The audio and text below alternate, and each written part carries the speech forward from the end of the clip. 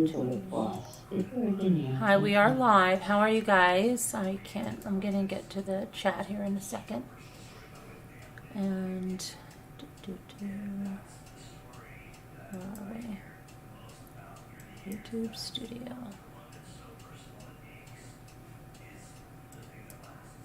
Yay.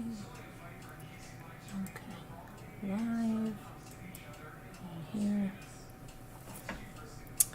Okay, welcome, Rubbity Bub, Jeanette, Margot K, Kevin Leonard, Snow Remover, hi, Deborah Van Couverton, Margot, Banana T, TX Mopar, and, oh, I'm not in the live chat, hold on a minute. Yeah, make sure you're in live chat. I'm always in top chat. It always defaults back. I can't stand that. I don't know why it does, but it does. So you'll be fixing food? Okay. We are on, I just don't, oh, I think I do have it this time. Let me see. Should be right here. Prosecution, witness testimony. So this is the prosecution witness testimony. And I'm just going to put it into the, oh, here's Debbie2 Scooter. I'm going to put it into the chat.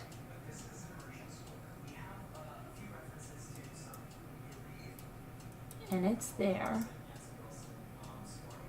That should be, I think, is that the prosecution witness? It should be. Okay, I think Thursday, prosecution. So, opening statements, we did that, the full text. And then in-camera session to discuss Garagos' objection, we did that. Opening statement by Mr. Garagos. And then the first witness is the housekeeper, Margarita Nava, the housekeeper. And Scooter, did you say you want to read us the housekeeper? I didn't say the housekeeper. Oh, well, it's the first witness. Whatever you want. I mean, it's the first witness, and okay, we. Yeah, now where do I find it, my dear? Oh, the link is right in the in the chat.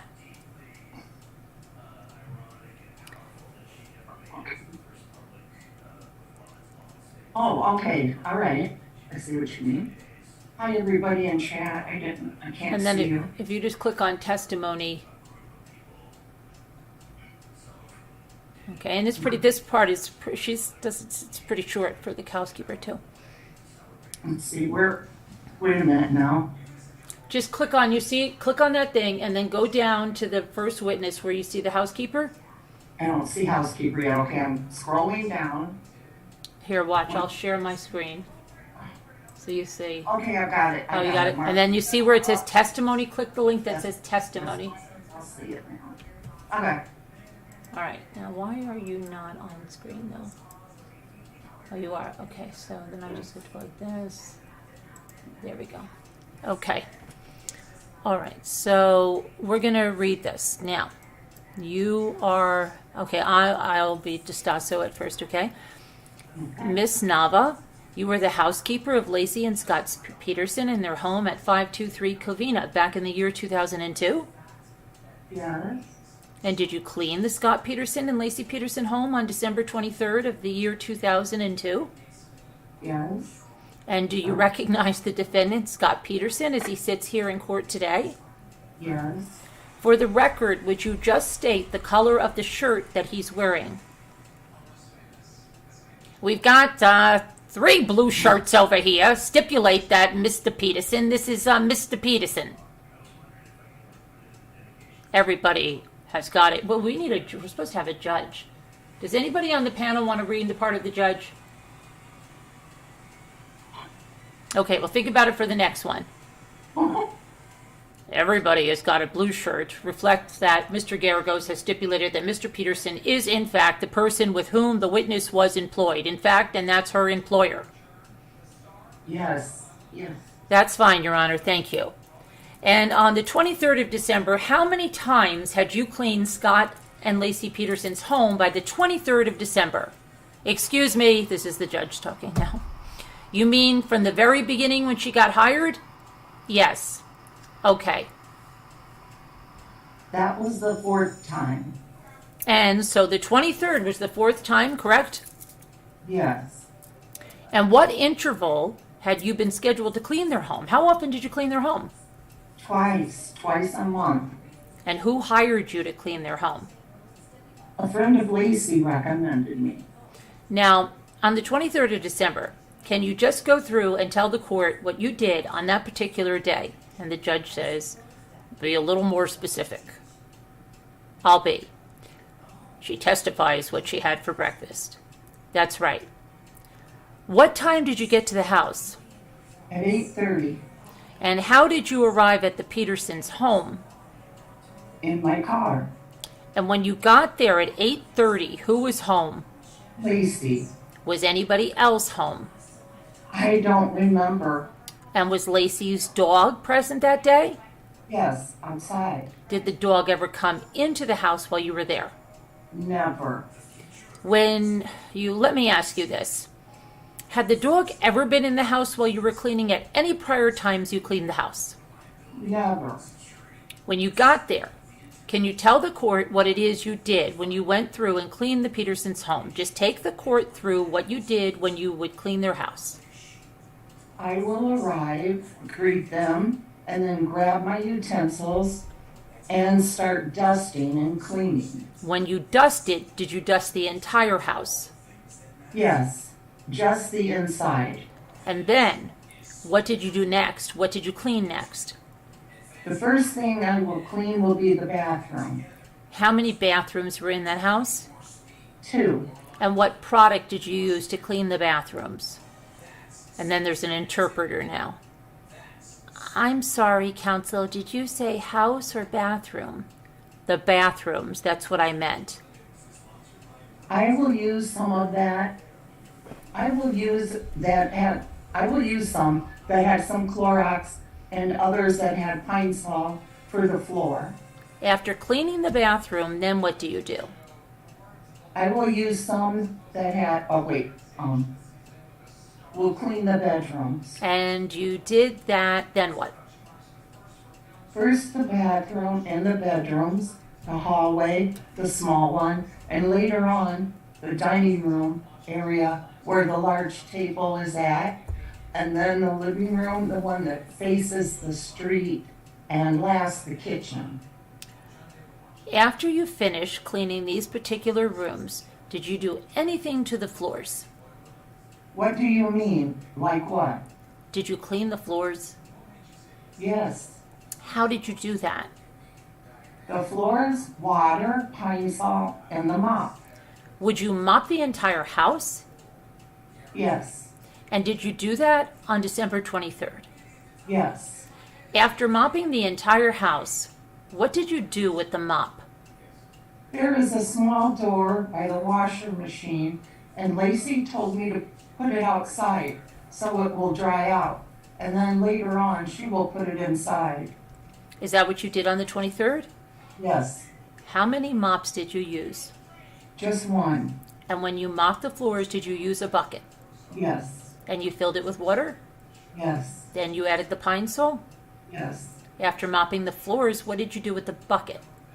After I finish, I will place all the rags, the things that I cleaned with, inside the bucket. And I will put the bucket on top of the washing machine, and Lacey will clean them, wash them later on. What color was the bucket? I think it was blue, like a dark blue. After you mopped the floors, you dumped the water out, correct? Yes. And then you said that there were some rags. What did you use the rags for? The towels that I will use was to clean the windows, the bottom part of the floors, and the walls. Was that the inside of the house or outside of the house? Inside. Did you ever clean the outside of the house, the outside windowsills? That day I cleaned the door the outside of the door and another door that is near where Orange Tree is at. And what did you use to clean the doors with? What kind of cloth? You know, the cloth ones, What color were they? white. And you finished cleaning these areas that you told us about. What did you do with the rags or cloths that you used to clean these areas? I placed them inside the bucket and put it on top of the washing machine. Where was the washing machine located in the house? The washing machine is near the living room where it faces the street or where the television is at. And you took the rags and you put them in the bucket, you put it on the washing machine, and what did you do next? That was the last thing that I do when I'm finished cleaning the house. And what time of day did you finish cleaning the house? 2:30. Did you leave the house at 2:30? Yes. When you got to the house at 8:30, you said Lacey Peterson was home? Yes. Did Lacey Peterson go anywhere during the day while you were there at the house from 8:30 till 2:30? Did she go anywhere? Yes. And do you know where she went? Where did she go? She didn't tell me where she was going, but she returned with 4 paper bags from the store. And what was in the bags? Did you look in the bags at all? I cannot say, but what do you call there were groceries? And do you know what time of day it was that she went to go buy the groceries? I'm not too sure, but around 11, more or less. And do you know if she went anywhere else that day while you were home? I mean, while you were at the house? Not that I know of. While you were at the house with Scott Peterson, the defendant, did he ever come to the house? Yes. And when did he come to the house? What time? I'm not too sure, but I think around 10. And did he stay at the house a long time? 1 minute or 2. Do you know what he did while he was at the house? No. What was Lacey Peterson, or let me ask you this. Did you see Lacey Peterson while she was there at the house? Did you physically look at her and see her? Yes. And what was she doing while you were there cleaning the house? That day, Yes. just saw that she was at the kitchen. Did you observe her demeanor, how she was acting? The same as other times. Did she seem tired at all to you? To my seeing it, yes. And what did you see about her that made you think she was tired? She was walking slowly. In some of the previous times that you had been at the house, not on the 23rd, but some of the times previous to that, had you ever seen Lacey Peterson on some of those visits? All the time that I was there at her house. She will open the door for me. She was there. Did she, in the previous times you saw her, not just on the 23rd, did Lacey Peterson also seem tired to you? A little bit, And did you ever see her walking slowly on those previous times? yes. Did Lacey ever tell you or talk about to you about feeling tired or feeling uncomfortable due to her pregnancy? Yes. What did she say about being tired? She just said she was heavy. When you saw her on the 23rd, other than seeing her in the kitchen, what did she do during the day? I noticed I noticed that around 11:30 or 12, she fixed something to eat for herself, and she sat a little by the sofa reading. She will always do that when she was eating and watching TV. What did you see her doing from 8:30 to 11? Only that, I was busy doing my cleaning. Did you see her sitting with her feet up or anything like that? Yes, she would do that. And did she do that on the 23rd? Yes. When did you see her doing that? When she was eating, she sat at the sofa watching TV. Did you see her after she went to the store? Did she return to the house? I didn't understand you very well. You said she came back to the house with grocery bags, correct? Yes. What did you see her doing next? I imagine that, well, she brought the grocery bags one by one from the car to the house, put it right there next to it, and then I helped her take it to the kitchen. I'm sorry to put it on the table. Nothing further, Your Honor. Cross-examination by Mark Gergos. Good afternoon. Good afternoon. You used to come to the house every other Monday? Yes, And when you drive there in your own car, right? You would drive Yeah. there in your own car? yes, Then when you would arrive at the house, isn't it true that Lacey would normally be wearing black pants and a white shirt? Is that true? And then the interpreter says, I'm sorry, counsel, black pant? Black pants and a white shirt. her clothing I don't remember. Do you remember testifying at the preliminary hearing in Modesto? Yes, I'm going to page 380. If it's with the permission of the court, I'll ask the interpreter anything that could refresh your memory as to what she was wearing. And your answer was the only thing that in my mind was that she almost always used to wear a pair of pants, black pair of pants and a white blouse. yes, I do remember. Okay, and almost all 4 times that you advised at the house, she was wearing the same outfit, right? I don't remember that well about the pants. I do recall that the shirt was a light color. Okay, now you did not do the laundry at the house. You did not wash the clothes, correct? No, So, what you would do is you would clean up the house with the rags, correct? yes, And then you would put the rags in the bucket. yes, And you put the bucket on top of the washing machine, yes, leaving them there or with the rags inside the bucket for Lacey to later on put in the washing machine and wash, correct? yes, And then you would take the mop and put the mop outside to dry, correct? yes. Okay, now the morning of the 23rd, Scott Peterson was not there when you arrived at 8:30, correct? That I don't remember. Now, did you just tell Mr. DeStasso that you don't remember him coming home until it was about 10 o'clock? Oh, yes, And you remember him being there for about a minute or two to pick up a panel, right? he came because he was there, and I told him that the Federal Express had come in and left an envelope. I do not think that he came just to get that.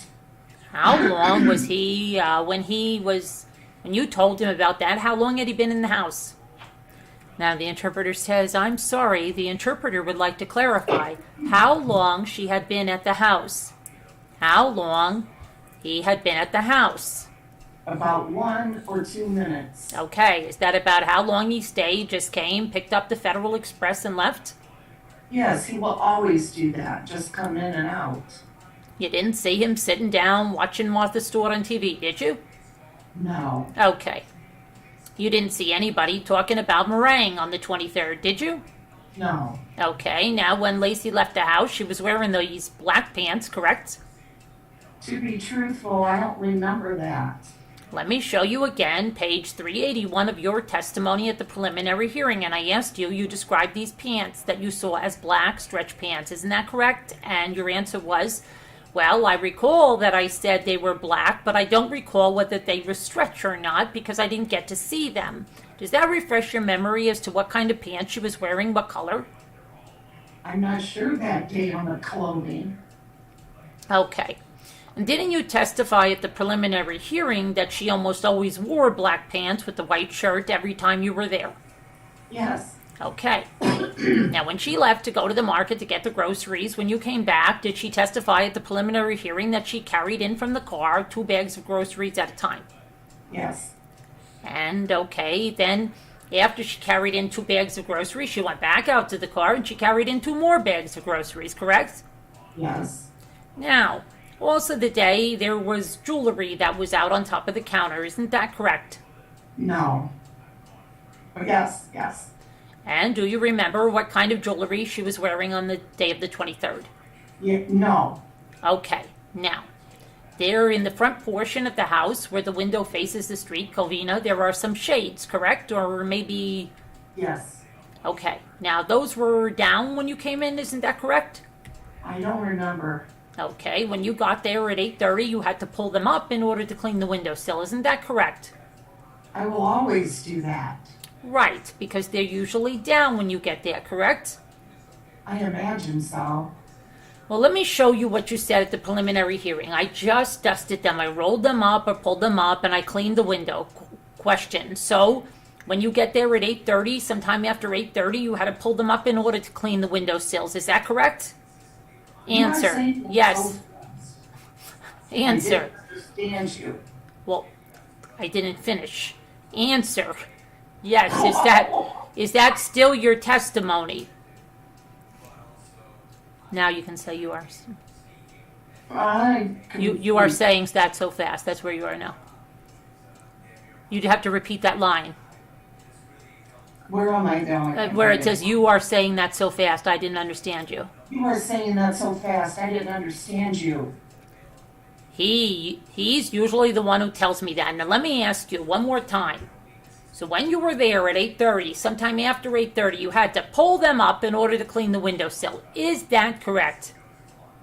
That is what I'll do if I needed to clean the entire living room. But I will not do it at 8:30 right away. Okay, I said, or sometime after 8:30. Oh, okay. Okay, now when you arrived, all the times you got there, Lacey had already showered, she had already changed, she was well dressed when you arrived at 8:30, correct? Yes, she will always be beautiful. Okay. And would you tell me that they have a dog and a cat, is that correct? I didn't see the cat. The dog, yes.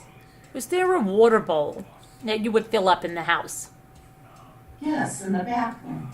In the bathroom, a small water bowl. Yes. And there's a dog bed in the bedroom. Yes. Okay. That leads you to believe that the animals came in and out of the house. I imagine so. Okay. Now, when you would arrive, would the dog bark at you? Yes. And would he bark a long time or just for a short period of time? A little bit of time. Okay. And Lacey was very happy about the baby and being pregnant, was she not? Yes. And Scott was very happy about the baby, was he not? Objection, Your Honor, calls for hearsay. Sustained. Well, that's sustained. Calls for opinion and conclusion. You should lay a foundation. I'll ask something else. That time, when she would bring the bags in from the driveway, how long of a walk is that? It's not very long. You have to go out the door, through the gate, then around the front of the house, to the driveway. Yes. Okay, thank you. I have no further questions.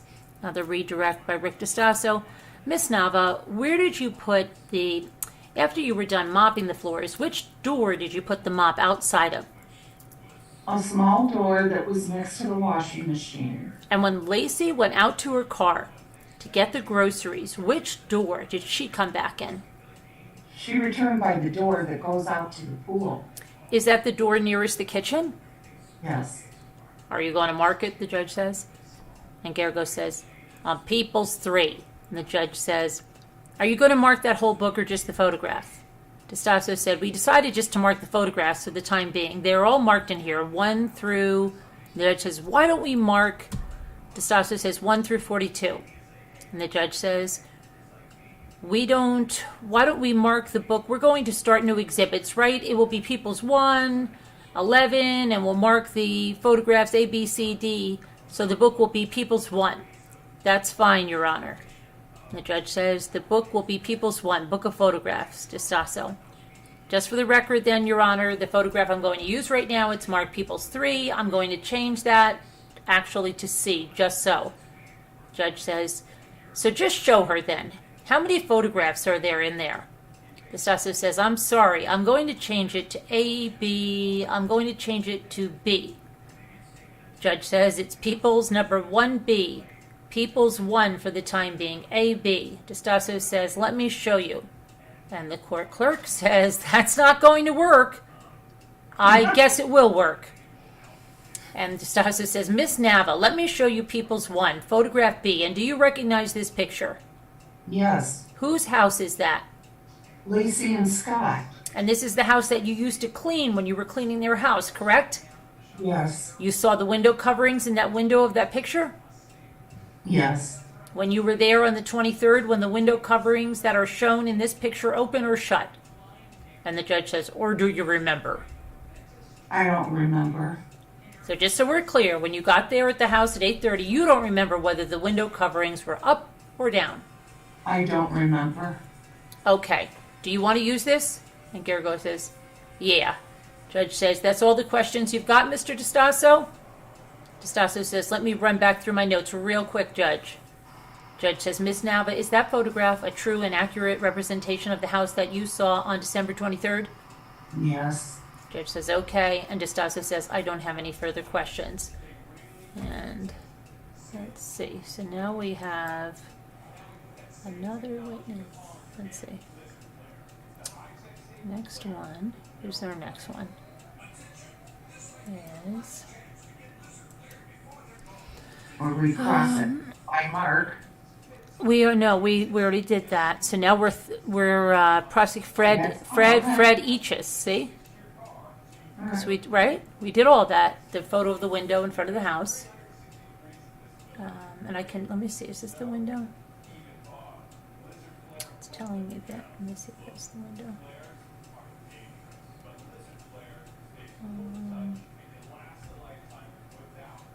People's. That's 1A. I don't know if this is one I can show you. These are the ones that they have marked over there. So I don't know if he showed that one. Or, let's see. It's also no, I think he showed these. About the window covering being down. And I think they were talking about the doors here. And I don't know, these are just in this part right here, so. But she was only showing, I think, the part about the window covers. Anyway, let's go back to the testimony. So it'd be Fred Eachus testified about a purchase at Trader Joe's. I won't go down any further. You got it. What do you mean? Just hit on testimony. I don't. You can't scroll? Wait. Hold on. This is real short. Because this is a guy at I Trader don't Joe's. see it. Really? Wait, you're right. I'm wrong. Sorry. Okay, yeah. Okay, I see. Judge, it. can we impeach the witness? Okay. Telling lies already.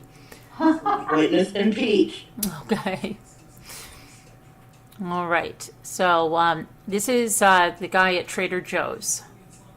And this is DeSasso. Mr. Eachus, where are you employed? I work for Trader Joe's company. And how long have you worked for Trader Joe's? Approximately 11 years. In December of 2002. Specifically on December 23rd of 2002. Were you employed at the Trader Joe's, Modesto, California? Yes, I was. What were your duties there? I was manager of that store, overseeing about 35 employees, all duties. Okay, as part of your duties as the manager, were you familiar with the way that purchases are made and the records that are kept in that regard? Yes. Let me show you. There is a document in front of you. Can you just tell me what it is marked as? It's on the back. People's Exhibit number 2. Okay, on People's Exhibit number 2, and the judge says, is that supposed to be 2, or is this a preliminary hearing number? No, this is the correct number now, right, Judge? Yes, I want you to mark on any exhibit in my presence so I can keep track of them. I'm sorry, I marked a number this morning, so the judge says, this is People's 2? Yes, it's a purchase record from Lacey Peterson on the 23rd. E. And the judge says, all right. Red 9. No, not yet. That's the judge. All right, Destasio? Oh, No. never mind. You're Mr. Eachus. Mr. Eachus, can you just explain quickly for the jury? And then Garagos says, I just think for the record, probably cleaner instead of a purchase record from Lacey Peterson should probably be a Trader Joe's receipt. I think it's more accurate, is it not?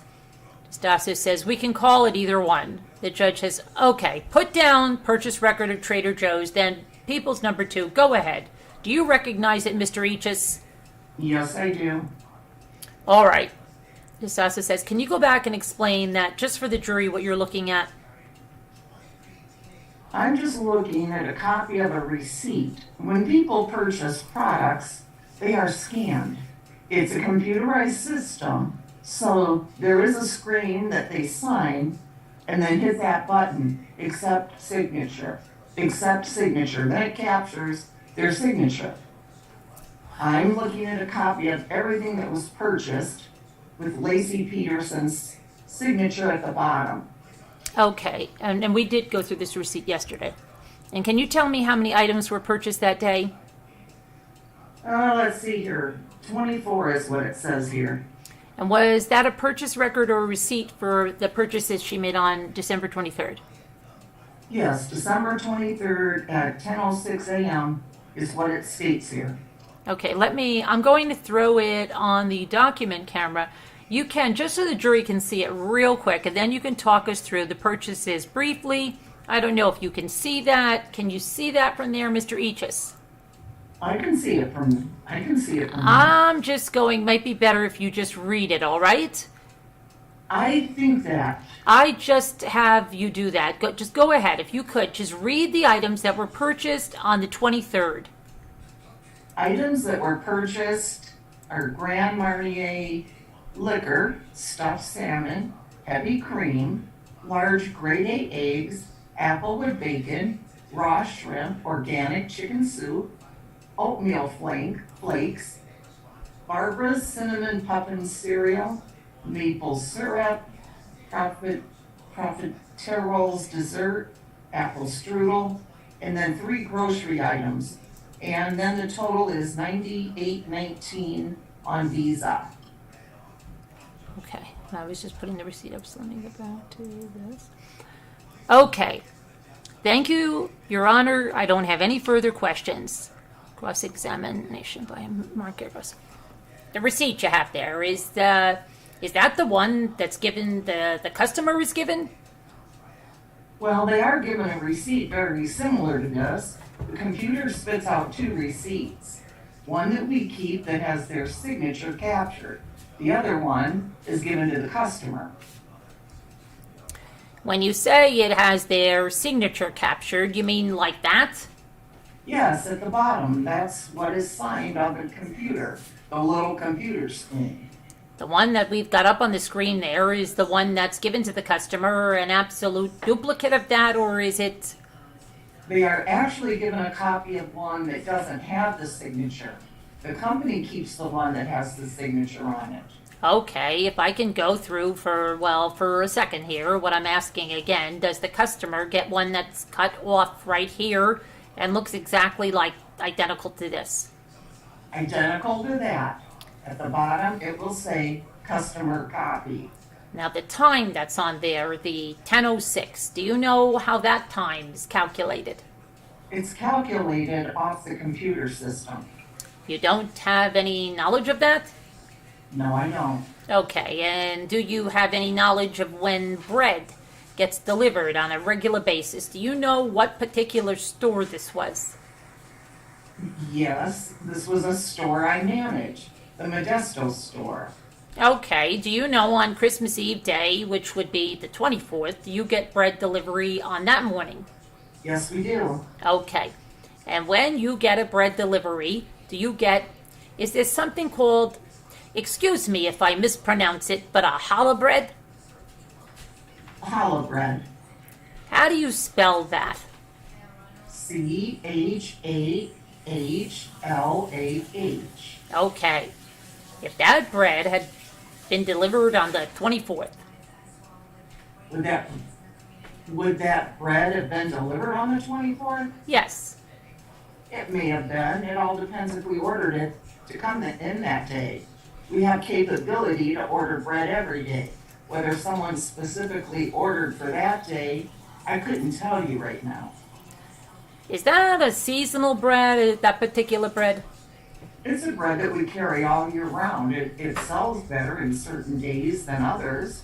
Safe to say it sells better on the day before Christmas and maybe right before Easter. Safe bet, is that yes? Yes. I have one last question, just a personal question. What did you guys ever do with those old turkey pepperoni sticks? Like so many things, discontinued due to slow sales. Not enough people liked it. Okay, not bringing it back anytime soon? Not anytime soon. Is the witness to be excused, subject to recall? DeStasso says yes. Judge says, okay, Mr. Eaches, thank you very much. So that's 2 witnesses already. Let's see. Now we've got Tina Maria Michelle Pope Reswick. Wow, that's some name. She's the manicurist for the Sweet Serenity Day Spa. She worked at the spa on December 23rd and interacted with Lacey. So, can you see the testimony on that? Yep. Okay. Miss Reswick, where are you employed? At Sweet Serenity Day Spa. Is Sweet Serenity Day Spa, what kind of business is that? It's a full-service day spa, which includes hairstylist, manicurist, esthetician, massage therapist. Lots of our clients come in for either a full-day service, which includes lunch, or just individual services. And just so we're not confused, the Sweet Serenity Day Spa is different than the Salon Day Spa in Modesto. Is that right? Different business? Yes, it is. Okay. When you were working at the Sweet Serenity Day Spa in Modesto, were you working in the Sweet Serenity Day Spa in Modesto on December 23rd, 2002? Yes, ma'am. And what time did you get to work that day? Fairly early in the morning, because it was a very busy day. I knew that whole week. It was very busy for the holidays. Was that because the holidays were coming? Yes, right. Did you know a woman by the name of Lacey Peterson? Beforehand, no. Okay. Had you seen Lacey Peterson as a customer or someone who frequented your day spa at Sweet Serenity? That is correct. Let me show you a picture of People's number 6. The judge says, Mr. DeStasso, how many did you mark out of my presence? I told you, Judge, I marked a bunch this morning so we can get rolling. I won't do that again. Judge says, because I like the jury to know where they came from, too. This is People's number 6. This is People's number 6. Do you recognize the woman in that picture, People's number 6? Yes, I do. Who do you recognize that person to be? Lacey. Okay, now, did you see Lacey Peterson on December 23rd at the Sweet Serenity Day Spa? Yes, I did. Do you remember what time it was that she came into the store? It was approximately early afternoon. I can't put a fix on the time exactly. Okay. But excuse me. Okay, that's you. But I know it was early in the afternoon. All right, and just tell me what happened when she came in. Just start from the beginning. You were working, is that right? Yes, I was working on a client. My face was directed to the front door, so whenever a client would come in, I would see them, and I greeted her. Okay. What is your job at the day spa? Manicurist. So you were working when Lacey came in, right? That's correct. What happened next? I said hello and told her that Michelle would be with her in just a few minutes. Okay, who is Michelle? Michelle's the owner of the day spa and the esthetician. What happened next? Just take me through what happened as best you can recall. Well, after I greeted her, I told her Michelle would be with her in just a few minutes, and I couldn't. I don't know if she even acknowledged me, but it was like she wasn't. But it was like she wasn't all the other times that Lacey has come in. I never really knew her. Objection, non-responsive. Sustained. Just answer the question. That's okay. Did Lacey then go and have a treatment with Michelle? Yes. How long did that take? About 15 to 20 minutes. And then, did Lacey come out of wherever she was in the spa? Yes. Did you Yes. see her again? When she came out? Uh-huh. Yes. Did you say anything to her? I told her how cute she looked, and she just wasn't herself. And she just responded she was tired. Okay. And did you have any other conversation with her? No, I did not. Do you remember what she was wearing? Black capri pants with a long sleeve white shirt. Do you remember anything else? Black Mary Jane shoes. Do you remember if she was wearing any type of watch? I believe like a silver gold watch. Okay. Did you give a statement to the Modesto Police Department about this particular incident? Yes, I did. At the time you gave the statement, was the incident fresh in your mind, fresher than it is now, a year and a half later? Why, yes. If you would take a look at that statement, do you think that might refresh your memory as to what Laci was wearing in regards to the watch? Yes. Let me show you a police report and show you something. Did you give, go ahead, tell me when you're done reading, did you give a clothing description to the police back when you were first interviewed? Yes, I did. And just reading that, does reading that description refresh your memory as to what Laci was wearing? Yes. Can you tell me again, just completely, as best you remember it, what Laci was wearing on the 23rd? She was wearing black capri pants, black Mary Janes that weren't high-heeled, and a long-sleeve white shirt that was not wrinkled but crisp, and silver gold wristwatch. Okay. And when you say capri pants, just so everybody knows what you're talking about, what does that mean? About down to the shin. They are cropped pants. They are above the ankle but lower than the knee. And when you say Mary Jane shoes, I don't know exactly what that means. Can you explain what type of shoes you're talking about? They are closed front and back shoes with the strap across the front. And what color were they? Black. No further questions, Your Honor. Okay, now we have Pat Harris, not Garagos. Good morning, Miss Reswick. Good morning. You interviewed how many times with the Modesto Police Department? Twice. Twice. First time was when, do you recall? Back in March. Okay, and the second time would have been when? A few weeks ago. During your first interview, it was with Detective Grogan, is that correct? That's correct. And you recall speaking to Detective Grogan for several minutes and talking about the clothing and what all you had seen that day, correct?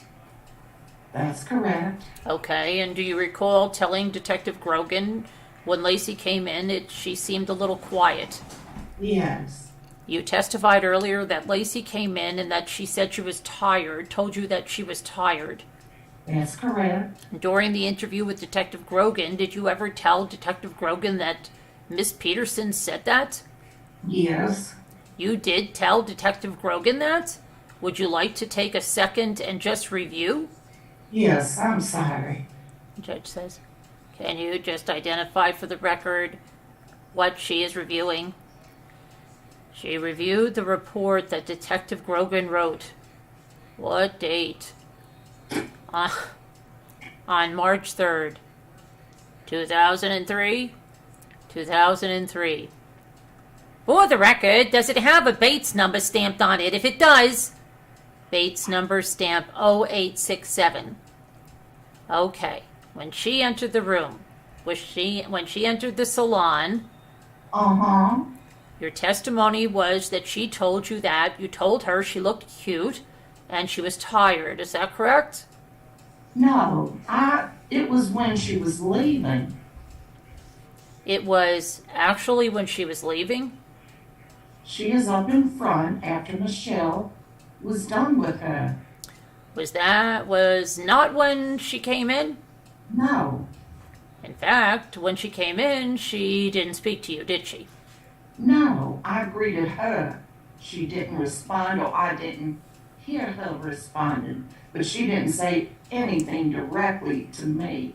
Okay, it's your testimony that she, in fact, was wearing, this was March, December 23rd, is that correct? That's correct. And she had on a pair of black capri pants?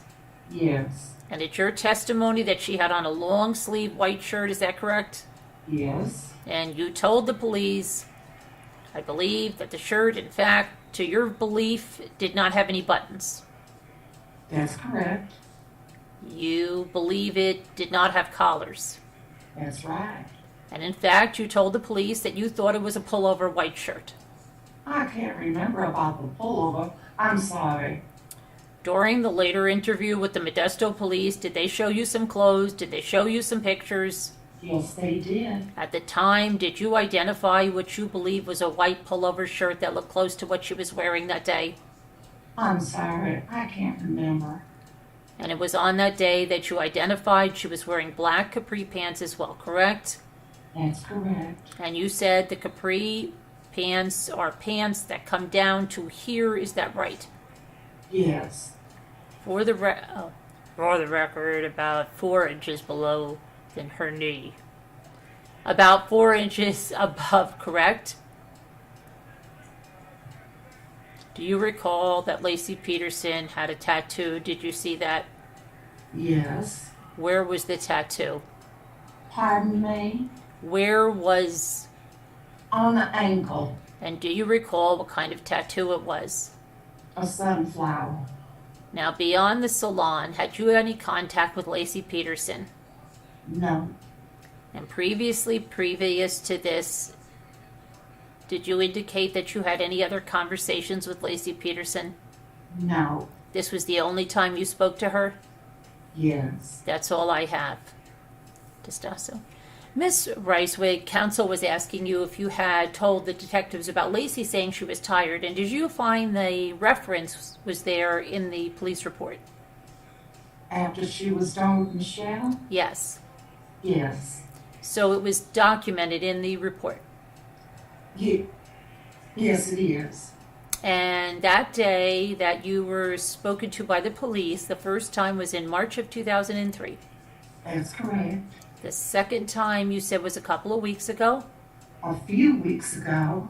And was that for the purpose of reviewing your statements in preparation for your testimony here? That is correct. Okay, how many times do you know that Lacey had been to the salon? Do you know that information? Maybe 3 times that I have seen her. Prior to the 23rd? Right. Would that include the 23rd or 3 times and then the 23rd? Including the 23rd. Okay, all right, thank you. I don't have anything further. Recrossed by Pat. Does the Serenity Day Spa have a video surveillance system? No, we do not. That's all I have, thank you. Okay, that's the end of that witness. All right, now we have Michelle. Is it? How would you say Boer? Michelle Boer? Is that it? I don't know.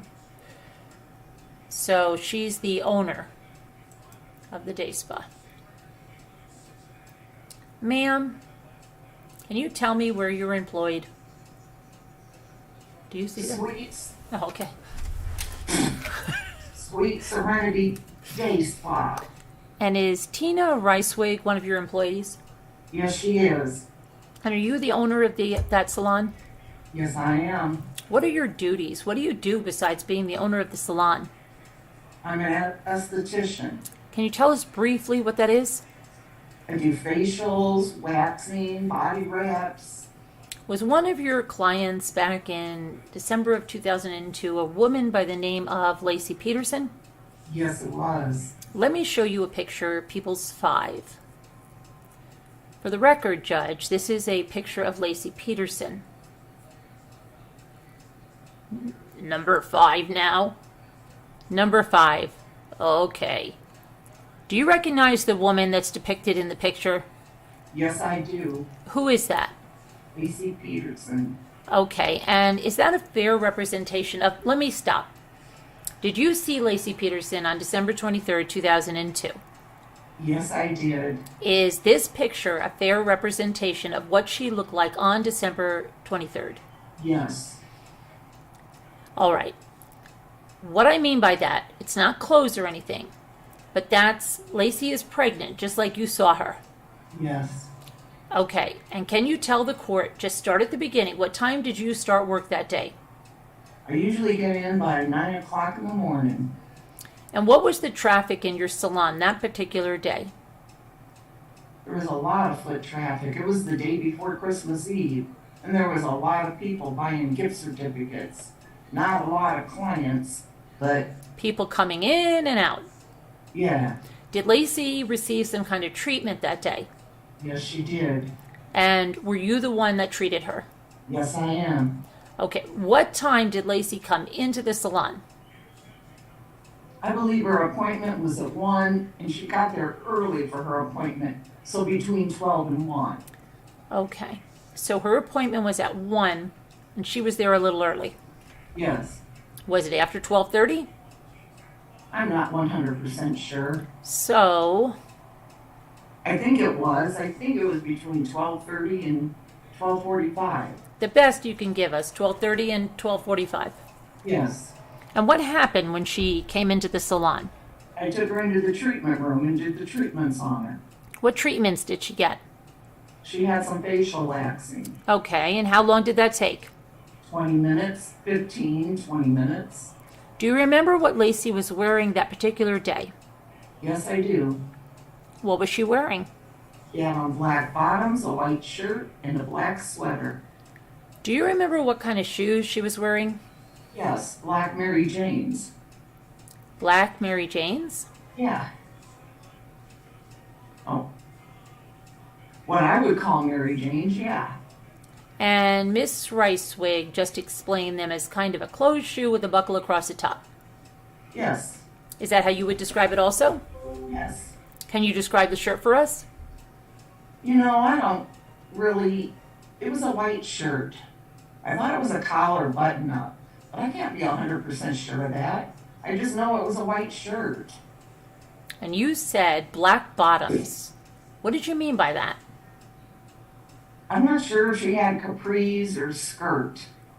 I just know her lower legs were exposed, and I recall commenting on how cute she looked. She looked like a parochial student with her Mary Janes, and she just looked really cute that day. Did Lacey Peterson have a tattoo somewhere on her body? Yes, she did. I believe it was on her left ankle of a sunflower. And could you see her tattoo when she came in that day? Yes, I did. Did Lacey say anything while you were treating her about her physical condition, how she was feeling that day? Just that she was tired. Did she say anything else? Not that I recall. Did she say anything about how many times have you treated her prior to the 23rd? Several. And so she was a fairly regular client of yours? Yes, she was. And during that time, did you see her as the pregnancy progressed? Yes, I did. Did she ever talk to you about any of the physical effects she was feeling as a result of her pregnancy? She was a rare pregnant woman. She was very happy through her whole pregnancy. On this particular day, you said that she said she was tired. Did she say anything else? Not that I recall. She was just quiet, and that was her excuse for being quiet, that she was tired. Do you remember giving a statement to Detective Grogan back on March 19th of 2003? Yes. At the time that you gave him that statement, was this incident fresher in your mind than today? Probably. All right. And did you tell the truth when you gave him that statement? Yes, I did. Let me show you this report that you gave to Detective Grogan. I want to ask you about one line in there. Lacey said that... Don't read it. I'm sorry. I think, actually, Judge, one of the reasons we have this problem is he leaves the report up there. I think it's proper to have the witness refresh her recollection, have them take the report away. Yes. Okay. Give her the report, ask her to read it. Go ahead and read through the page. Just read it to yourself, though. I did. Does it reflect your recollection now that you have read the report? Yes. Next question.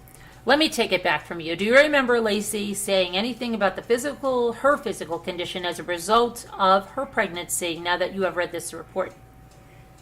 Just as she was uncomfortable and having trouble sleeping. Okay. Did the Modesto Police Department show you any clothing items later on in this case that was being investigated? They showed me photos at that time. And did they show you a photograph of a pair of Mary Jane style shoes? Yes, she did. Do you remember if the photograph they showed you were the shoes that you remembered seeing Lacey wearing? Yes, they were. Nothing further, Judge. Cross-examination by Pat Harris. Good morning. Good morning. Do you recall how many times you interviewed with the Modesto Police Department? Once over the phone and once in person. And the phone conversation, do you remember the detective you spoke with? Broccini, I believe. Have you met Detective Broccini on previous occasions? He said I had met him the night Lacey was reported missing at Ditto's. What had you done the night that Lacey was missing? I was the one who made the flyers, the initial flyers. Where did you go? The Ditto's. And about what time was that? I think it was about 10:30 when they called me. And I got the keys to Ditto's between 11 and 11:30. And do you recall seeing Detective Broccini that night? I recall seeing a detective with Scott, and I couldn't pick him out today. But did they come to Ditto's to give you some information? They came to look. They came to take a look at the flyer and make sure the information was accurate. Okay, and you in fact did make flyers that night? Yes, we did. And you had a conversation with Detective Broccini that night, a short one, but you had a conversation. Not really, no. You just made some comments in regards to the flyer. It was just over my shoulder, actually. After Lacey's disappearance, did you go to the volunteer center to work? No, I did not. At no point did you ever go to the volunteer center to do anything there? No, I did not. Now do you recall talking with the Detective Grogan? Yes, I did. And do you remember approximately the date? I do not, no. It's been quite some time ago. Okay. Do you recall telling Detective Grogan that you had in fact gone to the volunteer center, had been working there? Do I recall telling him that? Yes. No, I do not. That was corrected. Let's talk about that. Okay. Showing you a report of Detective Grogan. The time and date. March 19th, 2003, Judge. Take a look at the underlined section. Uh-huh. Does that reflect your recollection of what you told Detective Grogan? Yes. And you told Detective Grogan, in fact, that you had gone to the volunteer center sometime at the beginning of the search? That's not exactly what I told him. That's why it was corrected. That was not what you told him? No, it was not. What Detective Grogan wrote was inaccurate? Yes. And you explained to him it was inaccurate? Yes, I did. He also wrote the reasons you left the volunteer center, no longer worked at the volunteer center, because you gave this whole description of how you found Scott's behavior unusual at the volunteer center. Isn't that correct? No, that's not correct. Okay. Would you like to look at the report to refresh your recollection again? Looking at the report, March 19, 2003, does this reflect the recollection that you, in fact, told Detective Grogan this entire story about going to the volunteer center because you were being displeased because of Scott, the way he acted at the volunteer center, so you quit going? I did not make that statement. So, Detective Grogan's report is, in fact, inaccurate. Yes. In fact, untrue? I wouldn't call it untrue. It was untrue, correct? It was misinterpreted. Was it also misinterpreted that you were uncomfortable being at the volunteer center talking, entire description of talking to several of Lacey and Scott's friends, specifically Lori Ellsworth, Stacy Boyers, and Renee Tomlinson? Do you recall telling him that as well? I told him I was uncomfortable discussing Scott with them because of an opinion I had already created. You told him you were uncomfortable going to the volunteer center discussing with them, did you not? I don't recall. See if I can refresh your recollection again looking at the March 19th report. Does that refresh your recollection of what you told Detective Grogan? I don't recall telling him that. So, if he wrote that, that was inaccurate. Possibly. You, in fact, talked to Detective Broccini that night, or, excuse me, you interviewed with Detective Broccini about a month before you did the interview with Detective Grogan. Is that correct? Correct. And at this point, you told Detective Broccini that you were suspicious of Scott Peterson the first night. Objection. Relevance. Overruled. You were making remarks. You were suspicious of Scott Peterson. Is that correct?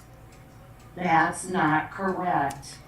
So, if Detective Broccini wrote in this police report that you, in fact, told him the night you did not want to go work on Lacey's case because you thought Scott, in fact, the person responsible for her disappearance. I did not. Excuse me, let me finish the question. That would, in fact, be an inaccurate statement as well. Yes, it is. Okay, so if Detective Broccini wrote that in the report, that would be inaccurate as well. Yes, it would. So you were not suspicious of Scott Peterson the first night. No, I was not. Like you to look at a report by Detective Al Broccini of an interview with you on appears to be January 20th, 2003. If I can refresh your recollection, if you will look at the section there. Uh-huh. Counsel, what's the Bates number on that? That's 1166. That's on January 17th? I show the interview, in fact, was on January 17th. The actual report was written January 20th. Okay. Does that refresh your recollection? Yes, it does. So, Detective Broccini, in fact, wrote in his report that you refused to work on the case after that day because you had been suspicious of Scott. The following day, Christmas Day, not that night. Okay, you told him, in fact, he wrote in his report that the night you worked on the deal was worked on the flyer was the last date you worked on it because of your suspicion of Scott. Is that an inaccurate statement as well? I did still help Renee Tomlinson the following day with getting some more flyers done and getting some posters made from dittos. It was all phone work. The question was, however, if Detective Broccini wrote in his report that that night you, in fact, told him that it was your last day, you were not going to work, that you were going to work on the case, that in fact would be an inaccurate statement from Detective Broccini, would it not? I guess it could be interpreted that way. You mentioned you were first. Who is Renee Tomlinson? She's a very good friend of mine. She's also a very good friend. Yes, she was one of Lacey's best friends. Is it a fair statement to say that you were uncomfortable talking to Renee Tomlinson about the case because Renee Tomlinson was a friend of Scott Peterson? She was a very good friend of... Yes. In fact, Renee Tomlinson, you heard her say on occasion that Scott, she wished her relationships were as good as Scott had with Lacey. I never heard that. Objection. Calls for hearsay. Sustained. In fact, Renee Tomlinson had felt... Objection. He is going for hearsay. It's irrelevant. It might go to bias, interest, and motive. She's testified about Laci Peterson's condition at the spa. Might go to interest, bias, or motive. Does call for hearsay. It's sustained on that ground. You were uncomfortable being around Renee because you felt she was defending Scott. Is this correct? That's correct. Who is Stacy Boyer? She is Lacey's best friend. Are you familiar with her? Yes, I've met her a few times. You also told detectives you were uncomfortable being around her because you felt she was defending Scott. Is that correct? Objection, Your Honor. Calls for speculation. I have no relationship with Stacy. Overruled. Stacy Boyer to make that statement. The answer will stand. If you made that statement to Detective Grogan, you did not make the statement to Detective Grogan. Is that your recollection? No. I'm sorry, inartfully asked. Did you tell Detective Grogan that, in fact, you did not feel comfortable around Stacy Boyer because she was, quote, she seemed to be supportive of Scott? I recall stating that I was uncomfortable being with any of the girls, and I may have mentioned Stacy because she was part of the group that I had a relationship with. You, in fact, mentioned 3 girls. Lori Ellsworth, Stacy Boyer, and Renee Tomlinson. Correct. Remember mentioning those names to Detective Grogan? Uh-huh. And did you tell him that you were uncomfortable being around? They seemed to very supportive of Scott. Yes. These you know to be very close friends of Scott and Lacey Peterson. Yes. Do you own the Serenity Spa? Yes. And have you? Do. And you have worked there, obviously, on a daily basis. Yes, I do. You have lots of women come in, I assume during the day, I guess these days. Yes. You dealt with Lacey on a number of occasions. Yes, I have. She was a regular, more or less. Yes. In your profession, you spent time alone with a lot of women, correct? Yes, I do. During those times, they like to talk about relationships about their husbands, I assume. Yes, they do. A lot of married women come in and like to talk about their husbands. Yes, they do. And is it safe to say that in numerous occasions, women like to come in and gripe a little bit about their husbands? Objection, Your Honor. Calls for hearsay. It doesn't call for hearsay. It's totally relevant. Might be relevant. Why are you offering this? What's the exception? We will get to the reasons. The reason it's relevant is because the testimony will show that, in fact, Lacey Peterson... Objection, Your Honor. If the answer's going to call for hearsay, it's not admissible.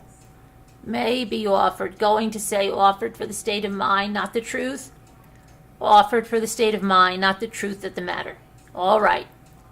In fact, women do often gripe about their husbands. Yes. And in fact, you told Detective Grogan that Lacey was an exception because she never griped about Scott. No, she did not. Objection. Irrelevant, Your Honor. Relevance. Number 1, it is relevant. Number 2, it goes to state of mind. No, she did not.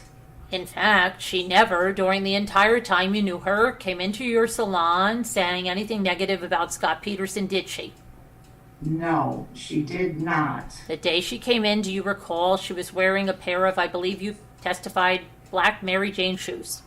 Uh-huh. And you've seen her wear those before? I believe so. I believe you mentioned to Detective Grogan you have seen her come in a pair of red sandals. I don't recall saying that, no. You don't recall anything about seeing? No, I do not. Let me ask the question. Do you ever recall seeing her come in a pair of red sandals? No, I do not. That day you recall that she was wearing a pair of black pants. Uh-huh. Or a black skirt. Correct. And the description you gave police officers was that she was wearing a white shirt. Is that correct? Yes, it is. Is your recollection the white shirt, at least you believe, was a button-down, had a collar? Is that correct to the best of your memory? Best of my memory. That was a white button-down collar shirt. Is that correct? Yes. At some point you were shown pictures of shoes. Yes. And in fact you chose what shoes you thought that she was wearing that day. Yes. It was your understanding that these were pictures of shoes that were taken from Lacey's house, that they were her shoes. Yes. And when you were told to look at these clothes, in the pictures of the clothes, you were asked to identify what you believed to be the shoes and the pants and the shirt that she was wearing. Is that correct? Correct, yes. It's your understanding that these were items that were taken from Lacey's house and had belonged to Lacey. Is that correct? Correct. Nothing further. Redirect by Distasso. Miss Boer, on the 24th, you went down and you were helping in the search of Lacey Peterson. Is that right? That evening, yes. And then you went directly to Ditto's Copy Center. Yes, I did. That's in downtown Modesto. Yes, it is. And you were there to print up some missing person flyers. Correct. And you said Detective Broccini came down to that location. Yes. Was the defendant Scott Peterson with him? Yes, he was. And you said that he came down and he looked at the flyers to check the accuracy of the information contained in it. Correct. I think it was the phone number, and in particular, the contact phone number is what he was looking at. That's what he looked at? Yes. You say you are talking to Bracini? Ricini. Detective Bracini looked at the contact information Uh-huh. of the phone number. And then did the defendant, Scott Peterson, look over the flyer to check it for accuracy of the information? I don't recall. Detective Bracini, you were asked about his report. What it says is Boer said that that was the last day, the 24th, that she worked on finding Lacey because she was suspicious of Scott Peterson. That statement was on the 24th, the last day that she went down and did something physical with other people in helping search for Lacey. Yes, that's the only day. On the 25th, you became suspicious of the defendant. Is that right? Yes, I did. You didn't want to go down to the volunteer center anymore, correct? I did talk to Renee a few times and did get more flyers and do some posters also, but it was all phone work that I had done. That is the last time, that was the last time that you physically went down and worked physically with these people. Yes. Now, Lacey, counsel asked you, Lacey didn't complain, I guess, when she came to your salon about the defendant. Is that right? Never. Did she ever tell you anything about the defendant having an affair with any woman at all? Never. Never mentioned that topic to you. Never. And again, counsel asked you, is it common practice for when women, I guess, are down there to, at times, kind of use people like yourself as kind of a sounding board or talk about things? Is that right? Right. Nothing further. Recross. Just one question. The prosecution said you didn't go down to the volunteer center anymore. You never went down to the volunteer center, did you? Correct. Thank you. Redirect. When counsel was asking you about a correction that was made in Detective Grogan's report a couple of weeks ago, Detective Grogan and myself met with you and in preparation for your testimony. Is that right? That's correct. You went over your statement? Correct. And you did make some corrections to your statement at that time? Yes, I did. And you told Detective Grogan that information? I told both of you that information. Thank you. And he took the information and he corrected it. It was that they wrote inaccurate information from the beginning, correct? Correct. Thank you. I don't have anything further.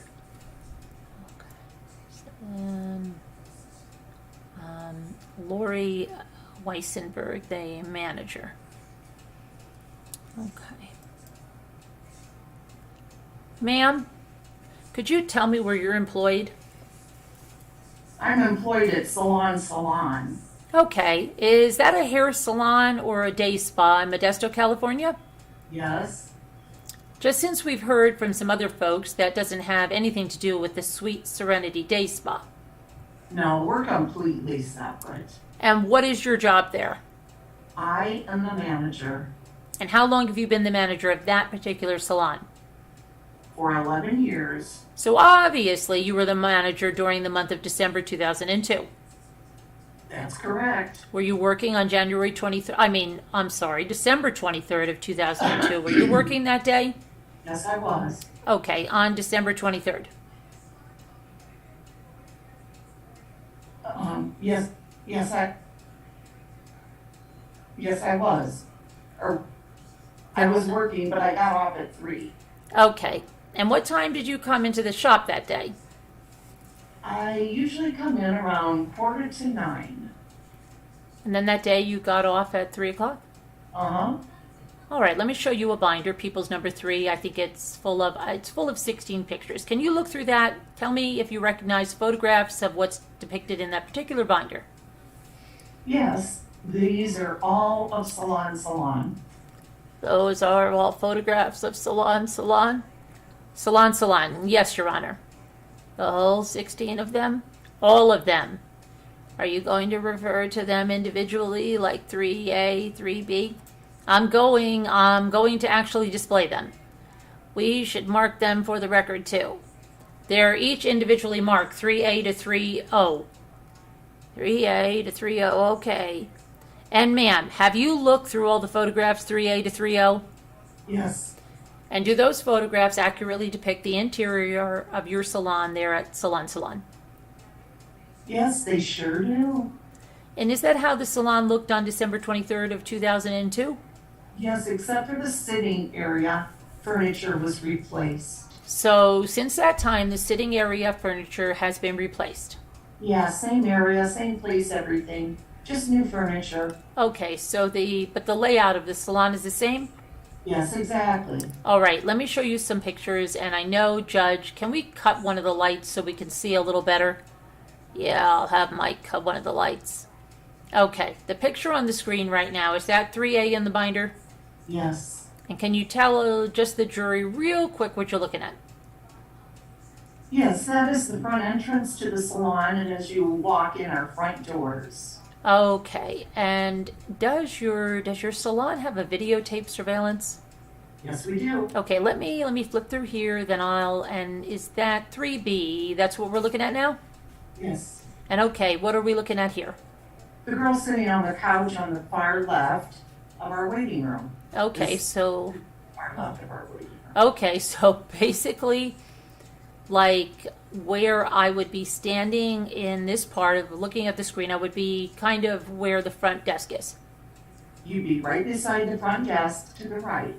The front desk is right in the entryway, right as you come in the front doors. Okay, is this 3C? Yes, And what are we looking at here? What part of the salon is that? that's also the waiting area.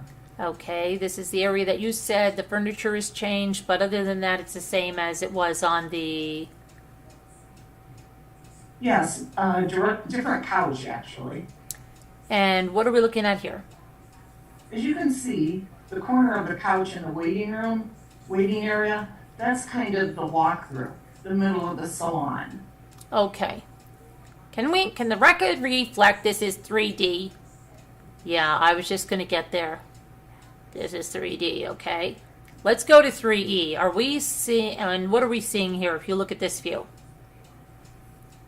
This is coming through the front doors, and the desk is on your right, and retail is on your left. Okay, that's 3E, yes? E. Echo, yes. Yes, And this is 3F. yes. And again, this is the waiting area and some of the booths. The center of the salon, yes. Okay, and then 3G, what are we looking at now? Uh-huh. Okay, and in the back here where I'm using the mouse right now, is that one like a black couch with some dryers? Yes, it's a dryer booth. Okay, and that's the same black couch. This is the 3, what picture is this? I lost track. That's, oh, sorry, H? 3H, okay, go ahead. Tell me what we're looking at. That's the walkway in front of the dryer area that goes straight to our boutique. Okay, and then the waiting area would be to the right of that one station? Oh, sorry, that's you. And the waiting area would be to the right of that one station. Okay, let's go to 3I. Go through these quickly. And what are we looking at here? Coming from the boutique, the reverse of the other one. Coming back, the dryers are off to your right here. Okay, here, where the mouse is here. Yeah, in front of those magazines, that table. And there is Chris Johnson, is that right? That's correct. And he's the owner of the salon. Yes, he is. And this is the normal area where he works. Yes, that's his station. Okay, and so it looks like this is 3J, is that right? Yes. Okay, 3J, it looks like Chris Johnson's area is right in front of the black line, the black couch with the dryer. Exactly. Okay, and this is 3K, and it looks like, again, the sitting area that you've already told us about. That's correct. Okay, 3L is the black couch with the dryers. That's correct. 3M is Chris Johnson's station. That's correct. 3N, what are we looking at here? Why don't you describe that one? Again, it's looking from Chris Johnson's station to the front doors through the waiting area. Okay, then can you see the video camera in that picture that you have? Up there in the left corner, in the right corner. Okay. Is it right here where the mouse is now? Yes, that one. That is the one. So there's one camera. How many cameras are in this shop? Do you know? I have on the monitor in my office, I have 4 screens. I have 4 cameras. Okay. Are those all... You have a monitor in your office, correct?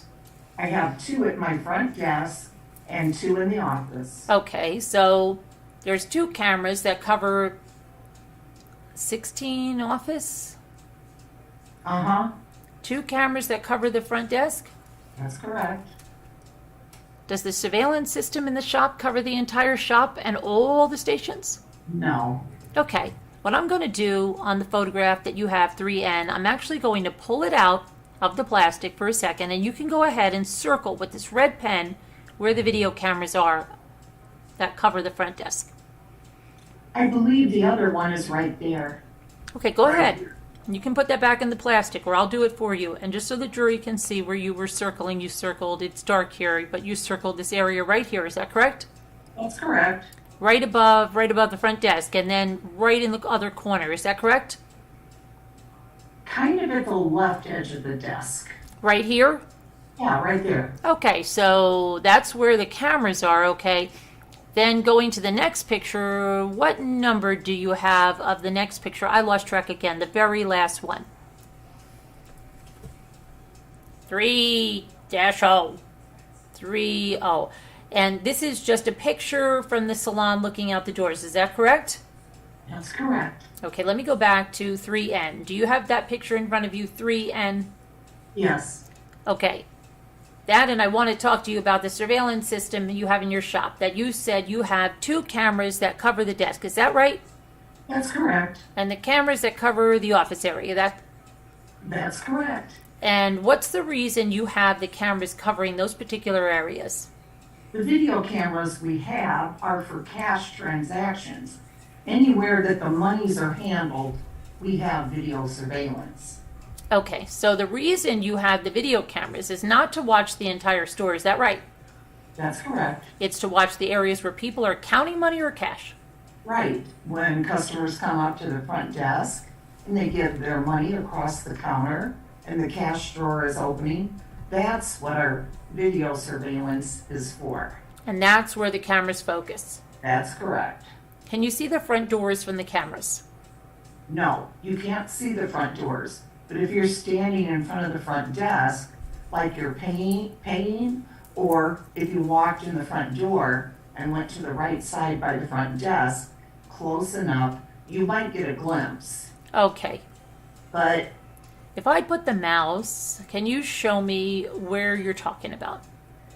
right, anywhere right along, like within that little area in front of the 2 receptionists. So if you're walking right along the edge of the counter here, you might get a glimpse of the people.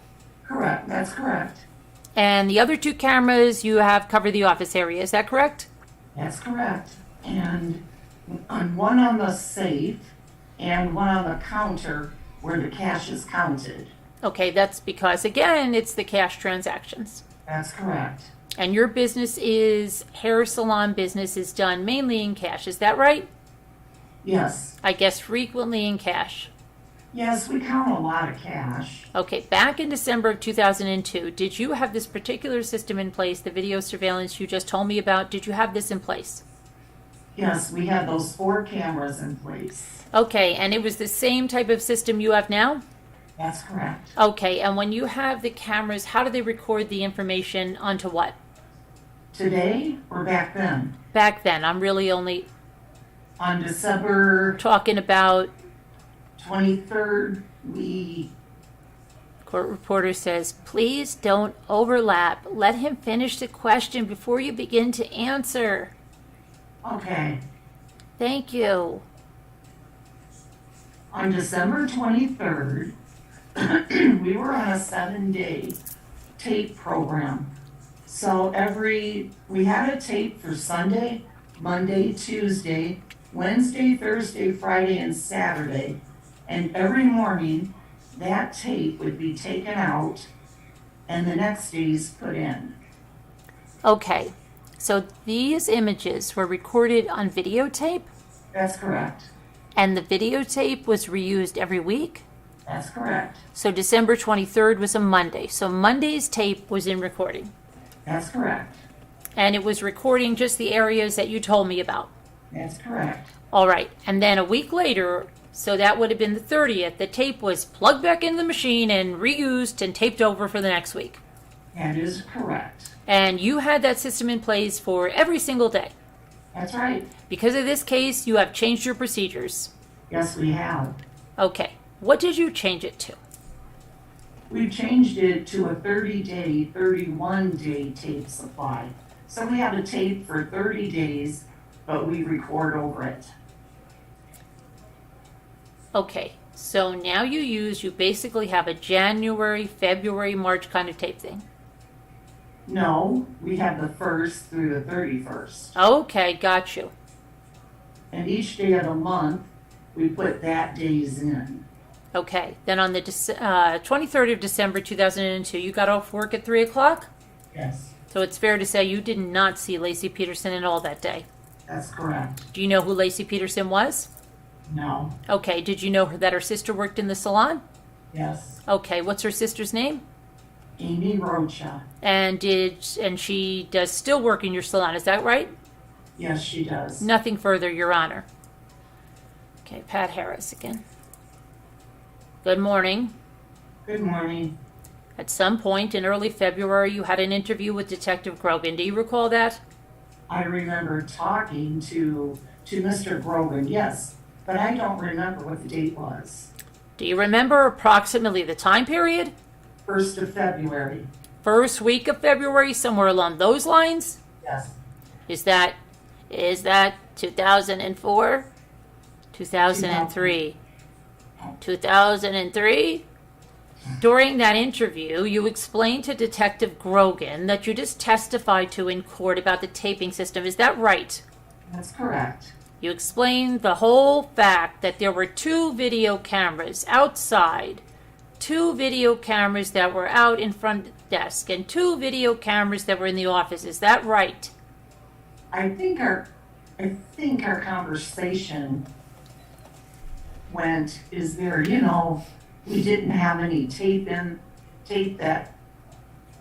I think our conversation went, is there, we didn't have any tape that had that day, December 23rd or 4th, anywhere to be found. But you explained the taping system to him. Yes, yes. You told him, I think you just testified about the week, Monday, Tuesday sort of system. You explained that system to him, correct? Yes. Remember? Probably did somehow. Okay. At that point, Detective Grogan had no knowledge about the system, did he? Not to my knowledge. He wasn't aware, for example, to your knowledge from the interview, he didn't tell you that he knew about how your taping system worked. No. Objection, Your Honor. Calls for hearsay. Overruled. He didn't tell you that he knew about where the cameras were located, did he? No. At that point, was your impression from the questioning that Detective Grogan gave you that he may have been looking specifically for a tape of Lacey Peterson, correct? I'm not sure. But that was what he was asking for, wasn't it? He was looking to see if you had in fact had a videotape of Lacey Peterson. From that evening, that's correct. Okay, so at that point, Detective Grogan, during his interview, he made it clear that he thought there was a possibility that there was a surveillance tape of Lacey Peterson the night of the 23rd, correct? He may have. He may have. He did, in fact, didn't he? Well, he didn't say anything to me, sir. He did, in fact, say that he was looking for a tape of Lacey Peterson the night of the 23rd. He wanted to know if I had any tapes from the 23rd, yes. So all of the testimony that you just gave to the prosecution about how the system worked, how the cameras are set up, and everything was done with the taping, the 7-day system, Detective Grogan had no knowledge of that when he interviewed you on the 4th. Is that correct? That's correct. That you were aware of. You say that. And Mr. Chris Johnson owns the... That's correct. Did Mr. Johnson ever come to tell you that he had an interview with the Modesto police? No. Did he ever discuss with you the fact that he told the Modesto police 3 weeks prior there was a surveillance system? Well, Chris Johnson, I believe, left me on my message or talked to me in a phone conversation. Actually, Your Honor, I'm going to object at this point. It's hearsay. I don't think it's being offered. The issue is what was told to her. I think it is the issue, not for the truth. Overruled. Go ahead. He said I left a tape on your desk from those 2 nights. I think I was on vacation. He said, when you come back, you could see if there's anything on there for him, and that would be great. Okay. Do you recall approximately the day that you had a conversation with Mr. Johnson? It was like the 3rd week in January, maybe, when I was coming back. And so he told you prior to that, the 3rd week of January, the Modesto police had come to talk to him about a potential surveillance tape. I didn't get the details other than I left some tapes on your desk and we hadn't thought about it, but maybe there's something on there from that night. And he mentioned at no point, the Modesto police had come by. No, but they would be. He did mention the Modesto police would be coming by. Would be, yes. He wanted me to look at them to see if I had anything from those 2 dates. So he didn't in any way mention he had already had a conversation? No. If I understand your testimony, he didn't mention he had already had a conversation, but in fact he was telling you that the Modesto police may come by and look for these tapes. Or look at them and see if there's anything from those nights and let me know. So at that point, it was your impression that this was just something Chris Johnson thought might happen. Might be there, that's correct. And sure enough, 3 weeks later, Modesto police did show up to look for those surveillance tapes. Uh-huh. Is that correct? Uh-huh. That's correct. And this was 3 weeks. Well, Or approximately, in your mind, 3 weeks after Chris Johnson had already notified you of this. no, because that was, I think we're talking about the 1st week of February when the detectives come in. So it would have been a week after that. You said January. Yes, like 3rd week in January. The surveillance system as it is set up, the taping system as it is set up, are the employees aware that they're being taped? Yes. All the employees are aware of it? Yes. So, Anyone that works at the front desk can see the monitor in the office and know exactly where they're being taped. in fact, the surveillance system is so sort of prevalent, it's very easy to see. Yes. It's not hidden surveillance, is it? No. In fact, you're trying, when you walk in that salon, it's something you can very clearly see. After 11 years, I don't even see it, but I'm Most people would probably clearly see it.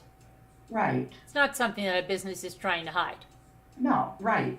In fact, a business such as yourself, in order to prevent problems with customers, may make sure the customers do, in fact, know they're being surveilled.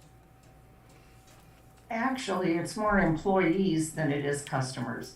We don't really see the customer unless they're handing cash. And all the employees are very well aware of the surveillance system. No, I wouldn't. I mean, unless you're at the front desk or in my office. If you're a hairstylist, it doesn't affect you. You're never on it unless you're at the front desk. So I wouldn't say our hairstylists or employees that handle the cash transactions would be aware of it. But they would see it. They might see it. You looked at several pictures in the exhibit. Where did you put the...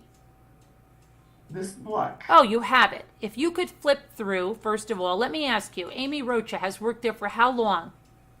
5 years maybe? I'm not exactly sure. You've got to talk into the microphone, ma'am, because the jury can't hear you talking. I want to say 5 years maybe. Did she have a workstation? Yes, she does. And could you turn to wherever the workstation is that Amy Rocha works? Today? Today, currently. Pat, do you know which one? She's trying to find it here. See which picture 3-1. I'll never be able to figure it out. Tell me to stop when I get there. It has, if you keep going, okay, right there, the empty chair. Okay, so the one in the back, the black chair, sitting next to the gentleman, that would be Ms. Rocha's station. That's correct. Today. Now, at that point on December 23rd, the night of that, was that also her station or was it at a different location?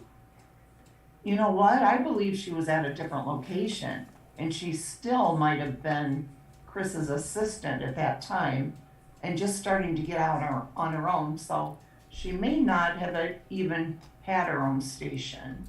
Okay, when you don't have your own station, what does that mean in terms of where you actually cut hair? Well, you don't cut hair as an assistant. You don't have your station. You just do Chris's colors and that kind of stuff.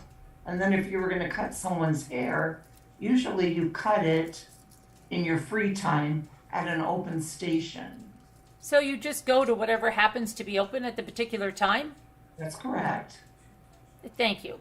Previous to December 23rd, have you ever filed, rephrase the question, had Salon ever been broken into No. that you're aware of? No, not broken into. The areas you mentioned that have been changed, the reception area, Yes, the seating area. the seating area, could you turn to it? Oh, here we go. Okay, so 3E, I apologize. I'm technically challenged. I have to have my boss. I'm with you. Counsel, that's A. Is that right? That's A, and it's E. It's E we're looking for, A, B, C, D, E. Okay. Now, I want to make sure I'm clear. That area in itself, You know, what if you can go one more? one more forward, Yes, F. that's 3F. Yes, there we go. That's our seating area. Okay, the one thing I'm not clear of is, where is this in relationship to the front desk? When you walk in the front doors, the front desk is on your right, and you walk right into that area. So it's very close to the front desk, It's right beyond the front desk. right beyond the front desk. Uh-huh. In fact, the video cameras would cover some of this sitting area. No. They're pointing straight They're strictly down on the desk. down, so there's no viewing whatsoever of the seating area at this point. No, no. Okay, the system, as it's set up, has a monitor that you're able to monitor out of the office. That's correct. Okay. And two of the cameras are actually located in the office. That's correct. Okay. And you testified a little while ago that Chris Johnson had spoken to you. During that conversation, he had asked you to, I assume what he asked you to do was locate the tapes of December 23rd. He had them on my desk for me. Okay. He had how many tapes on your desk? I think 2. And this was, you think, the last week of January? Yeah, around the 3rd week somewhere. And where are those 2 tapes? That's a good question. I'm not sure. You don't know where the tapes are. No. Chris Johnson had pulled those specifically as tapes from the 23rd. He pulled 2 tapes, left them on my desk. I reviewed both of them. I had nothing from either of those days left on there. So I don't remember if they left my office, if I refused them, if I reused them and relabeled them. I don't have any recall. That's all I have. Thank you. Then the redirect. Ms. Weissenberg, so let me go back to, I think it's 3N. Is this in the front counter right here? Yes, Is this 3O, is that right? yes, Okay, so in order to be seen on the videotapes, you have to be walking along or standing right at the counter here. Is that right? that's correct. Okay, so go to the counter. When you go to the counter, you do what you do at the counter. You pay or you make an appointment, do those kind of things. That's correct. To your knowledge, who was cutting Lacey Peterson's hair back in December of 2002?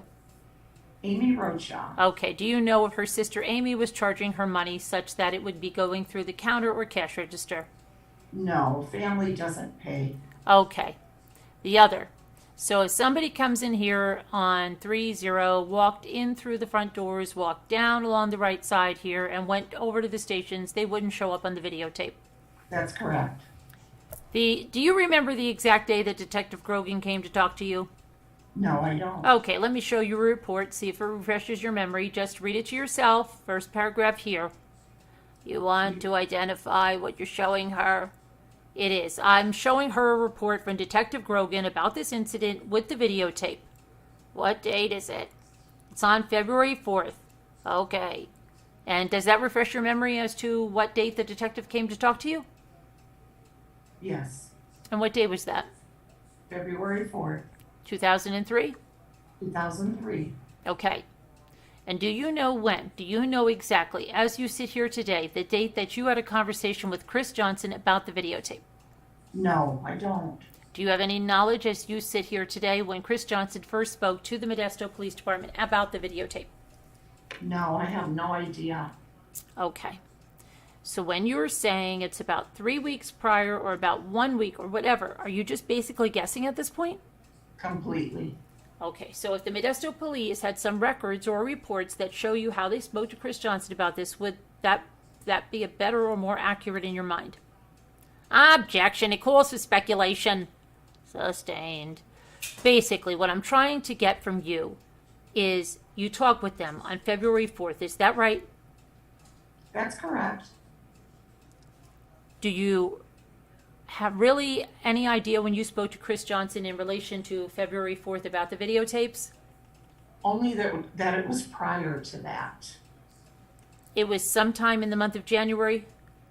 It was in January, yes. I could confirm that. Nothing further, Your Honor. Harris. Let me ask you a couple of quick questions about the tapes again. That you said he put the tapes on your desk to view. Mm-hmm. Now, it is your testimony that you, in fact, did review the tapes? Yes, it is. And you say you didn't know what happened to them after that? That's correct. I reviewed them and there was nothing on from those dates. So I believe I put them back into my 7-day cycle. I don't... When you say there was nothing on them, they were tapes of the Yeah, that's correct. Salon on those days? Right.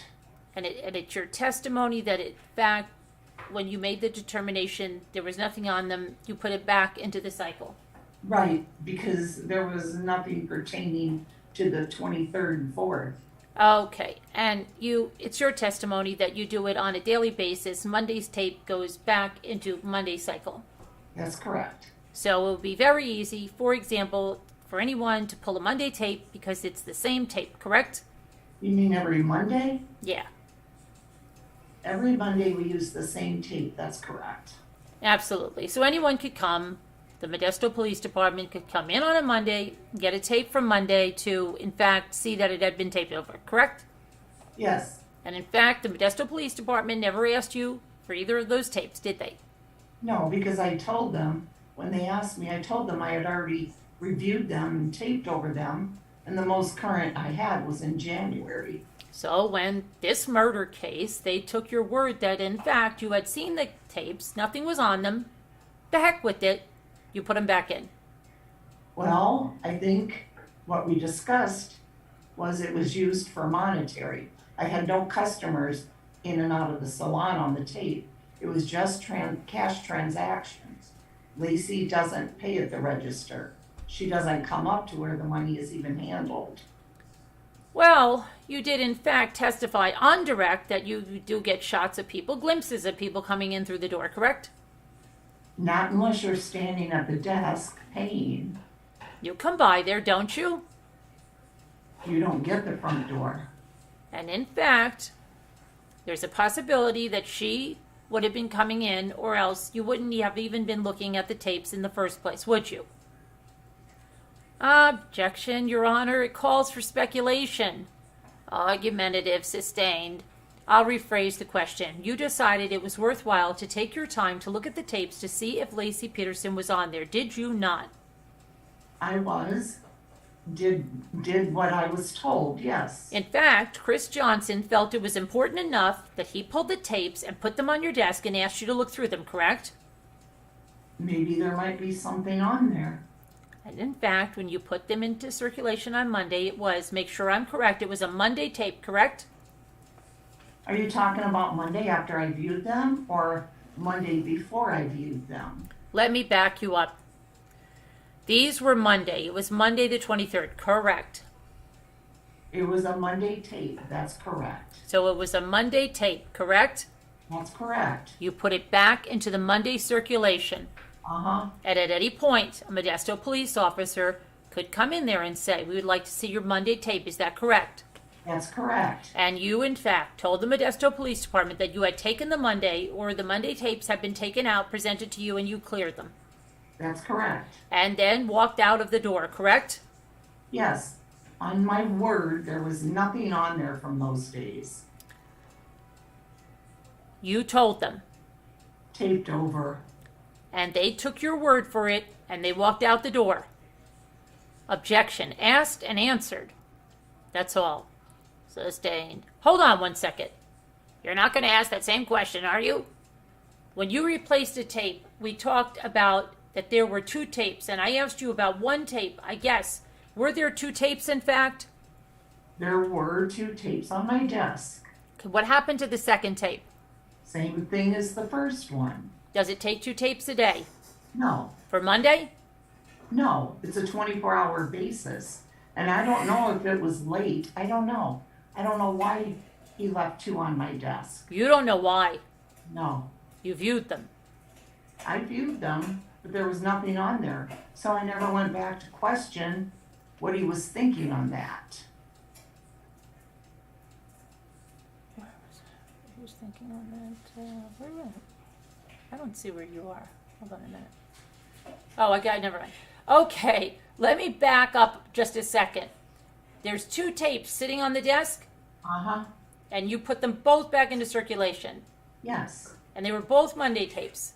Yes. Okay, so a tape runs out on Monday, tape runs out, it runs the entire 24 hours. Yes. So, did you have 2 tapes for every Monday? No. Today we do. Then we didn't. Then you didn't. No. Then we just had 1 for each day. So I don't know if it was a Monday, Tuesday. I don't remember the days on the tape. Well, how do you put it back into circulation, 2 tapes? Well, because I only had 7 tapes. And we were continuing to tape that way. And once we reviewed them and there was confirmed that there was nothing on them, we continued to use them. You only have 7 tapes? We only had 7 tapes. And you viewed 2 of them. I viewed 2 of them. Were you viewing 2 Monday tapes? I don't recall. You don't know whether they were both Monday tapes? I don't even know. I just reviewed the 2 tapes that Chris put on my desk. So when you had a conversation with the Modesto Police Department, you told them you didn't know what you were viewing? No. No, I was viewing the date of the 23rd. The tape that, because it had a date, has a date, what they thought were the 23rd, what they thought were the 23rd tapes on my desk. Okay. So, and when I reviewed them, the date, the 23rd, was no longer on the VCR, on the tape. They both had the date of the 23rd on them? No, neither of them did. You just testified that they had the date on them. Well, they had the date from what was recorded. Remember? Because it got taped over.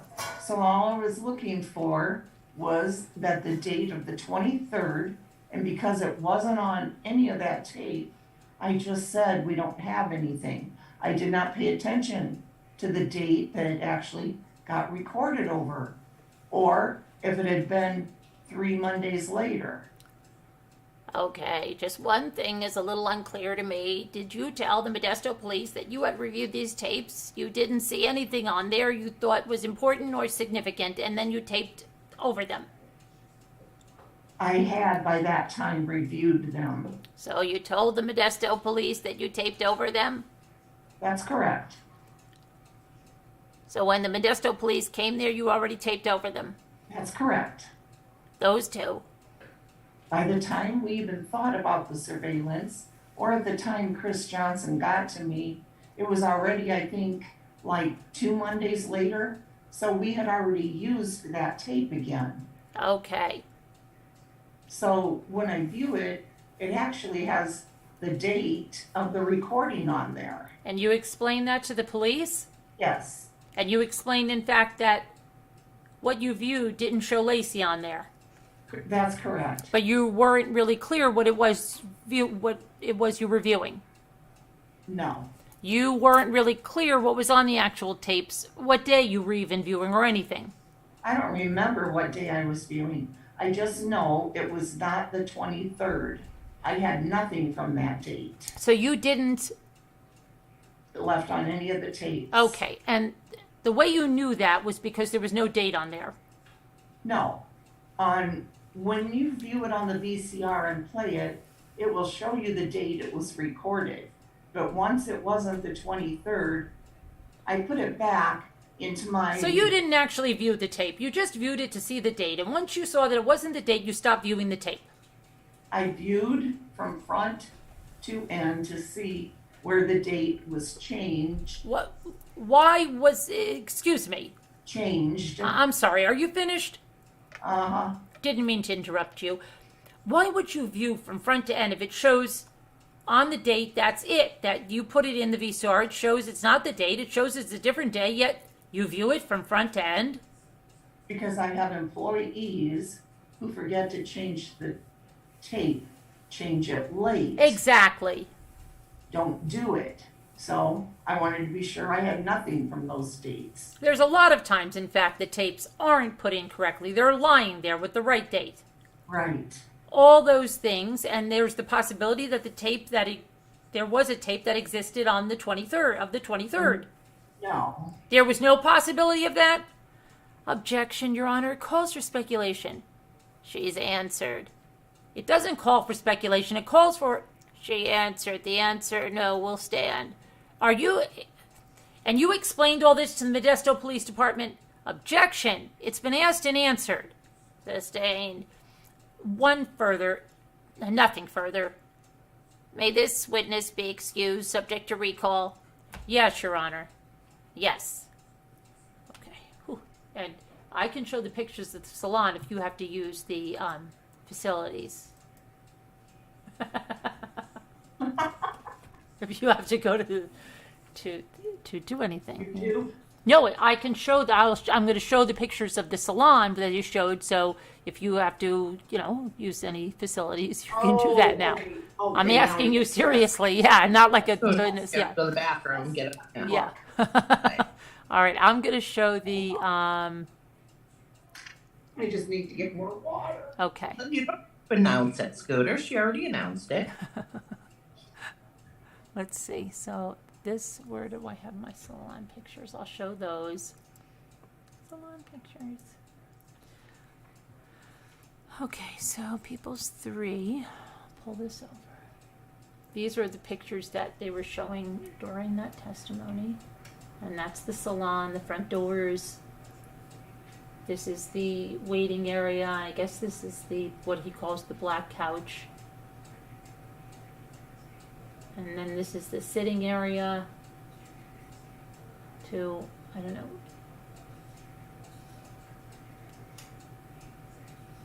And more of the salon. To the drying station, let's see. Oh, this is the drying station here that they mentioned.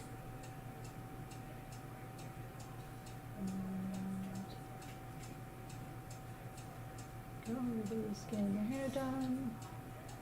There's somebody in the drying station. There's people waiting. There's the drying station. Somebody getting their hair done. There's people.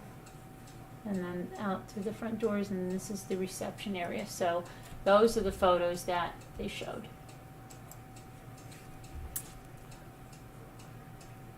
And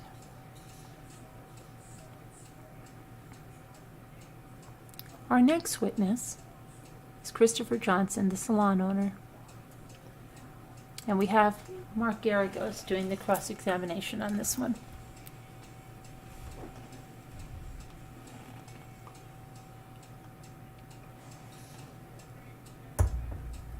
We do a couple more of the Doors dry, thank you.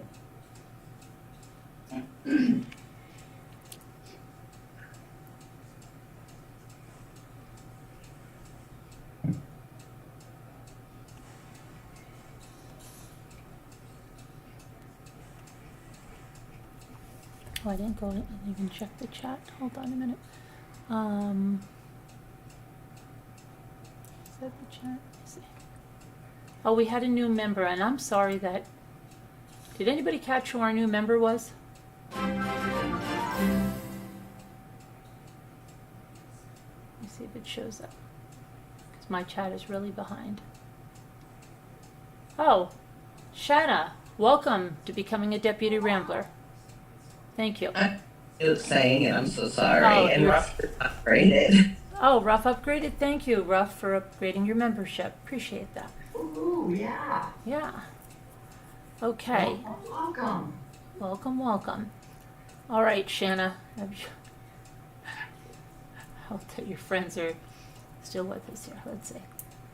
All right, you ready? Now we're going to do Chris Johnson, the salon owner. And then after that, we're going to move to Lacey's sister. So, do you see that where we are, Scooter? Yes, I do. All right. Okay. Mr. Johnson, where are you employed, sir? Salon. And Lori Weisenberg, she's your manager? Yes. Are you the owner of the salon? Yes. How long have you owned the salon? Years. And why did you name it Salon? So no. Okay. And so obviously you were the owner back in December of 2002. I cut hair, pretty much cut hair, and trained stylists, new stylists. Okay, you're a little above me now. I said, and you were the Oh, owner sorry. back in 2002? December? Yes. And did you work on December 23rd, 2002? Yes. What is your basic duties there, other than being the owner? What else do you do at the salon? I cut hair, pretty much cut hair, and trained stylists, new stylists. Okay, at the time of December 23rd, 2002, was Amy Rocha one of the individuals you were training? Yes, my assistant. And what is your job right now? She's a stylist right now. Okay, so she's not your assistant now. She moved to a different position? Correct. Was she also working on December 23rd? Yes. And what time did you start work that day? We usually start 6:30 Early. in the morning every day. Is this December 23rd a popular time for people to come in and get their hair done or whatnot? Yes, it was a Monday, so Mondays aren't real popular, but we probably had a half staff. Okay, and that's because it was a Monday, you said. And what about for the holiday? Does that increase or decrease? It increases the 24th, Okay, then let me ask you about what time did you leave work that day? probably 6:30 maybe. Okay, do you remember as you sit here today? Late afternoon. I don't remember the exact time though. Okay, do you remember Lacey Peterson coming into the salon? Yes. Let me show you a photo that's been marked. Let me show you people 6. Do you recognize the woman that's in the photograph?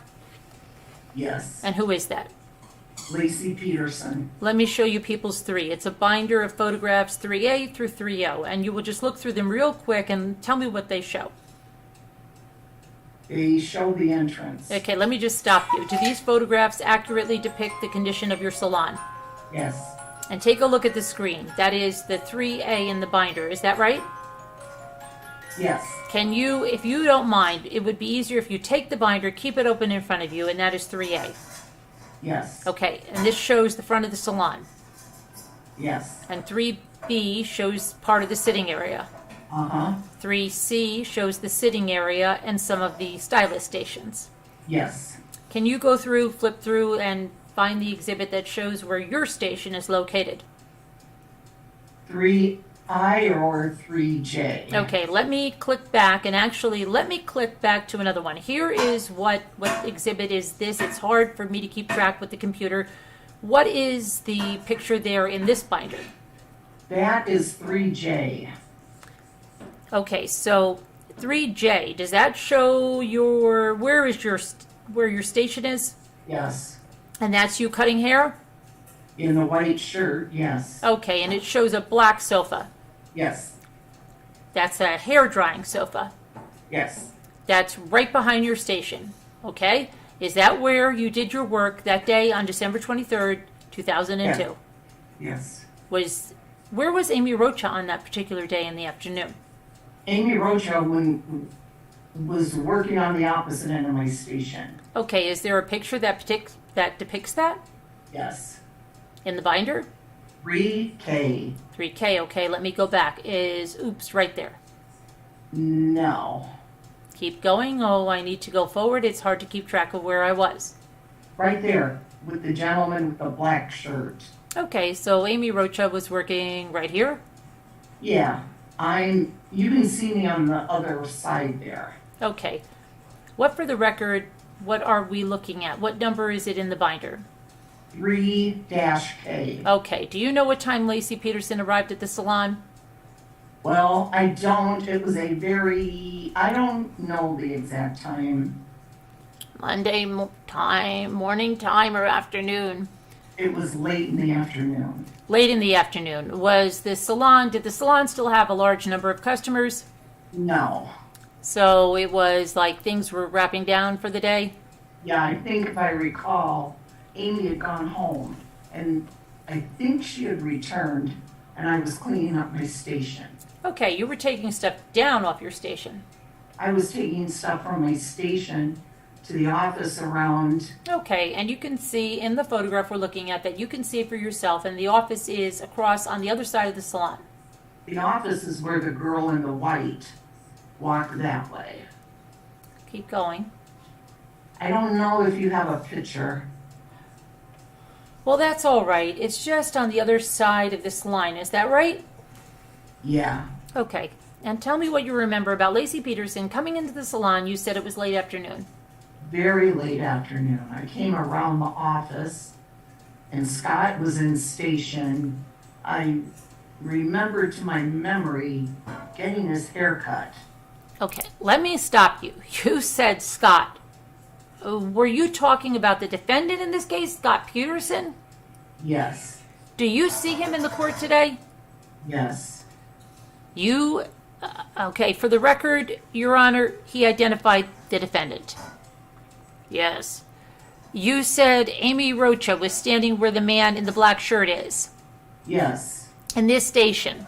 Yes. And was Scott Peterson sitting in the chair Yes. And was he was getting his hair cut? At the very beginning, I think. Okay, and then tell me what you next observed.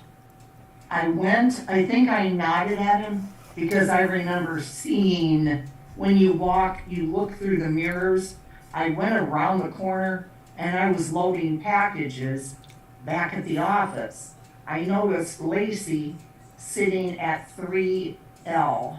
Okay, now let me go to 3L. Is that here? Yes. Okay, hold on. Let me go to 3. No, not that one. Go ahead. This is just so we're clear again, this is 3L, correct? Yes. And the picture is right behind your station. I mean, where the couch is. Uh-huh. And, okay, where was Lacey Peterson sitting? To the left. So over here where my mouse is right now. Yes. Okay, so to the left of the couch, and what was she doing? She was sitting there. She might have had a magazine. I don't recall. But I just remember walking over to her, saying hello, how are you doing? You know, how I don't know. Just saying how do you do, you know? I don't know, something like how are you doing? Okay. And that day I had a dozen tulips that I had in my station that were left from my business partner. And I went over there and asked her, I think I said, why don't you take these because I'm going to Walnut Creek. And I think I asked her twice, because I remember her saying, oh, no thanks, something about either she had gotten some paper whites or something like that. Okay. And so I left them on the station, kept returning things back and forth. All right. So you talked to her a little bit, is that right? Uh-huh. And do you remember any of the clothes that she was wearing that night?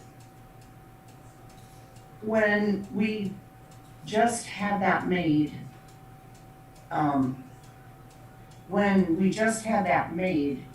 delivered, that probably it was that week. Oh, hold on. Let me That stop. When makes you sense. say that maid, what are you The sofa. talking about? So the sofa just arrived that particular week? And I remember looking over, thinking they hadn't been there very long.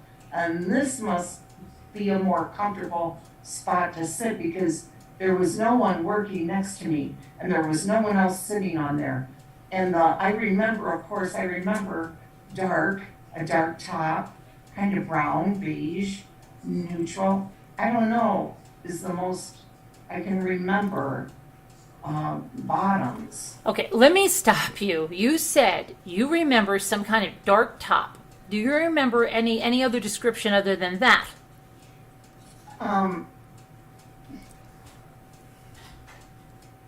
Wait, I just moved this, I didn't mean to.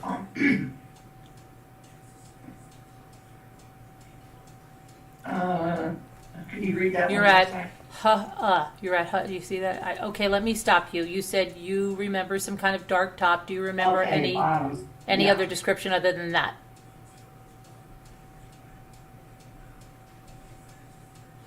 I don't, No, you're at because I was noticing. because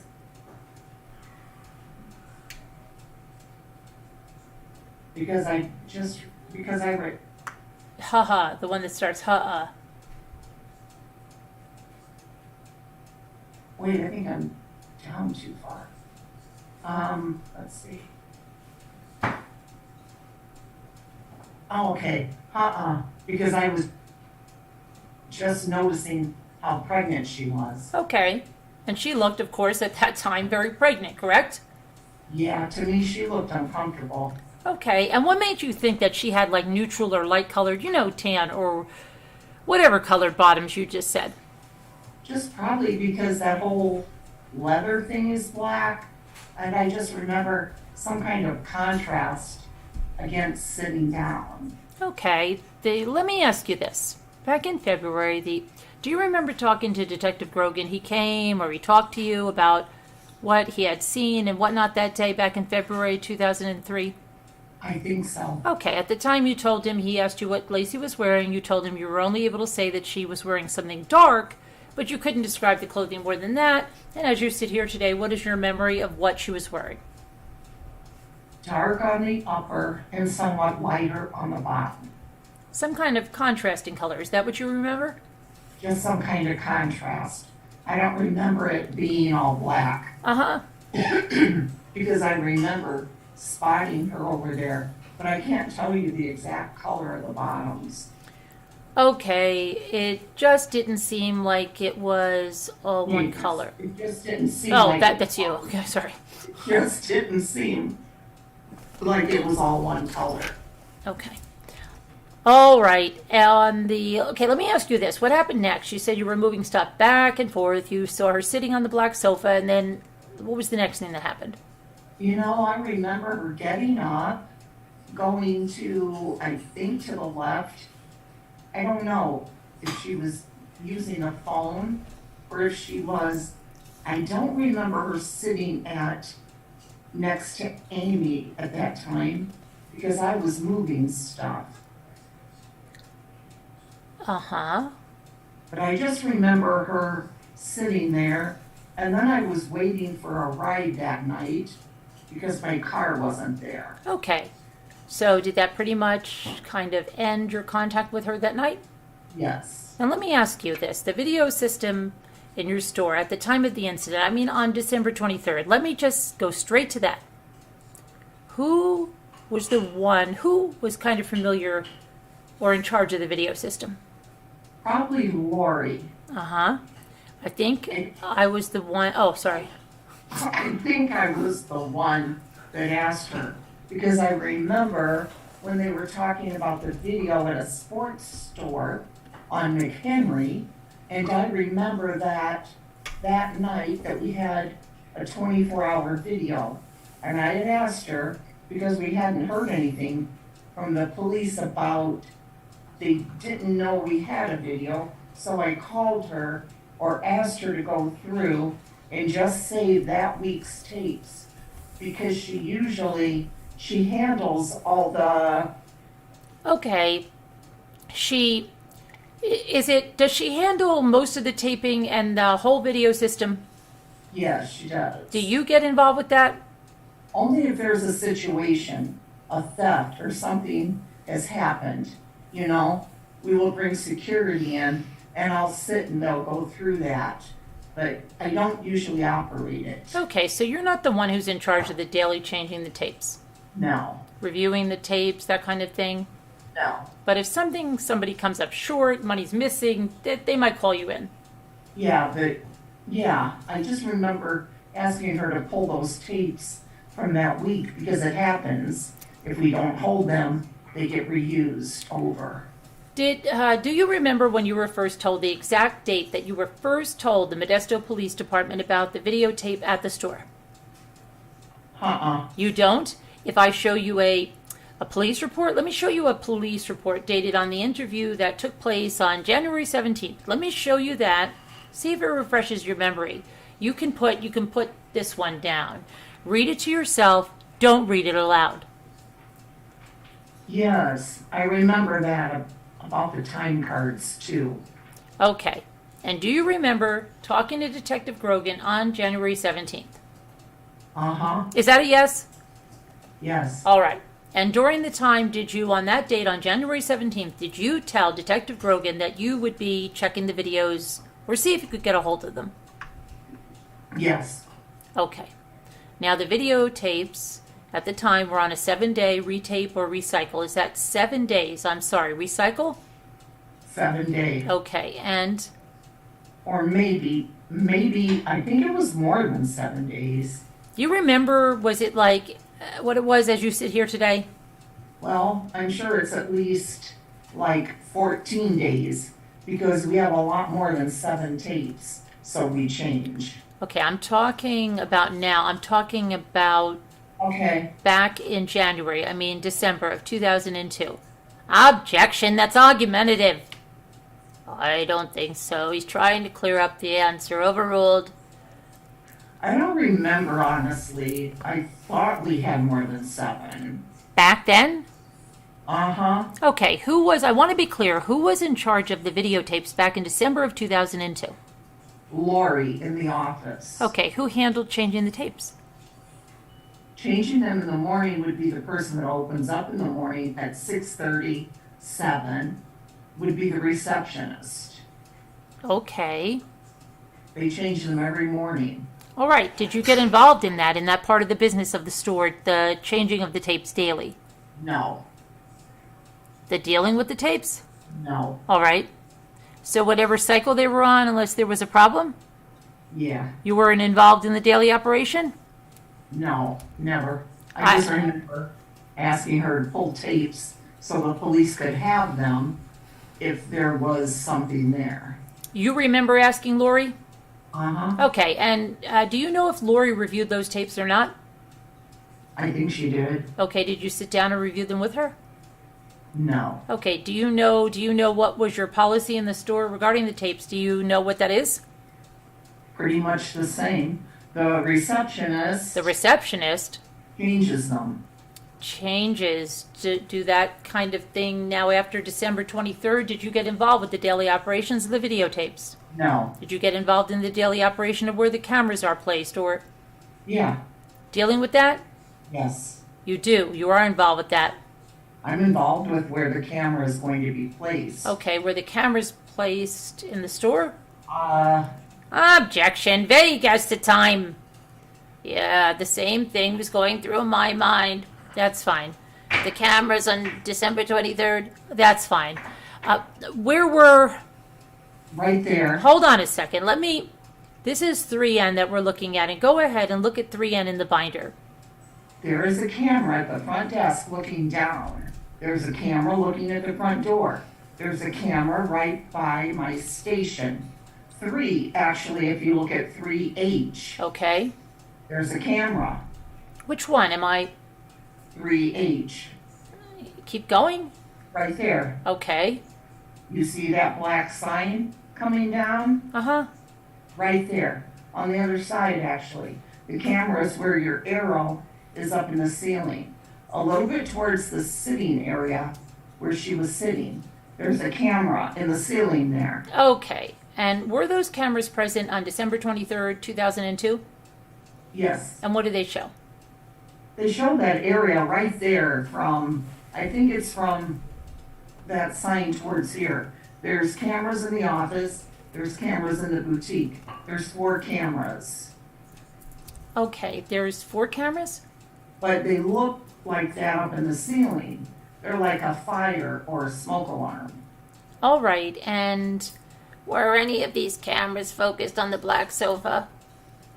That area, yes, I'm sure. I mean, I haven't seen it. I haven't seen the tapes, so Okay. Do you have you ever seen tapes of this area of your store? probably in the past, a long time ago, I mean, do you remember that? probably 5 or 6 years ago. I mean, So, to your knowledge, there's tapes or cameras of this part of your store. well, there used to be a camera right on that ceiling. I couldn't even tell you if it's there right now because we've been there so many years. Unless Lori's had it moved, we used to have a camera right there, right by those lights. Okay. Do you know if that camera's there today? No, I don't. You have no idea. Uh-uh. So you don't know if there's any of those cameras are there. I know the front desk is. We have 2 systems. One is in the boutique. Right. It's a totally different system. It's in digital. One in the salon office. There's 2 offices there. Right. So we probably have probably 10 cameras. In the offices, there's 4 screens. Uh-huh. And I think it shows the office, the front desk, the waiting area. I don't know what the other is. Do you know what it shows as you sit here today? I pay attention mostly just to the front desk. Do you ever review the tapes? No. Okay, what I'm trying to get at it, if your manager came in and just testified that you have objection, that's improper, it's leading, it's argumentative, and it's...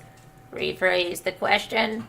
Okay, if the camera is only focused, do you know as you sit here today, because you're the owner of the place, do you know if the cameras focus only on the front counter area, or do they focus on the entire store? They focus on areas. They focus on the counter. They focus where the retail is. They focus above the safe.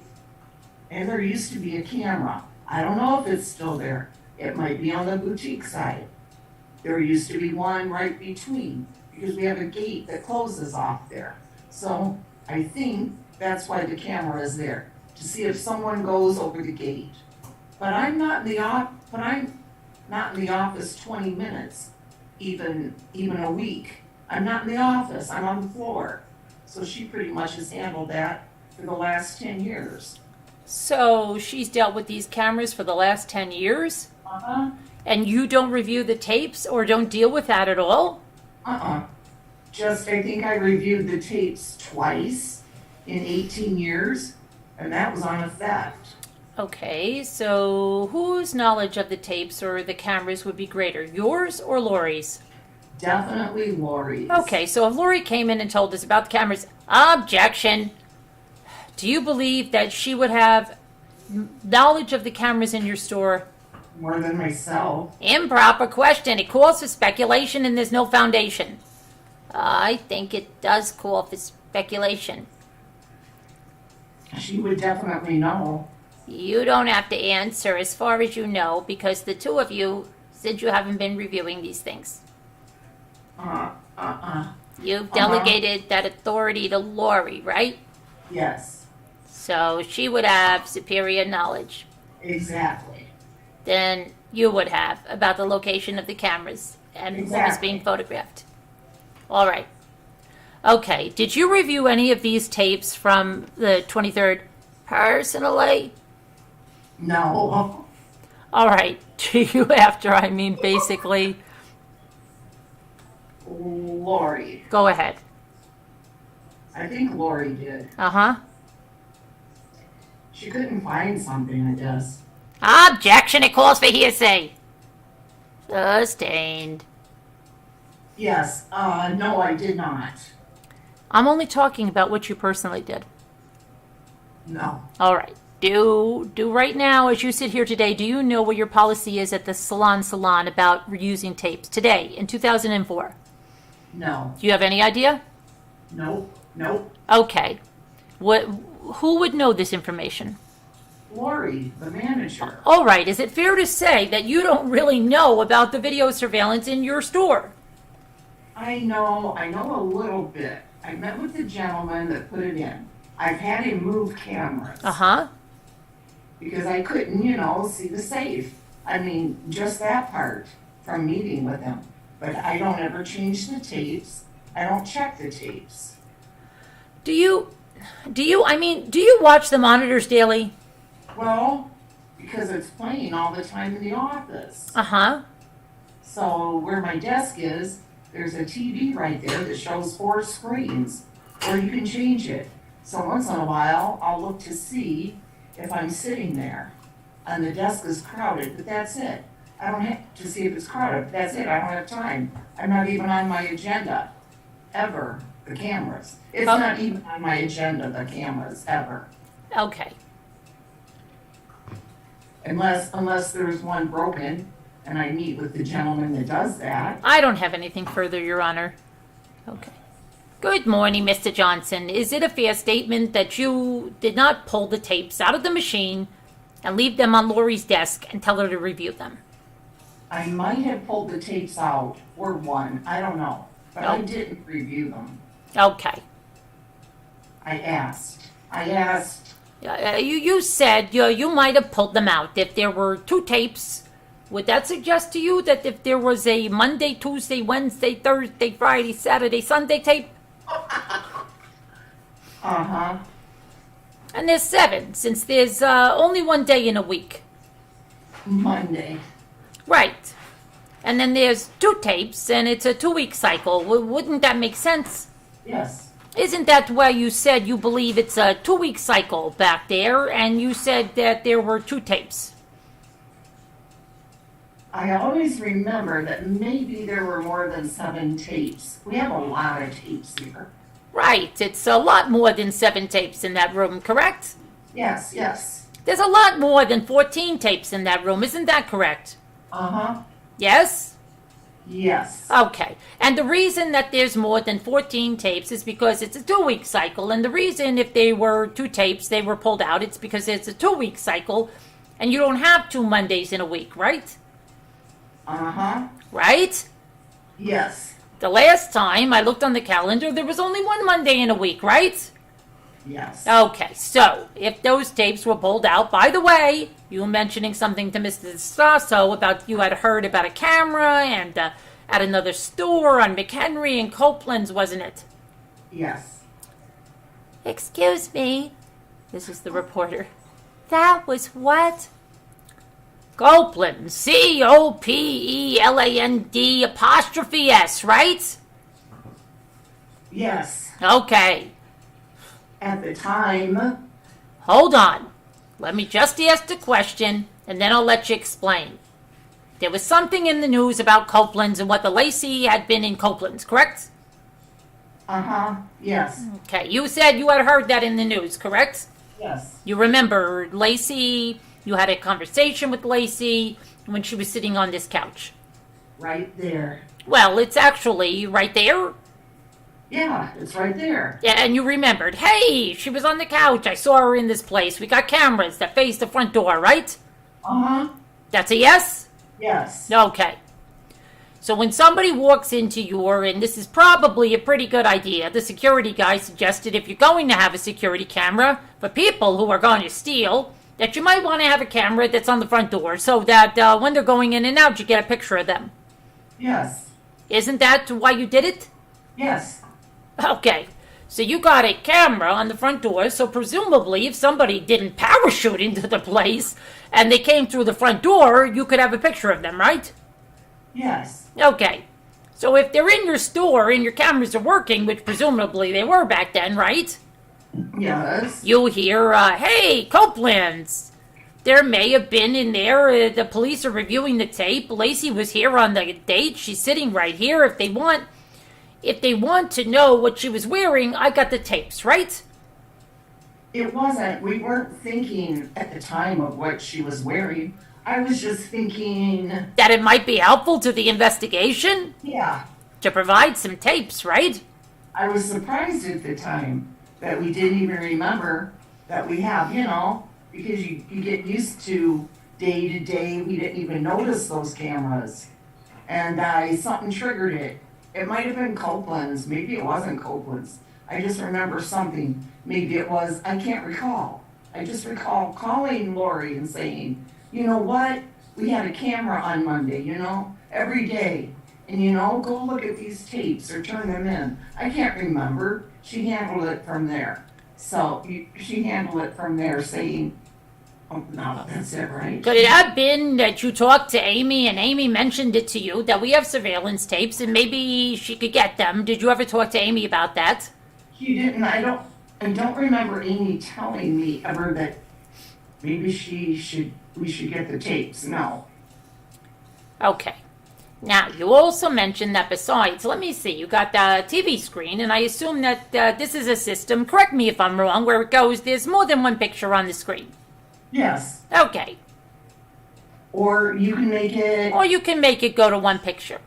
Yes. For one camera, you can go to a fourplex for 4 cameras, or you can go out to 16, correct? Yes. Okay, and depending on how many cameras you have, that's how many shots you get on your TV screen. Correct. Okay, and you can control and what the machine does and what the tape does is tapes all of that information, correct? Correct. Okay, you can watch it in real time at your desk. You got a videotape that shows you everything that's going on in the salon and whatever with the 10 cameras. With the boutique, probably 10 cameras. Okay, now you got a digital system. Did you have a digital system after December 23rd, 2002? The digital, we probably added it in the boutique after. Do you know for sure? I probably recall it being there last year. Do you know if it's been there the last 2 years? No. The last year and a half? You don't know? No, because I felt like this happened 6 months ago. So it's been a year and a half, so. Okay, if you had a digital system that was at the time, there would be an issue of taping. There wouldn't be an issue of taping over, would there? Correct. As far as you know, you can't just go back to that. Did the police ever ask you, can we take a look at the digital system?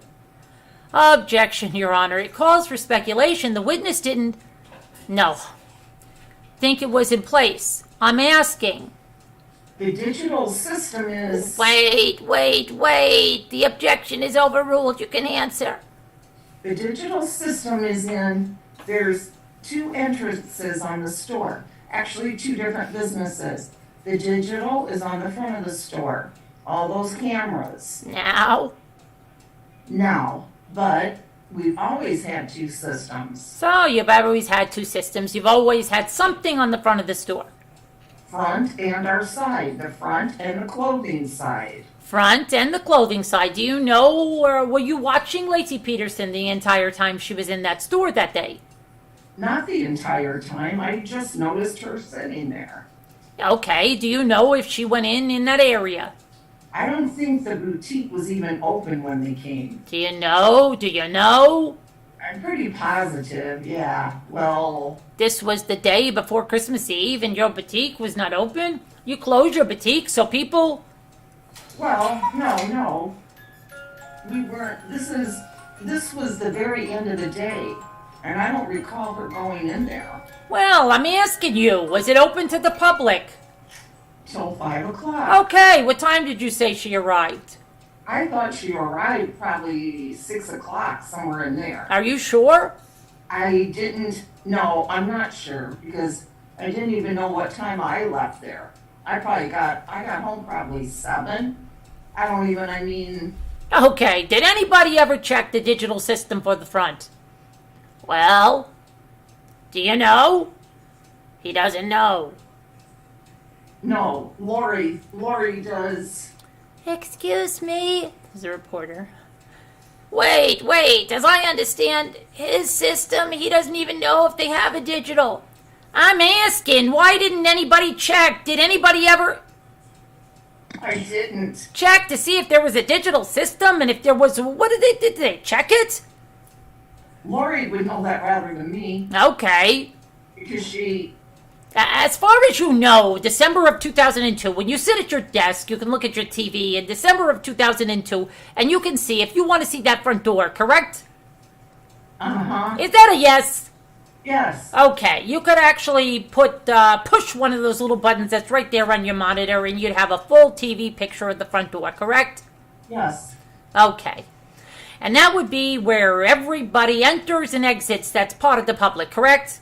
yes. Okay, that's on the cameras as long as the store is open, isn't that correct? It's on 24 hours. So even if the store is not open, If the store is not open, the cameras are always on. always on the front door? The front door, the desk, office. Now tell me, this area here, what's with the corresponding exhibit number? Probably around H, maybe I, L. Okay, now, at the time when somebody asked you what she was wearing, it said, yeah, you said, I don't remember, something dark. Dark. Now, we got a video. Why don't you... I'll see if the video shows it. Isn't it a fair statement of what you said at the time? Well, I don't remember saying it like that we have video. Do you remember what you did say? I said at the time, I think, I remember dark on the upper and the, shirt part, but not all dark. But not all dark? Okay. See the girl on the right there is wearing all dark? She blends right in. Yeah, can I ask you a question? You know how you weren't sure about whether the digital system is there or on the 23rd was the black couch there? Yes. Are you sure about that? Uh-huh. Because that's where she sat. Okay, the same black couch? Yes. Okay, and the interview that you did with the police, you want to identify for the record that you're showing him MR? Yeah, I'm going to. The one that I asked you about when you said, and this is the Grogan report, January 19th. Can you read the paragraph right there? To yourself, Mr. Johnson. Okay. Does that refresh your recollection as to what you said? I guess. Yes, I mean, Yeah, you didn't know, and you said, I'll see if there's a video system, and I'll see if I can get it.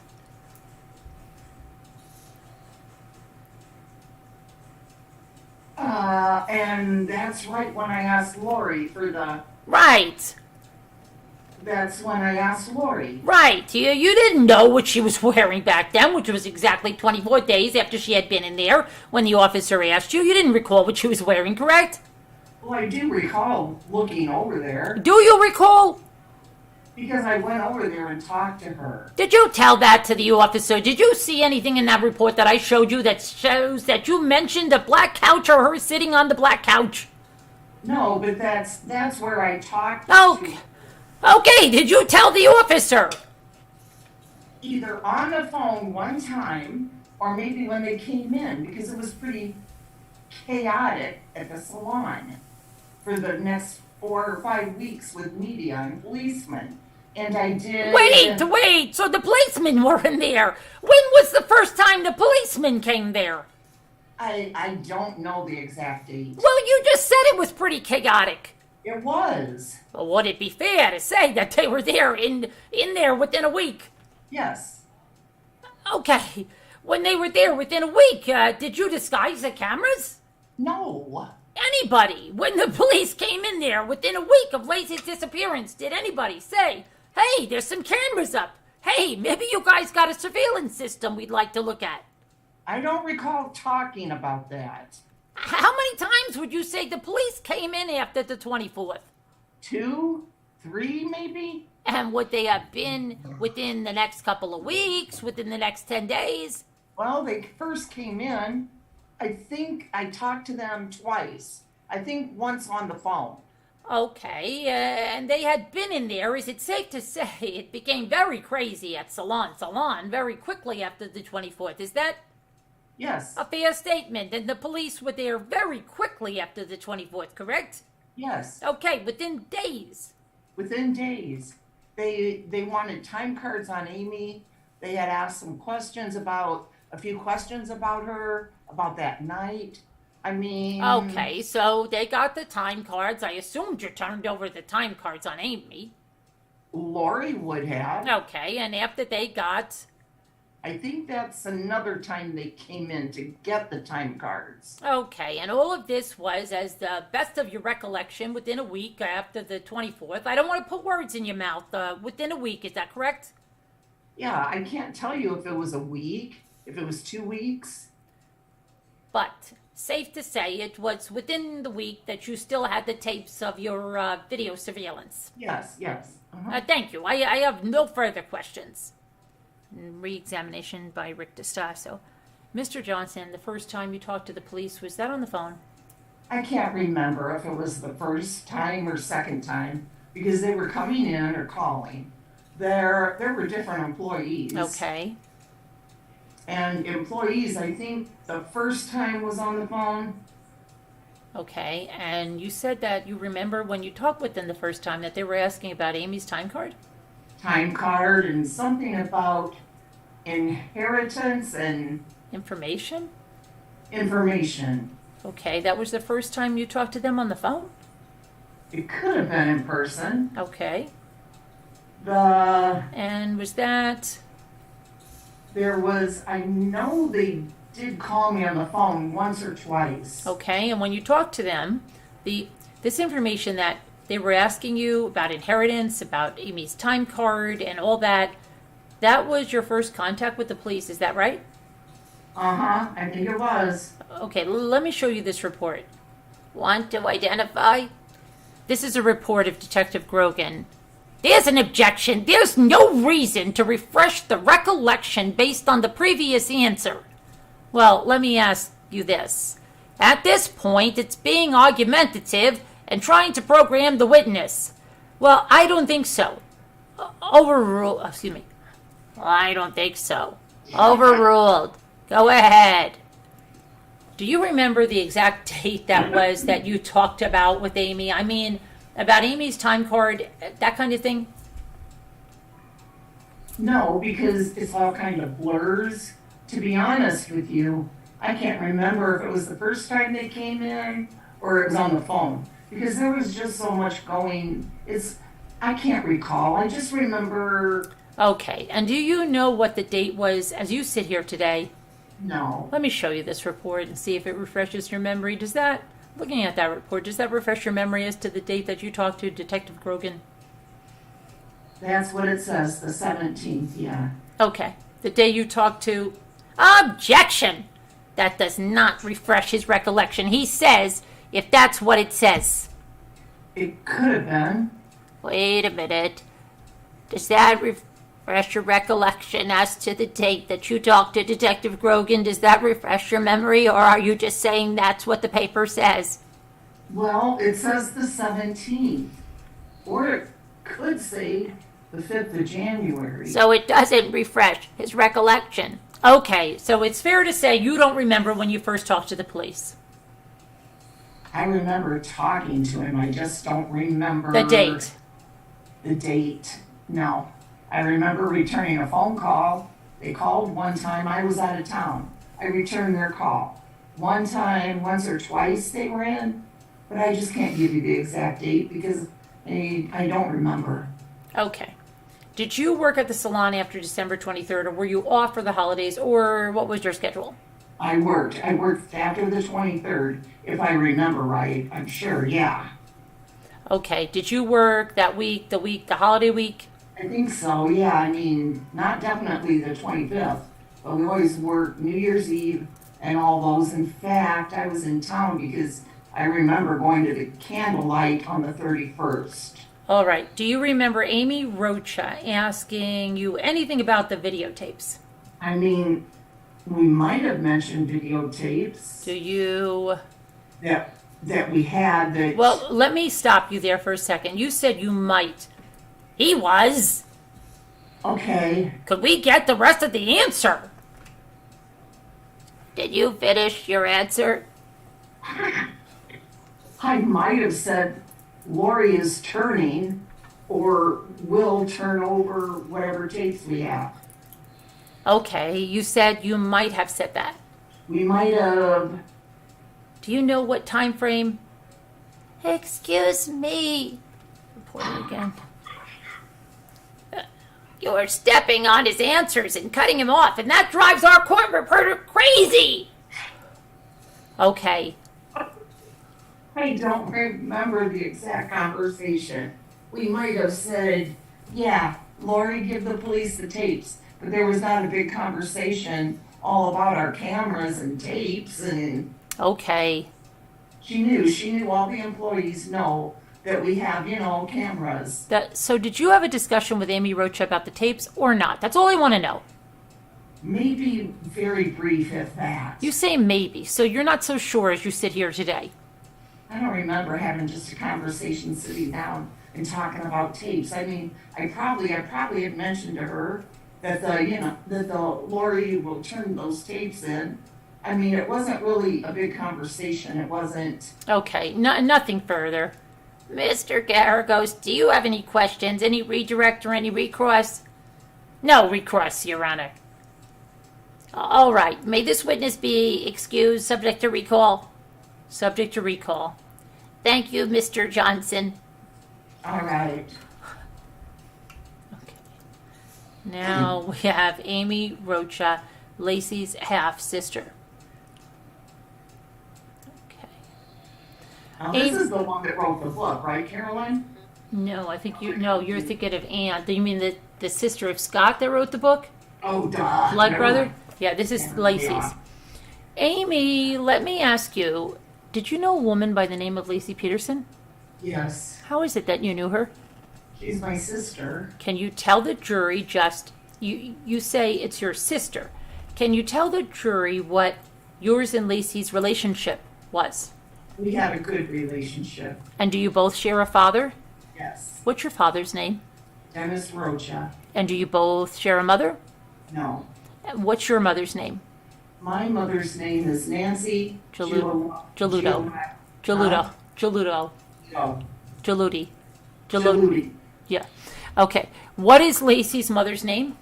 Sharon Rocha. Oh, wait 1 second. Okay. Next in order. Mark this people's 14 for identification. 14, I've got to drop down a few numbers here. Amy, let me show you what's been marked as people's 14. Do you recognize that picture of Lacey? Yes. You can see she is obviously pregnant. Yes. Let me just put it up on the screen for a second. Were you present when that particular picture was taken? No. Did the outfit she was wearing, did you see that outfit that Lacey had? Had you seen that outfit before? No. Okay, let's just start at the beginning. How old are you right now? I'm 23. And how much, Lacey was your older sister, correct? Yes. How much older than you was Lacey? She's 6 years older than me. And when you were both growing up, did you live in the same homes? No. Did you live with your father? I lived with my mother. She lived with her mother. You lived with Nancy? Yes. I think someone asleep on the panel. Nicole, Yeah, I'm here. you're a co-host, right? I think so. No, I'm not. Oh, okay. Is there anybody a co-host that's on the panel? Yes, I am. Sharon, can you mute? Somebody's asleep on the panel.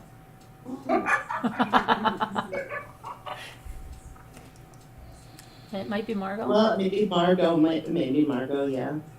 Yeah. Danielle, I see you in chat. Hi, Danny. Maybe we can mute so she doesn't. Hi, Jeanette. Hi, Tammy Flo. Thank you. Hi, Tammy. Well, Jeanette. Okay. Did we get it? I think so. Okay, good. I didn't do it. Thank you, Sharon. And when you were both growing up, did you live in the same homes? No. Did you live with your father? I lived with my mother. She lived with her mother. You lived with Nancy?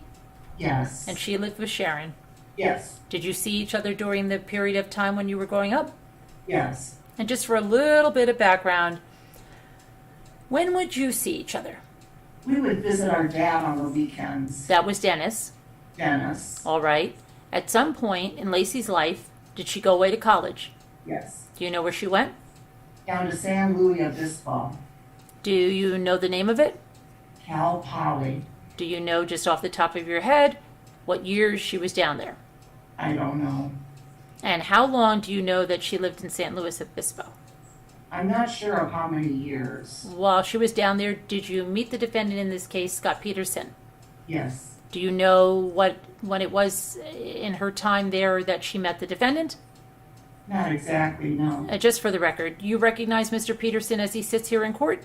Yes. At some point, did Lacey return? Well, actually, let me stop you. When was the first time you met Scott Peterson?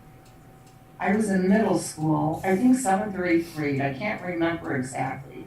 They had come to one of my cheerleading practices. Lacey was teaching us a cheer. They came together. Was Lacey a cheerleader? Yes. And they came together, and was this during the period that she was living down in San Luis Obispo? Yes. And this was during that period that she had started dating the defendant? Yes. Do you know how long she dated Scott Peterson before they were married? Not exactly, no. You do know that they were eventually married?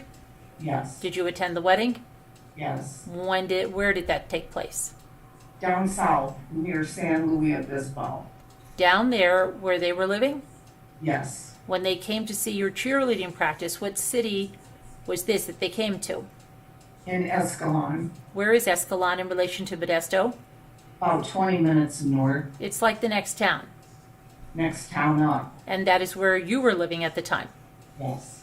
All right. After Mr. Peterson and Lacey were married, where did they live? Do you know? In San Luis Obispo. Okay. How long did they live down there before they returned or moved to Modesto? I'm not exactly sure. Maybe 3 years? Okay. And then are you aware that they moved back to Modesto? Yes. And do you know exactly, as you sit here today, the year that it was that they moved back? I think it was 2000. And did they move immediately into their house at 523 Covina when they moved back? No. Do you know where they lived first? No. Did they ever go to Did you ever go to their house at 523 Covina? Yes. Judge, just give me 1 second. Are you familiar with kind of the floor plan of their house at 523 Covina? Yes. Let me show you a diagram marked as People's 12, Your Honor. It's a diagram of the house. Mr. Garagos, I'm going to assume that you have seen all the exhibits. Well, I've seen the discovery. I'm just not been shown the exhibits until they are here. All right, he can show them to you. I believe it's supposed to be a floor plan of the house. I think this is the one that was provided in the discovery, yes. Amy, I'm just going to tack this up before we move on to something else. And let me ask you some questions about the house, okay? Can you do me a favor? Hold on to this while I put some tacks in. Miss Rocha, maybe there's a black pointer in the tray. See it? I hate to keep running away. They have been yelling at me for not staying with the microphone, Judge. They can't hear you, and I'm doing the best I can. Do you recognize that's People's 12? Do you recognize the floor plan there? Yes. What is that the floor plan of? Lacey and Scott's house. Okay, and is this the house, when you say Lacey and Scott's house, is that the house at 523 Covina? Yes. If you could, we have heard a little bit of testimony yesterday about the house. Can you show me it's labeled there. Are those labels correct? Yes. Where it says master bedroom? That's where the master bedroom is, right? Yes. All right. And the same thing with the second bedroom, spare bedroom, bathroom, nursery, dining room, that's right? When you point, the jury is straining to see. Let me just stop. Point out the master bedroom. You can stand. You can stand and show where the second bedroom or spare bedroom is, and then where the bathroom is. Now, in the house, let's talk about that for a second. There is kind of one main bathroom. Is that right? Yes. Is that correct? Yes. Then there's a smaller separate bathroom. Yes, down there. All Down right. here. Let me have you label that one just so we're clear. Here's a pen, just to there, right, bathroom number 2. Okay. That says living room there. Can you point that out? Uh-huh. Are you familiar with the living room as being like a converted garage? Yes. Did their house have an actual garage where you could drive cars in? No, it was just a parking space. There were parking spaces there. You can see the little cars there parked there. Yes. Is that where Lacey and Mr. Peterson would park their cars? Yes. And then there was a nursery set up. Is that right? Yes. And then the courtyard area, do you see that? Uh-huh, yes. Can you point it out, actually? Can you label where the fence would be that faces the street, the first gate? The first gate. Not the gate, the actual fence. Like there's like a little line. Can you just write fence there? Sure. Now the house had a number of different doors. They were back behind all those fences, correct? Yes. Okay. Where would that be, like the main front door? Right here. Can you just write front door on there? Sure. And then there was another small door off of where the clothes washing, then the washer and dryer were. Is that right? Yes. Can you just write a door near washer, and then you can just write washer where the washer and dryer were? And then was there another door, or is there 2 more doors that you would come into the house? How would you go into the house? Through the gate into the front door. Through the main front door. Were you ever at that house when Lacey went in? Did you ever go into the house with Lacey? She was usually there when I went in.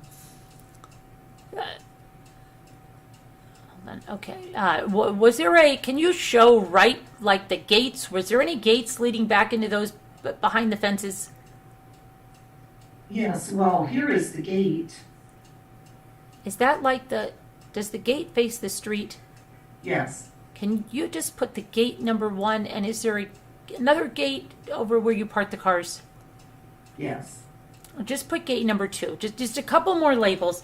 Is there some French doors that are off the kitchen? They're off this little room. This is where the kitchen and the front doors, French doors are. That room, that kind of like a little sunroom or foyer or something. Kind of like a little sitting area. Okay. Can you just write French doors in there? And finally, is this another door that leads by gate number 2 that leads into where the living room or converted garage is? Yes. Just put door. Well, if you're going to be referring to those doors in the future, maybe you ought to have it marked other than door number 2. Door number 2. That's fine. Just put a little 2 by that door you just wrote, okay? Okay. All right.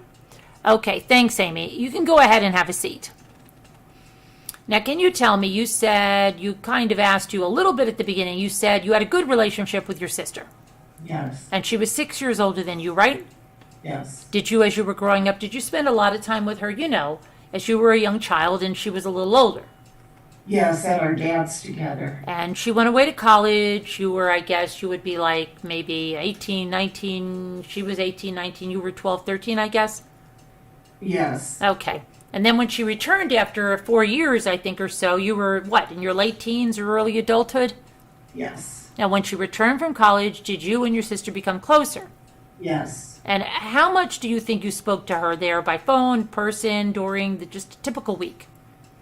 Depended, but we talked often. Okay, and what is your profession? I'm a hairstylist. Would you cut and style Lacey's hair? Yes. Was that a regular activity? I mean, whatever her schedule was, would you be the one who handled her hair? Yes. What about the defendant in this case, Scott Peterson?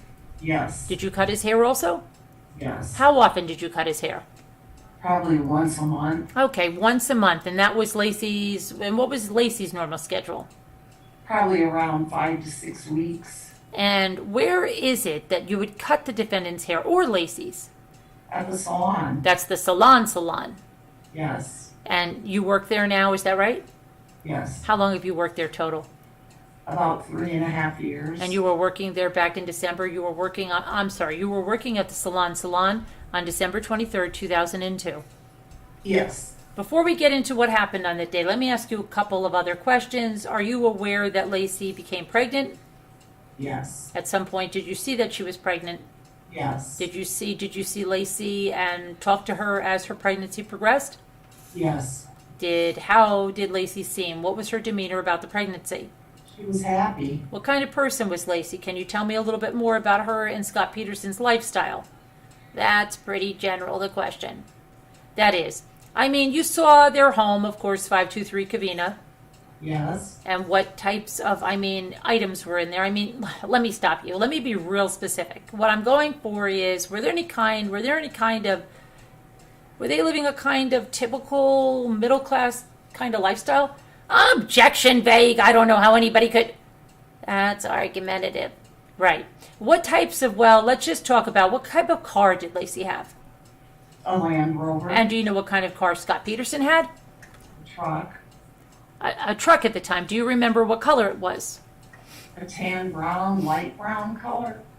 What types of things did they have in their home? Were they items nice or good quality? Yes. And was the home kept up nice?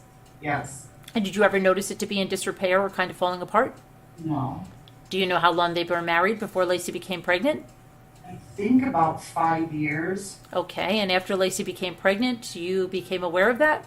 Yes. And you saw her as the pregnancy was going on? Yes. And did she seem happy about the baby? Yes. All right, let me ask you this. Did Lacey ever complain to you about any problems she was having during her pregnancy? Physical problems is what I'm talking about. She just had mentioned that she was tired, and there was one incident when she was walking that she got sick. She told you about an incident when she was walking. Yes. And can you tell us, what did she say about what she said she got sick? How did she explain that to you, or did she? She just said she felt dizzy and kind of nauseous. Do you know when it was that she talked to you about that?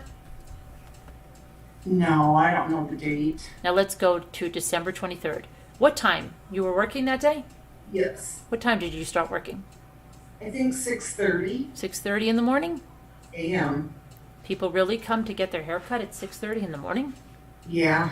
Okay, and did you work a full day? What would a full day be for you if you started at 6:30? I think I worked until about 4 o'clock that day. During that time on the 23rd you were working, you said you were working at your salon? Yes. What did something happen, or did you do something or make some arrangements to buy something? Yes. Can you tell the court about that?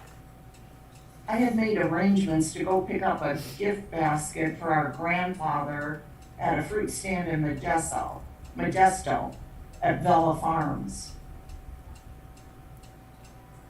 Okay, at Vella Farms. And since this jury has no idea about anything about Modesto or Vella Farms, your salon is located where in Modesto? It's pretty central. Kind of like in the middle of town? Yes. And where is this fruit stand you're talking about, Vella Farms, located in relation to your salon? Like northwest of the salon, out in the country. So it's... Quite a distance. Let her finish her answer. I'm sorry, just off a country road somewhere? Yes. And as fruit stands go, how would you describe it? It was very nice, like enclosed, not just a stand on the side of the road, kind of like a store. Like a store. And then they have fresh fruits and things they bring in? Yes. And why is it that you contacted this store, Vella Farm store? To pick up a basket that we were making for our grandfather for Christmas. On the 23rd, correct? No. On the 23rd. Did you say you went to pick it up? I went to go purchase it. Right, and tell us what you did. I got off work that day and I drove out there and picked out some items for the basket. Okay, hold on, this was after work? Yes. Spell the parm. Vella. Vella. Let me show you people's number 13. What's that purport to be? I will tell you, Your Honor. It's a receipt from Vella Farms. Okay. On December 23rd. Okay. I don't think it's the 25th. 23rd. I think it's the 23rd, is it? Hold on. I'll clear it. It's December 23rd. Okay, Amy, do you recognize what this document is? Yes. What is it? It's a receipt from Bella Farms. Is that the receipt you received after you purchased the items for the gift basket? Yes. And what time is there on that receipt? 5:25 p.m. When you left work at 4 o'clock, had you seen Lacey, your sister, or Scott Peterson at all that day? No. And then you went out to Vella Farms. Did Lacey go with you? No. Did you talk to her at all about this purchase during the 4 to 5 o'clock, 5:55 time frame? Yes, I called her from Bella Farms to get some ideas of what we should buy. Okay, so you talked to her about it. Yes. And then did you have any arrangements with her to meet her at the salon? Yes. When did you set that up? Earlier that day, we made arrangements for Scott's hair appointment. And that's when you say Scott. You mean Scott Peterson. Yes. You made arrangements with Lacey to cut his hair. Yes. Did you go back then from Vella Farms back to your salon? Yes. Do you know what time you got back to the salon? Around 5:45. And when you got there, was Lacey at the salon? Yes. And what about Scott Peterson? Yes, they were both there. And when in the salon, and where in the salon were they? They were sitting on the couches in the waiting area. Was the salon still open at this time? Yes. Not just family, but other people could still come in?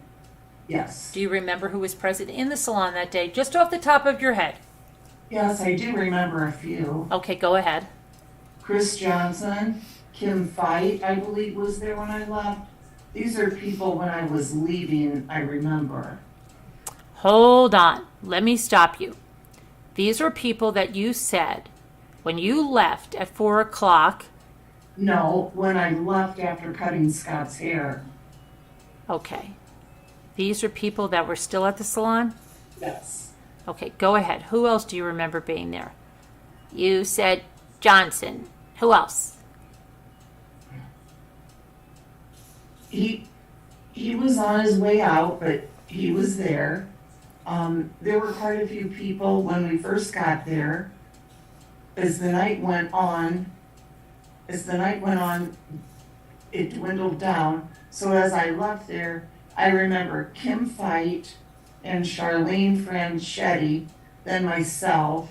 That was all I remember when I left. Okay, Charlene, can you say that last name? Franchetti. Do you remember what time it was when you left the salon? Between 6:45. After cutting the hair or before? After cutting the hair. Between 6:45 and 7. So it took about an hour and 15 or so to get back to the salon, cut Scott Peterson's hair, and then they left, and then you left. Yes. Let's talk about what happened when you were cutting Mr. Peterson's hair. You said you cut his hair on a fairly regular basis. Yes. Has Scott Peterson ever asked you at any time to cut his hair, to dye his hair a different color? No. How many times prior to December 23rd had you cut Scott Peterson's hair? I don't know an exact number. I mean, can you Quite a few. give us an estimate? Hold on, let me re-ask the question again. Did you start cutting the defendant's hair basically as soon as he and Lacey came back to Modesto? Yes. And you cut his hair, you told us, every month or so. Yes, but I wasn't the one who cut his hair throughout that time that they were here. Is it fair to say you cut it on a regular basis? Yes. So during that time frame from 2000 to 2002, have you ever had the defendant ever asked you to dye his hair a different color? No, What about to dye his eyebrows a different color? no, Had you ever known him to wear a goatee?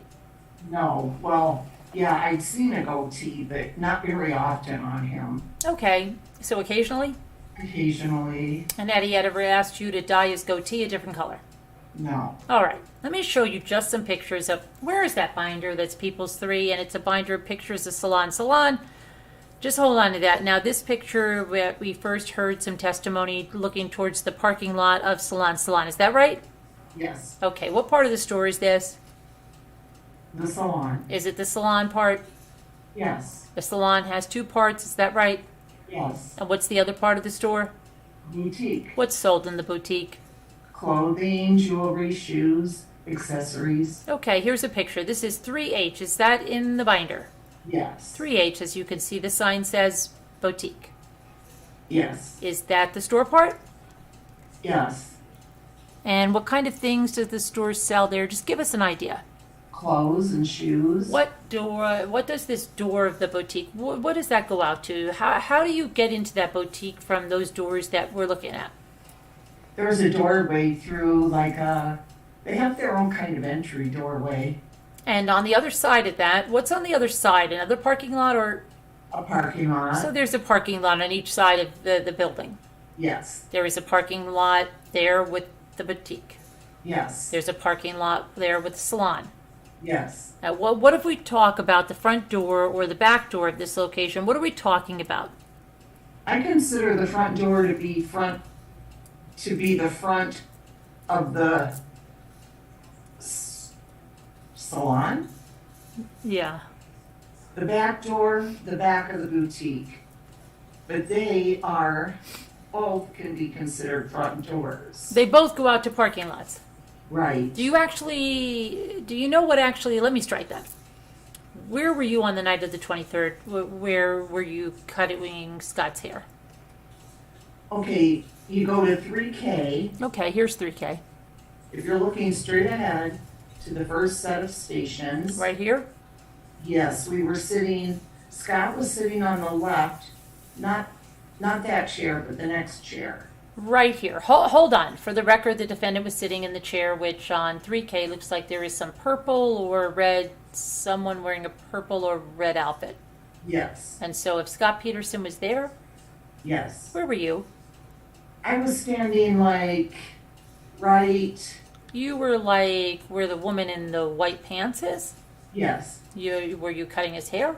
Yes. Where was Lacey? Sitting next to us on the right in that chair. In the stylish chair? Yes. Okay. So just on this picture 3K, where the person in the plastic covering is, Yes. and you said it took you about an hour or so to cut his hair? Yes. And where was Lacey during that time that you were cutting his hair? From what I remember, she was sitting next to us for most of the time. Do you ever remember her getting up and moving somewhere else? I do remember her getting up to use the telephone. Where's the telephone located? It's to the right of this picture. Wait, it's to the left of this picture. Actually, if you go to 3H, see that phone right there to the left? Yeah, right here. You can see the cord. Yeah, that phone. On 3H, the telephone on the far left side. Yes. Okay, you remember her getting up and using the phone, and Yes. where do you remember her going back to? I think just to the station next to us. Back to the same seat? Same seat. While she was there, let me go back to the picture. Go back to the one in the binder. Hard to click through these. Apologize for that. There it is. What's the number again?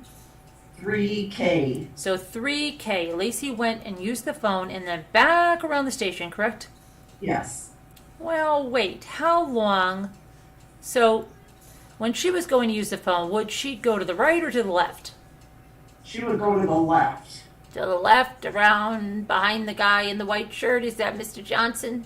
Yes. So she would go around by Mr. Johnson? No, Judge, I think Mr. Johnson is on the other side. Right, okay. She could go either way. She could go around that display or just straight to the left. Yes. Okay. Do you remember which way she I don't remember what direction she went. To get to the phone, if you look at you move around the island here, Yes, which is in the middle of the photograph around the island, or she could go to the left. yes, Phone is off to the left behind us. yes, Behind this? yes. Did she tell you anything about how she was feeling, anything about her physical condition? She said she was tired. Was she talkative? Was she talking to you a lot? On and off, yes. Okay. I think Ron Gransky's nickname for Lacey was Jabberjaws because she was a very talkative person. Is that how you remember her? Yes. And how was she that particular night? Was she like her normal, pretty talkative self? She told you she was tired. Did she say anything else, or can you give us any kind of a description? She just seemed tired. It was the end of the day. And after she got up to use the phone, you remember her coming back and sitting back down. Yes. Now, do you remember what clothing description? Do you remember what clothes she was wearing that day? Yes. Can you tell me, just start from the top of Lacey, and tell me what you remember her wearing. She had a black blouse on with either cream polka dots or cream little flowers. Hold on. You say cream polka dots or cream flowers? Yes, she had cream colored pants on, Okay. black shoes. Do you know what type of shoes they were? Yes, they were like, you slipped into them. They had a backing and a little strap over the top. So were they like a full shoe? Yeah, full shoe. And you said they had a little strap across the top Yes, and a buckle? yes. Go ahead. Then she had a black jacket and a cream scarf. I'm sorry. A cream scarf. These shoes, do you know what... Oh, excuse me. These shoes, do you know what Mary Janes are? Yes. They were Mary Janes? Yes. Flat? Flat. They were Mary Janes. Let me ask you about the pants. You stated that they were cream-colored pants. Yes. As you sit here today, is there any doubt in your mind as to what color those pants were? No doubt. Do you know how tall Lacey was? She was about my height, About your height. How tall are you? 5'1". I hate to put you on the spot like that. Can you just do me a favor and can you just step away from the witness box for a second? Sure. Just come down here on the flat ground so the jury can see how tall Lacey was. Looks like you have some pumps on. Can you just slip those off real quick? Sure. She was about as tall as you are, right? Is that right? Yes. Obviously, if she is heavier, she was visibly pregnant. Yes. You can go back and have a seat again. Thank you. Now, in regards to the pants she was wearing, what length were they? Yes, they were like a capri length. Like when you say a capri length, what does that mean? Well, they went below the knee, but on ourselves were shorter. It's more like an ankle pant. It's like, it's a capri length. I'm wearing suit pants, obviously. They go all the way to my shoes.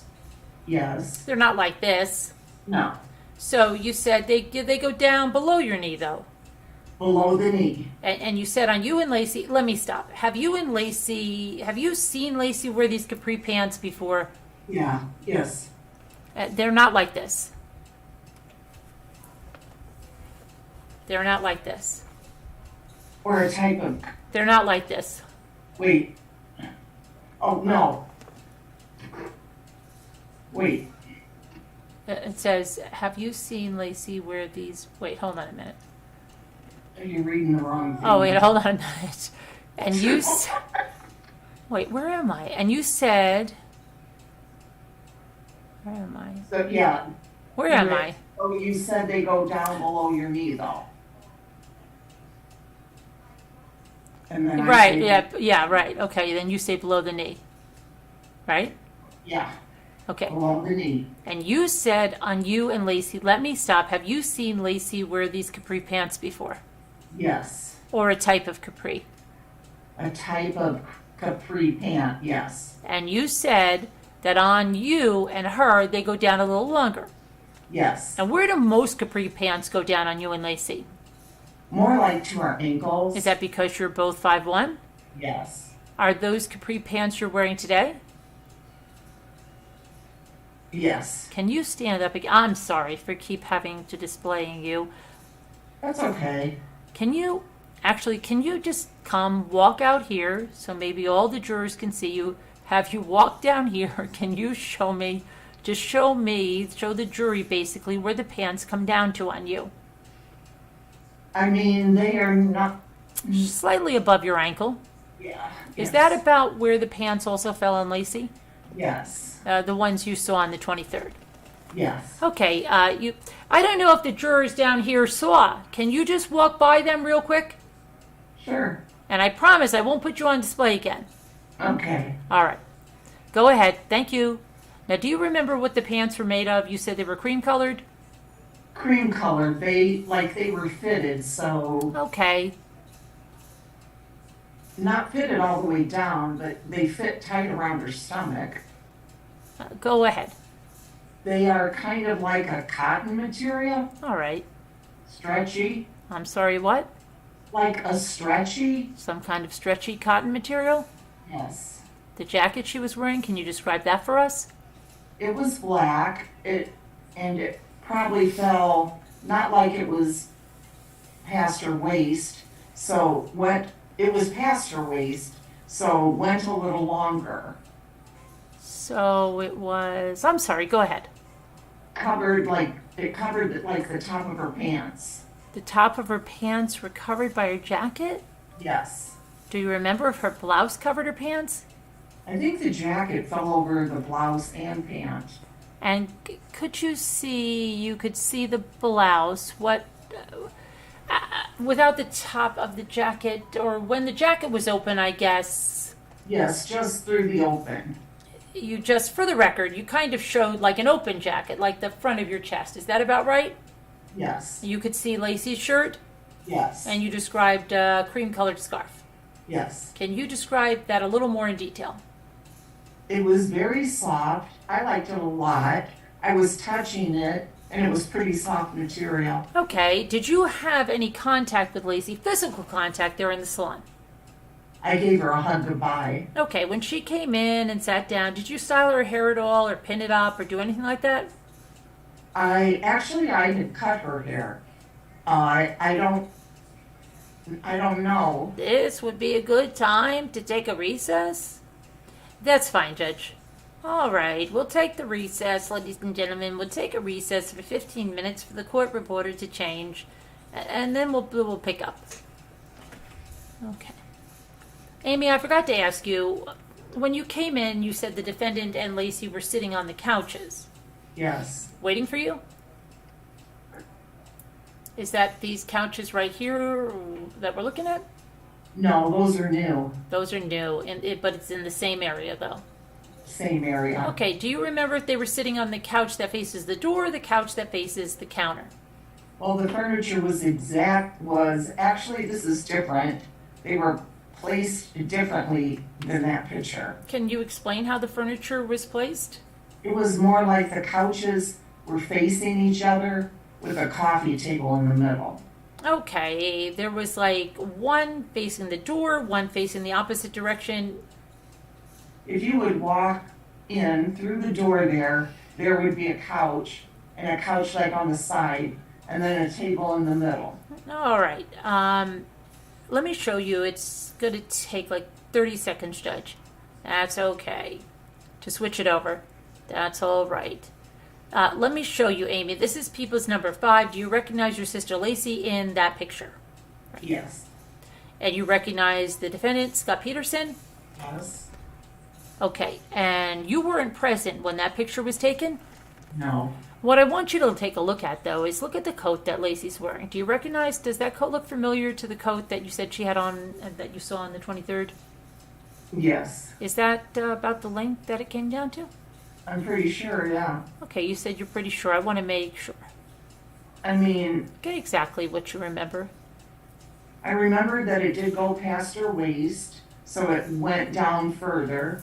I just don't know the exact length, how far it went down. But it looks familiar, yes. Okay, so you don't remember, I mean, seeing her standing like that picture with the coat hanging all the way down.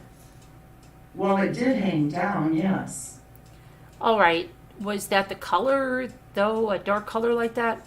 Yes. And do you remember how did it close? Do you remember that? I mean, was it buttons or a tie?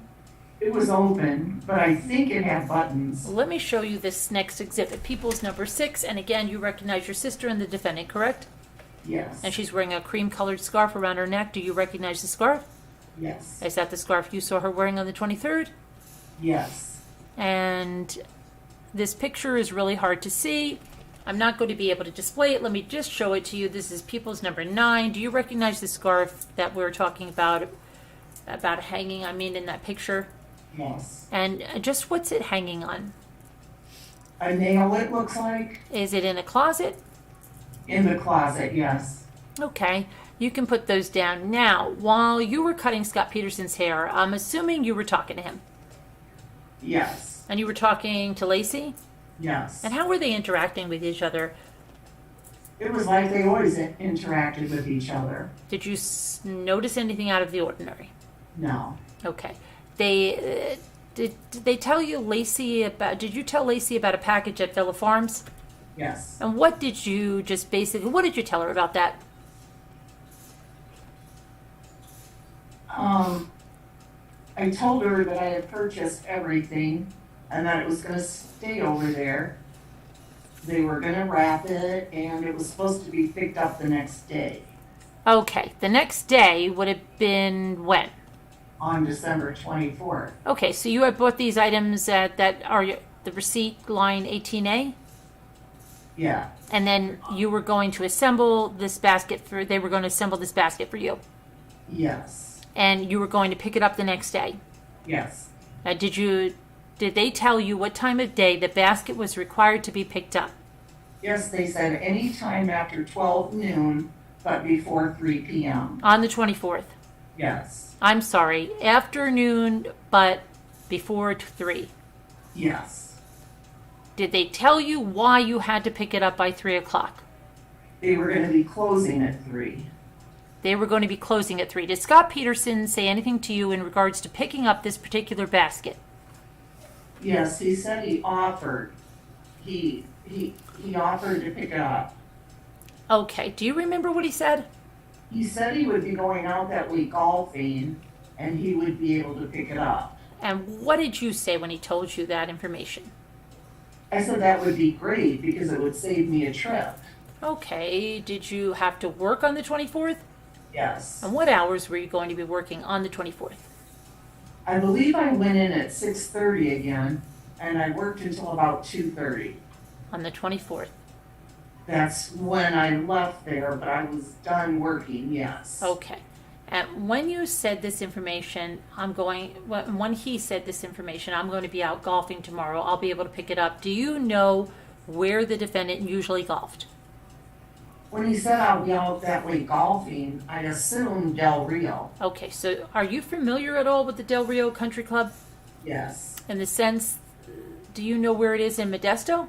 Yes. And where is it? Because these folks here don't know anything about Modesto. Okay. Where is it, like, in relation to the Villa Farms fruit stand? It's like a little north. Well, it is north and a little east. So Okay, is it in the same direction or the same part of town? yeah, on the same side of town. I mean, when I say town, it's out in the country. On the same side. On the same side, is that right? Yes. Okay, and so after the defendant said he could pick this up for you, you said, that would be great. Yes. And did you tell him the information about the hours it had to be picked up? Yes. And what did you tell him? I said that it has to be picked up anytime after 12 noon, but before 3 p.m. Okay. After you talked to him about this and you finished cutting the defendant's hair, did anything else happen at the salon that night? No. What was that?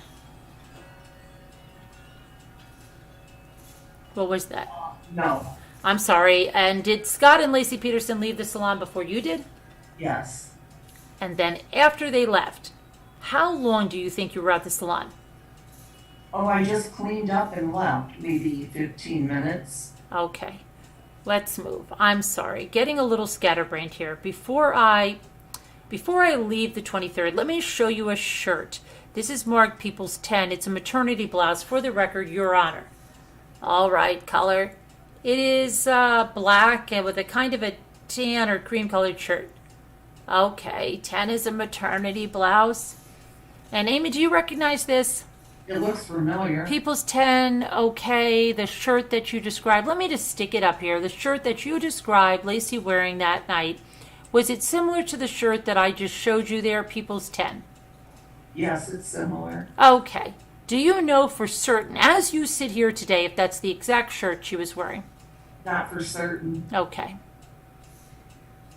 but similar. Okay. What's similar about it? Can you tell the jury why you think the shirt is similar to the one you saw? Because it's a black blouse with a cream design on it.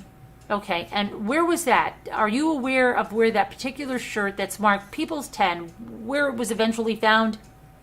Yes. And can you tell the jury about that and where were you involved in locating that? Yes. Go ahead and tell the jury what day was it? Do you remember that you went to the house? I think it was February 18th. Okay, and what house did she go to? Well, yeah, I'm getting there, Judge. When I say the house, I'm talking about 523 Covina.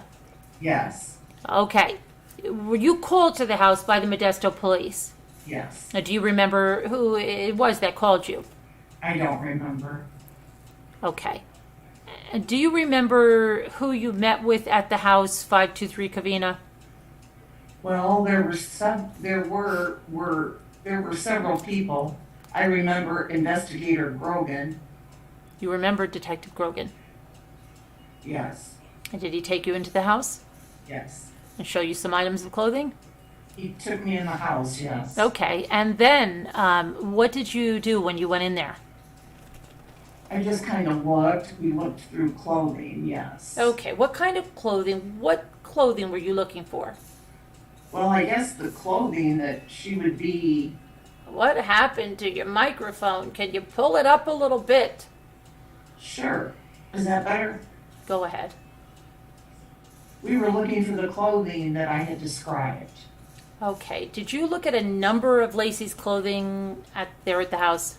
Yes. Can I show the jury on People's 12? Just use the pointer and show them where you went in, how you went into the house on the 18th, and where you went and looked at these items of clothing. Okay, I entered through this gate. Okay, let me stop. That's just for the record. That's gate number 2, right? Yes. Okay. And then into the French doors. Okay, that's the French doors off the kitchen. Yes. Go ahead. And then back into the master bedroom. All right, and did Lacey keep her things, her clothing and jewelry in the master bedroom? Yes, the closet was here. Okay, you can go ahead. Have a seat. Let me show you before we get there. Can we just kick one of the lights, Judge? Sure. I'm getting a lot of glare off the plastic. Thanks. That is, for the record, Your Honor, this is People's 8. It's a photograph with a big number 20 in the middle and some items of jewelry. Yeah. Okay. There we go. In this picture, People's 8, Ms. Rocha, do you see, don't look at the jewelry yet, but do you see a dresser there? Yes. Or a bureau? Can you write on the diagram where that bureau or dresser is on People's 8, where in the room it was located? Yes. And just write, you can write dresser, okay? Thank you. And you went back, you told us you went back into the master bedroom. Right. And oh, yes, and where did you look for clothes? right, in the closet in the dresser. Okay. Did you find? Do you know where that shirt was that we've been talking about? People's number 10. Do you know where People's number 10 was found? Yes, in the dresser on the left-hand side, top drawer. So we're looking at the picture. It's the dresser, the left-hand side of the top drawer. Yes. And how was it placed in the dresser? It was just kind of wadded up. Okay. And did you take it out? Yes. And then who did somebody unwad it or, lay it out? Yeah, I believe it was one of the detectives that were there. Okay, and that's the shirt that we're looking at here, People's 10? Yes. Okay, let me show you another picture. This is People's number 7. Do you see? It's difficult to see. I can show you the actual picture if you need, but do you see that shirt, the blouse we're talking about, People's 10, in the picture designated People's number 7? Yes. And can you just state for the record where it is? In the laundry basket. Okay, it's kind of hanging out of the hamper? Yes. The dresser that you see on the right-hand side of the photograph, People's number 7, is that the same dresser that you told us that marked People's number 12, the diagram? Yes. And that would be the left-hand side of the dresser. Yes. And you said you found it in the upper drawer. Yes. Okay. And did you get into the hamper? Oh, excuse me. How did it get into the hamper? We'll get there, Judge. Oh, okay. I guess, just so everybody's clear, Amy, you don't, other than the fact that you're identifying the shirt that's in this picture, you don't know when this picture was taken, correct? Correct. And you weren't the one that took this picture? No. Okay. Can you see the screen all right? Yeah, I can see. I have to kind of lean forward. Now, going back to one final question about the clothes. When you were there February 18th, did you also look at some scarves? Yes. And did you identify or did you find that scarf, that cream-colored scarf that we've been talking about? Yes. Okay, before we move on, let me ask you some questions about the jewelry. Did you inherit some jewelry from your grandmother? Yes. And when did that take place? That was sometime in November. Sometime in November of 2002. Yes. And was your grandmother on your father's side? Yes. Dennis. Yes. So it was Lacey's grandmother also. Yes. And did you and Lacey both kind of inherit your grandmother's jewelry together? Yes. How is it that you decided to divide up the jewelry, or who would take what kind of jewelry? What was the arrangement? We just had gone through it together and just chose what we both wanted. And there was also things that we would share that would be kept with her. And so that the items that were going to be kept with Lacey, if you wanted to use them or wear them, you could just ask her for them. Oh, yeah. All right. Do you remember what kind of items Lacey got? What type of jewelry items? Well, there's various types. I remember we each got a pair of earrings and we each got a watch. And I think she got some necklaces. There was a large variety of stuff. Okay, so you each kind of went through, found some things that you liked, agreed you could each have that, and the remainder kind of stayed with Lacey. Yes. Okay. Let me show you picture People's 8, and do you recognize the jewelry that is shown in that picture? Yes. And again, do you know when this particular picture was taken? No. Okay, so you weren't involved in taking this picture? No. So all I'm asking you is about some of the jewelry here. Let me ask you about the sapphire ring. Was that the one of the rings that you inherited from your grandmother, or Lacey did, I should say? Yes. What about the diamond face watch Yes. and the diamond pendants, the two diamond pendants? Yes. So those were items Lacey received from your grandmother, and when you both decided to divvy them up, that she kept those. Yes. And then you kept some other items. Yes. Well, let me show you another picture of People's number 4, and do you recognize the watch in that picture? Yes. Okay, let me just show you on the screen so everybody can see what we're talking about. Can you just show these to me? Can you just show these to me before the first time? Yeah, I'll do that. Just the first time. The People's number 4, it's another picture. It's a couple pages of a picture of a watch. Do you recognize that watch? Yes. Is that one of the watches that Lacey inherited from your grandmother? Yes. And is that the watch one that you or Lacey was interested in wearing? No. And why was that? Well, I wasn't interested in it. I didn't think it was my style. And I don't think she felt it was her style either. Okay, can you tell us why that was? Did you want to look at it to see? Well, some of the things were a little gaudy, so I think maybe that's why. I don't know. Okay, well, some of the jewelry that you received from your grandmother a little too ostentatious, I guess, for your tastes. Yes. And did Lacey feel the same way? Yes. Okay, let's go back to December 24th now. So everybody's left the salon from the 23rd, right? Yes. And then you just went home. Yes. Did you talk to Lacey, your sister? Did you speak to her or see her again anytime after 6:45 or 7 o'clock on the 23rd of December? No. No. Okay. On the 24th, you said you were working Yes. and you didn't hear then. I take it from Lacey the entire day. No. Did you hear from, and just in the period that you were working, did you hear from the defendant, Scott Peterson, at all during that entire day? Not while I was at work, no. Okay, at some point that day, did you get a call about that gift basket? Yes. Now, you had arranged or set up for Scott Peterson to pick up that gift basket. Yes. Were you expecting to receive a call from Bella Farms about the gift basket on the 24th? No. Can you tell the court what happened? You got a call at what time? It was around 3:45, and I got a call from Bella Farms, and she just said she was wondering if we were going to be coming out to pick up the basket. And what time was it? 3:45. 3:45 in the afternoon, and you got a call about the gift basket, right? Right. And what happened next? Well, first I was like surprised. I didn't think they were even open still. Mm-hmm. And I just said, no, and I just said, no one's been out there to pick it up? And she said, no. So at that point, I said, okay, I'll be on my way. And then I hung up with her. And I tried to call Scott to maybe catch him if he was out that way still. And what did you try to get a hold of Scott Peterson? Yeah, I called his cell phone. And then I called. Go ahead. And I called Lacey in Scott's house. Was there an answer at the residence?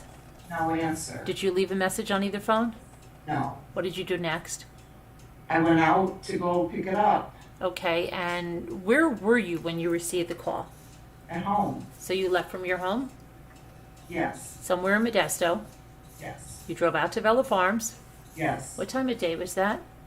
Well, it was close to 4 o'clock, probably by the time I got there, maybe even a few minutes later. Okay, and there were obviously people there. Yes, but they were closing. And you told them you were coming? Yes, So they were closing the place down. And you did pick up the basket. yes. Okay, what happened next? What happened on the 24th? Then I drove back home and Go ahead. that's it. So you were home. I was at home. All right. Did you have plans for Christmas Eve dinner? I was planning to meet up with my dad. Okay, and what time were you supposed to meet up with your father? I can't remember. All right, and do you remember where you were going to meet him? I think at his house. I don't quite remember though. You don't remember for sure? Not for sure. And what, did something happen or did you receive a phone call that caused you not to meet up with your father? Yes, when Scott called my cell phone. Okay, and Scott's the defendant. Yes. And what did he say when he called your cell phone? He was panicked and he was wondering if Lacey had been with me. Do you remember what time it was? I would say somewhere between 5:15 and 5:30. And did he call your cell phone at that time between 5:15 and 5:30? Did you actually speak to him? Yes. All right. Had you received any messages on your cell phone prior to that time? No. Okay. And when you spoke to him, he asked you, was Lacey with you? Yes. And you told him what? No. And did he ask you anything else? He was just asking if she was with me or if I had seen her. Okay. Did he say anything about where he'd been that day? No. At that time, I'm just talking about at that phone call. No. All right. Did you ask him? No. Did you ask him? Probably not because of the situation, but let me just ask you this. Did you ask him, well, where have you been? What about the gift basket? Anything like that? I did not ask him, no. Okay, what happened next? Well, I had asked if maybe she was at my mom's. Uh-huh. If she was at her mom's. Uh-huh. And he said no. Okay, and then, Then he was going to make some calls and call me back. okay, so when you say your mom, you're talking about Sharon. Sharon, yes. And he said he was going to make some calls and then call you back. Yes. And what happened next then? And then I hung up And I think I called my dad after that to let him know. To let him know what? To let him know that Scott had called, because we didn't know what was going on at that point. Okay, what time was that when you said he called you? Around 5:15, 5:30? Yes. And how long did you talk to him? For just like real quick, a couple minutes. Like a couple of minutes? Yeah. And then you called your father? Yes. And how long was that conversation? Just a couple minutes again. And then what happened? I called my mom, Okay, mm-hmm. and then I waited for a little while, and then I just headed over to their house. And when you're talking about their house, you're talking about 523 Covina. Yes. Okay, and what time do you think you got there? I don't remember. Do you have any idea?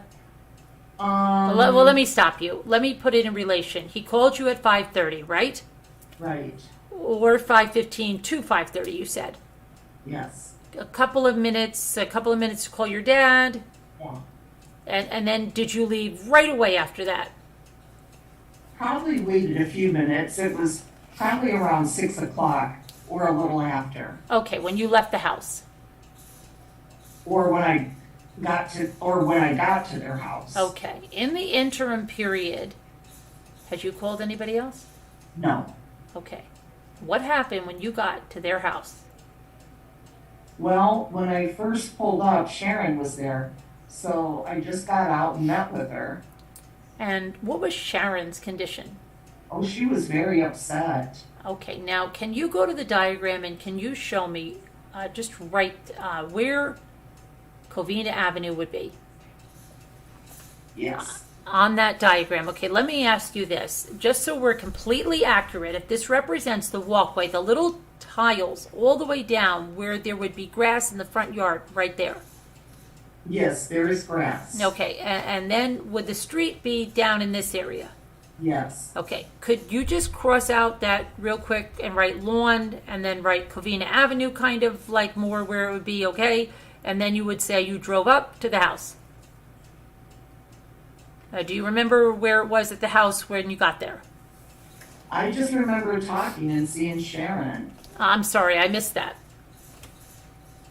Oh, I just remember like first going to Sharon and talking to her. Okay, and then what do you remember happening next? There are more people showing up. Like, can you tell me who some of them were? Some of Lacey's friends, Some of Lacey's friends. Do you remember their names? like Stacy, Stacy what? Bowers, Boyers? Boyers, Okay, who else? There was actually a carload of them that came together. Okay, so there was a large number of people? Yes. Was that like kind of all family and friends? Family and friends, yes. Were you present actually? I don't even want to go there. Just let me next. What happened next? I can't really remember. Okay. We were like all frantic. Everybody was pretty frantic. Yes. When you got to the house, did anybody go down and search in the park or anything in the park? I don't remember. I did not go down there. Okay. Do you know where the park is in relation to the house? Yes. Could you just tell the jury, we have more pictures, but we'll set them up, where the park is in relation to the 523 Covina? Yes, it would be north of their house. Maybe a block up and then down. Okay, so it was a block up and then down. Have you ever seen the path that leads down to the park? Yes. Is it like a steep dirt footpath? Yes. But you didn't go down to that park that night. No. When you got there, was it dark? Yes. Okay, what happened next? What's the next thing that you remember about that night? I just remember more people coming and there were more police there. Okay, the police arrived. Yes. Were the police present at the house when you got there? I'm pretty sure, yes. Okay. Okay, and where did you kind of stand while all this was going on? What were you doing? We were kind of out in the street. In front of their house? Okay. In front of their house. Okay. Was everybody just kind of grouped around there? Yes. And if you don't know this, I don't want you guessing. Can you give me some idea of how many people were there at the house that night? You know, people. You said carloads were arriving. People were coming. Can you give me an idea of how many people were there? Including the police? Including the police. I don't know. Okay. There were quite a few, but I don't know. I can't give you a number. Okay. At this point, on the 24th, there were no media trucks, and were there any media trucks at the house? No. Okay. Well, what happened next then? What was the next thing you remember about that night? The next thing I remember, we started going house to house with a picture of Lacey and asking all the neighbors. And did you do that? I went with one of her friends. Do you remember who you went with? Yes, I can't remember her name. Okay. But Was it just you and that other person? yes. And were you the only people going around with pictures? No, there were a lot of people too.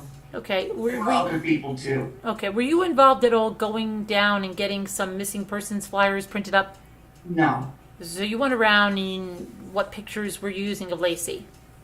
I don't remember. They were just little photos. Like photos from the house? No, like little snapshot-like photos. Do you remember where you got them from? I don't remember. Okay. And did you actually talk to any of the people? Yes. Can you tell me about that? Just take me through what you did. Well, we went house, like door to door, and just asked if they had seen my sister or if they had seen anyone walking a dog. Mm-hmm. And we basically went door to door and everyone said no. On the street? Yeah, just kind of down the block and around. We kind of looped. Okay. You did kind of a loop around the block. Yes. And you actually went up to the houses, talked to people. Yes. And you asked them if they've seen, you showed them a picture of Lacey? Yes. And you asked them if, have you seen my sister Lacey? Yes. Or have you seen a pregnant woman walking a dog, anything like that? Yes. And they all said no? Objection, hearsay, and compound. It is a compound question. Did you get any affirmative response from anybody? No. Next question. All right. How long do you think you did that for? I have no idea. And then at some point, did you return to the house? Yes. 523 Covina? Yes. And what happened? What's the next thing you did? I can't quite remember. I just remember we were all in front of the house, like all on the lawn. Different people were coming still. Do you have any idea what time of night it was at that point? No. Okay. Did you see Scott Peterson that night at all? Yes. Where did you see him? Somewhere out front, like in the yard on the lawn. Did you talk to him at all that night? Yes, but I don't remember clearly what we talked about. Okay. But you do remember that you spoke to him? Yes, like saying hi. But he was kind of all over the place. No. What do you mean by that? I mean, he was talking to different people, so Walking around? yes. He was going around the neighborhood? I don't know. You don't know. Uh-huh. When you say he was going around talking to people, are you talking about there at the house? Yes. So like people that are on the lawn? Yes. Do you see that there were police officers around at all? I think so, yes. Can you tell me about that? I don't remember specifically who he was with. You just saw him talking to some police officers. Yes. Did you see other people talking to the police officers? I can't quite remember. Okay. What happened next then? You did that, you've done this canvas kind of thing with the neighborhood. You came back, you talked about that. You don't have any memory of what time it was by that point, right? No. Okay. What happened next? Just take me through the whole rest of the night. I don't really quite remember much. Okay. I mean, we were there until late and I ended up going home at some point, but Okay, people were pretty upset, of course. yes. Yeah. And you don't know what time it was when you left the house. But then you did go back to your own home. Yes. No, Right? you know first, and you didn't know what time it was when you left the house. No, I don't remember. Okay. But then you did go back to your own home. Yes. Who do you remember? Do you remember who was present when you left?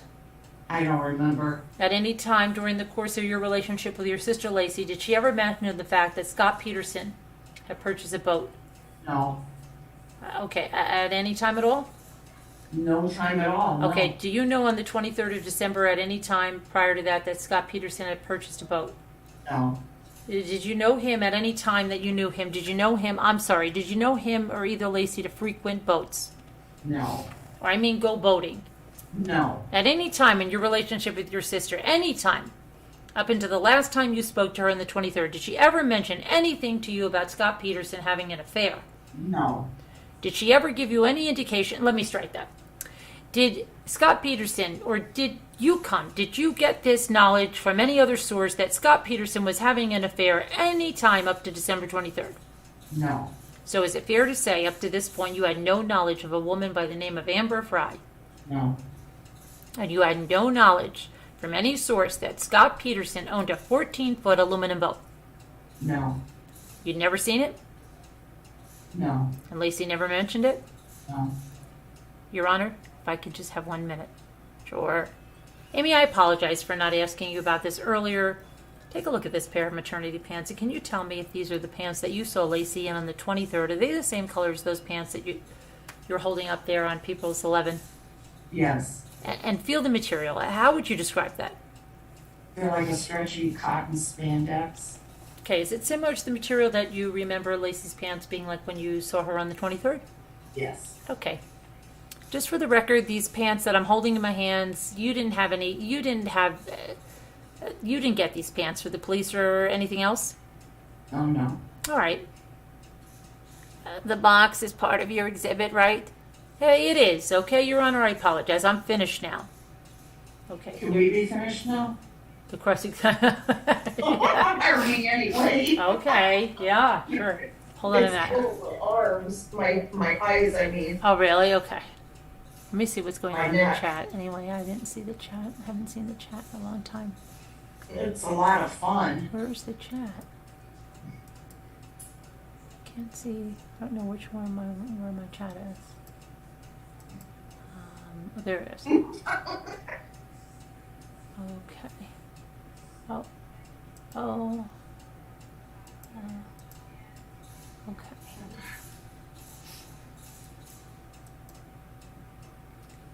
Hi, Nan Sullivan. What happened here? Nice to see you. Hold on a minute. Hi, Sissy Darcy. What happened here? Kevin? Kevin upgraded. So I'm trying to see. My chat's catching up. I see rough upgraded. Thank you. Hold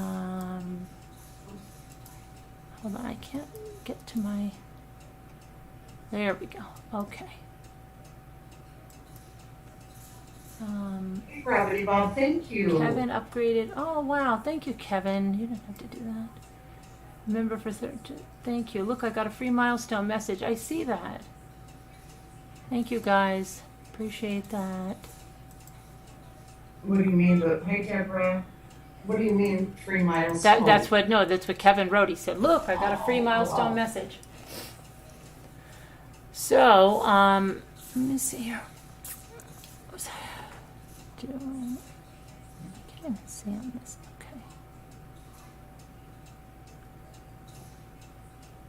Okay. So. Hi, Bad Karma. Bad karma? Yes, Oh, we bad. Somebody's Karma. bad. Waiting. Hi, Bad Karma. How are you? Hi, Nan Sullivan.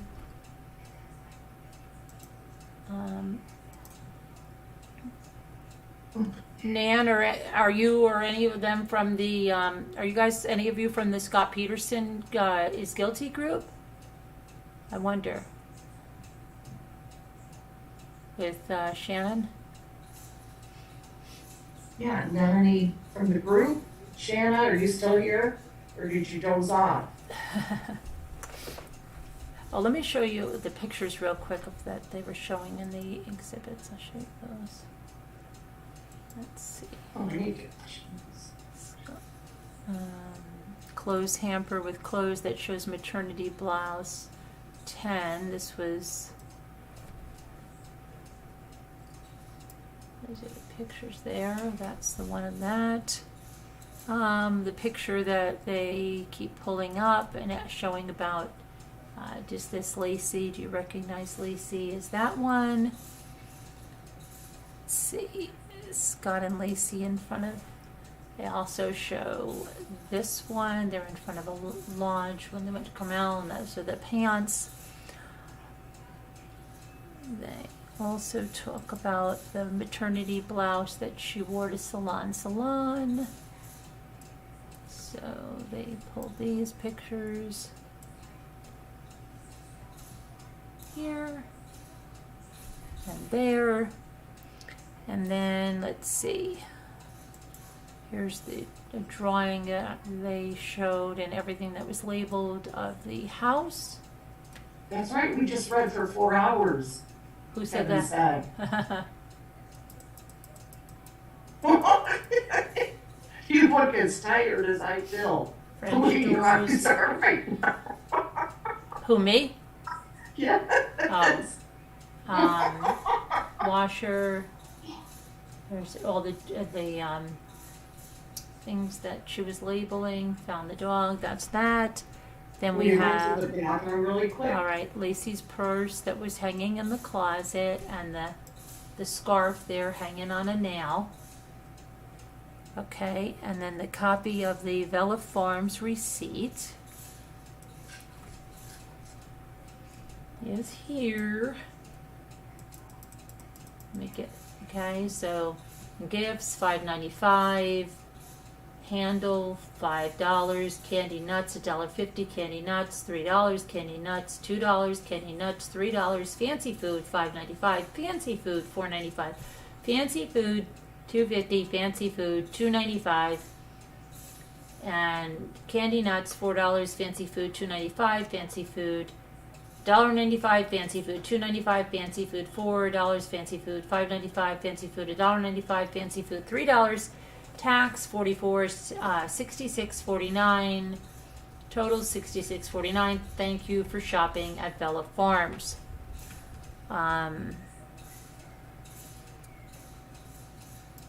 And then there were 3 pairs of tan pants.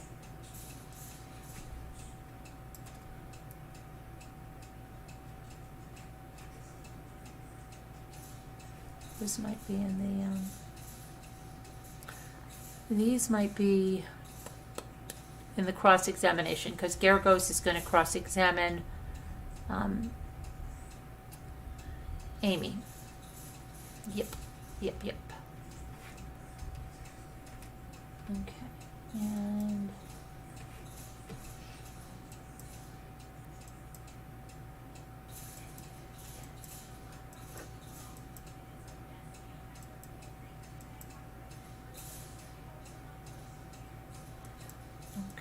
so I think that, let me get rid of some of these pictures here.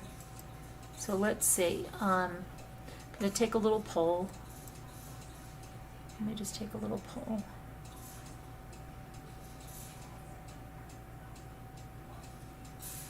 I love hearing you read. Really, Kevin? Okay. And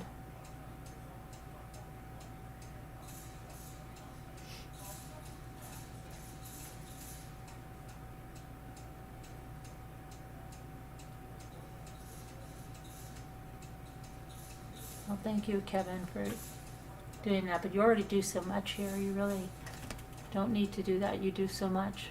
I appreciate you. Thank you. I appreciate all of you. Thank you very much for all that you do. He can put a hook up. I know, he couldn't put a hook. You just put a nail in there, right? Hi, Puddin'. You too? Thanks. Let me... So everybody's good with that, okay? Because I start sometimes I want to have the pictures and we're reading, and then I can't stop, and I show them later, and I think that is we'll get into a rhythm. Yep. So, but thank you both. Oh, you're welcome, Nicole. Hey, Puddin'. Hi, Lark. Nobody. Turn utensil up. What happened to? Cute. Oh, thanks, Pudding. Did you? What's going on, Scooter? Oh, I'm just Do you- trying Oh, to, no. Just looking at Mittens laying up on Lacey. Hey, Pudding. wait, yeah. Yeah. How you doing, Pudding? So, how come you're not on? How come you're not on camera? Oh, I just turned that on. Oh. What are you working on? Any crafts? I did just like 3 I'm working on a 4th one. Where I still have to do mine. I have mine here to do the bottle thing with this one. I Okay. haven't done it yet. oh, I'm gonna do it like that with the see-through blooded? because it has lights in it. See, it has lights in it. And I'm gonna do it. Oh, that's right, you bought it with the lights already. Yeah, it was $1. $1.25. I mean, Let me put a light in this, see if it lights up. hi, all. Jujubes. I still have yours signed. I gotta finish your thanks, Jujubes. I have to finish your thing. I have to do another top coat on it, and I have to put the hanger on it. Make sure And you this send me one your is- address, Jujubes, so I can send it out to you. I wanted to say the people that bought the jars from me, don't worry, I didn't forget. I just don't have the boxes. I can't find small boxes. Our Walmarts don't have them right now. They have big ones. Can you find some box in the store, like a box, like? I've been looking. Don't you buy stuff from Amazon? Yeah, I never have a problem with I boxes. do. Oh, it's too lit up still. You could save your Amazon boxes. I have, I don't have them. I wish I did. Okay, it doesn't, I can't see, but yeah.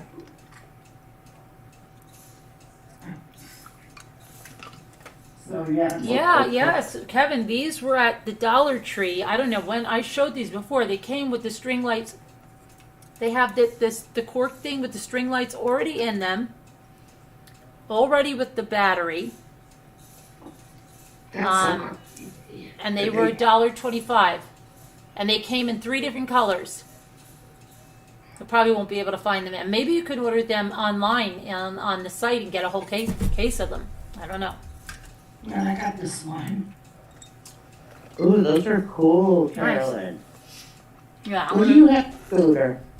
Oh, Very nice. Star. Oh, is that the snow checks? You finally figured out how to use it? Hey, you did a great job, Scooter, on the snow tax. I'm loving the snow tax. Yeah. Great. Did you ever try any on the house roofs or anything like that?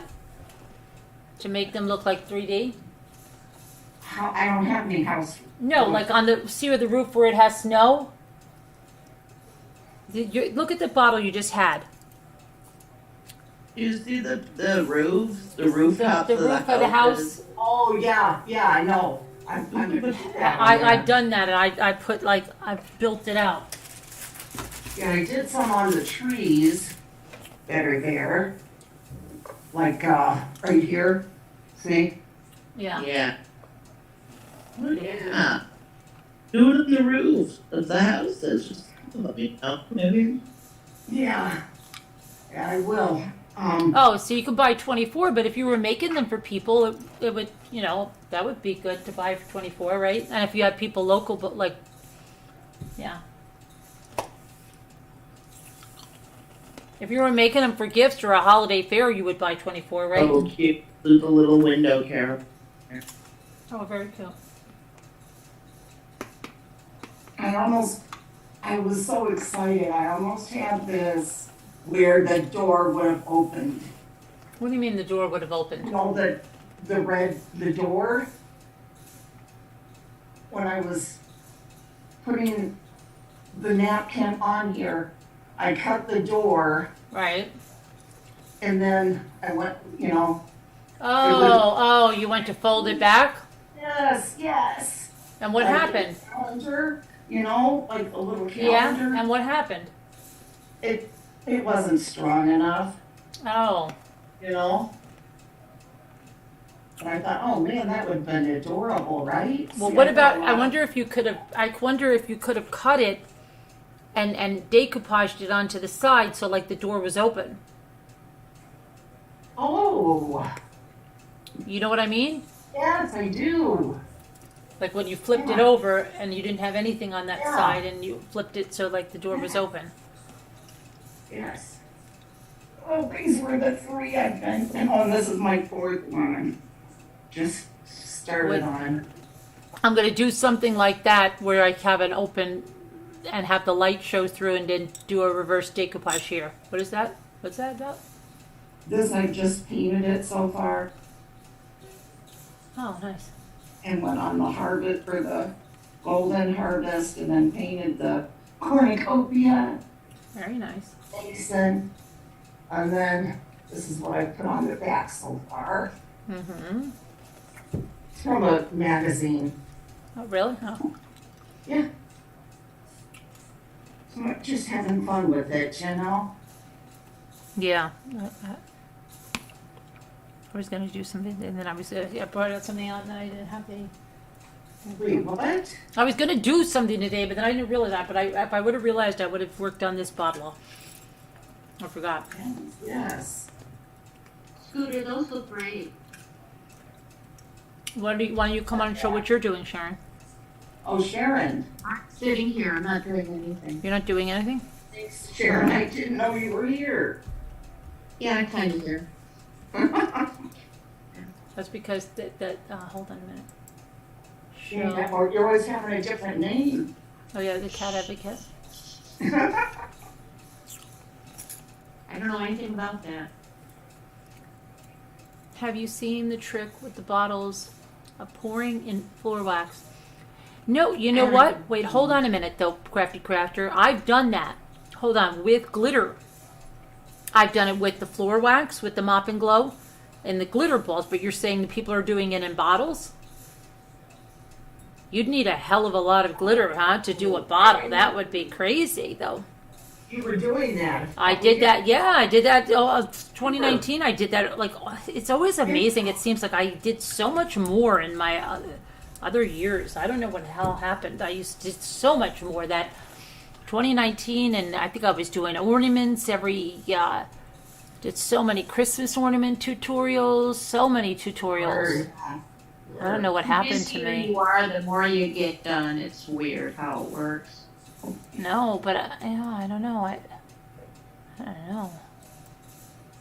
I don't know. I'll show you the glitter. Let me show you, Beth. I have to check out, but wouldn't they need like a ton of glitter for?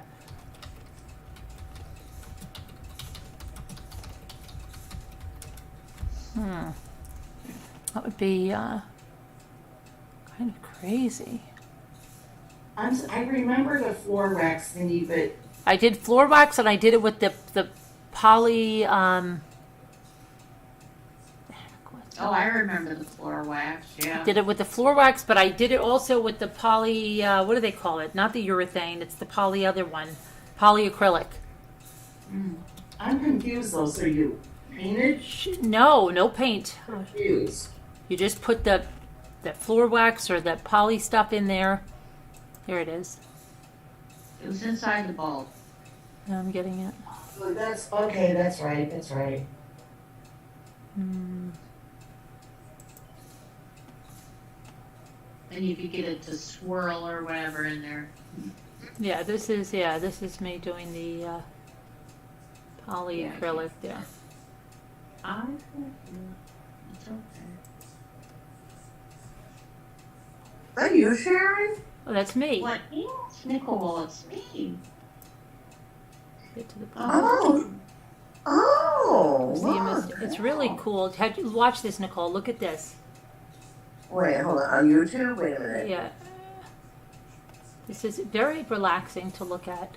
You put the polyacrylic in there and you swirl it around, then you let it drain out. Then you take a little funnel. You make sure your thing is clear. Oh, wow. But watch this part. This is the best part. when they put it in the thing. Watch, just watch this. This is so much fun. I have glitter somewhere. It has to be extra flying glitter. Very fine. And you put it in. Now watch. Believe it or not, it was fun.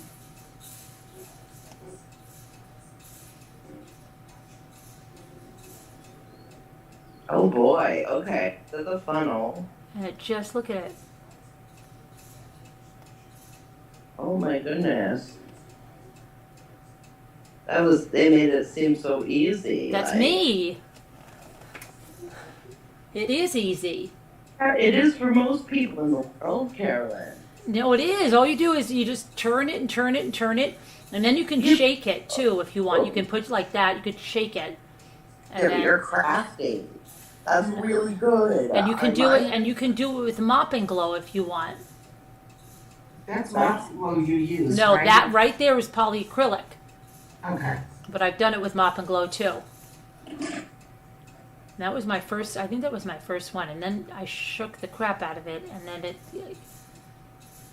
I remember I almost was going to do that at the time, and I didn't. That's really cool.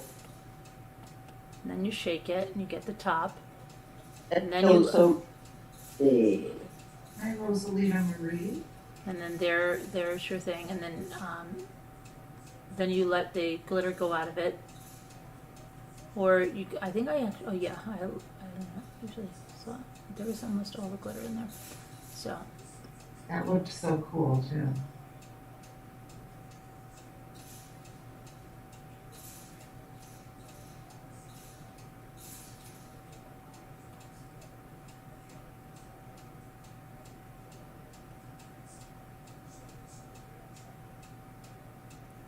uh-oh.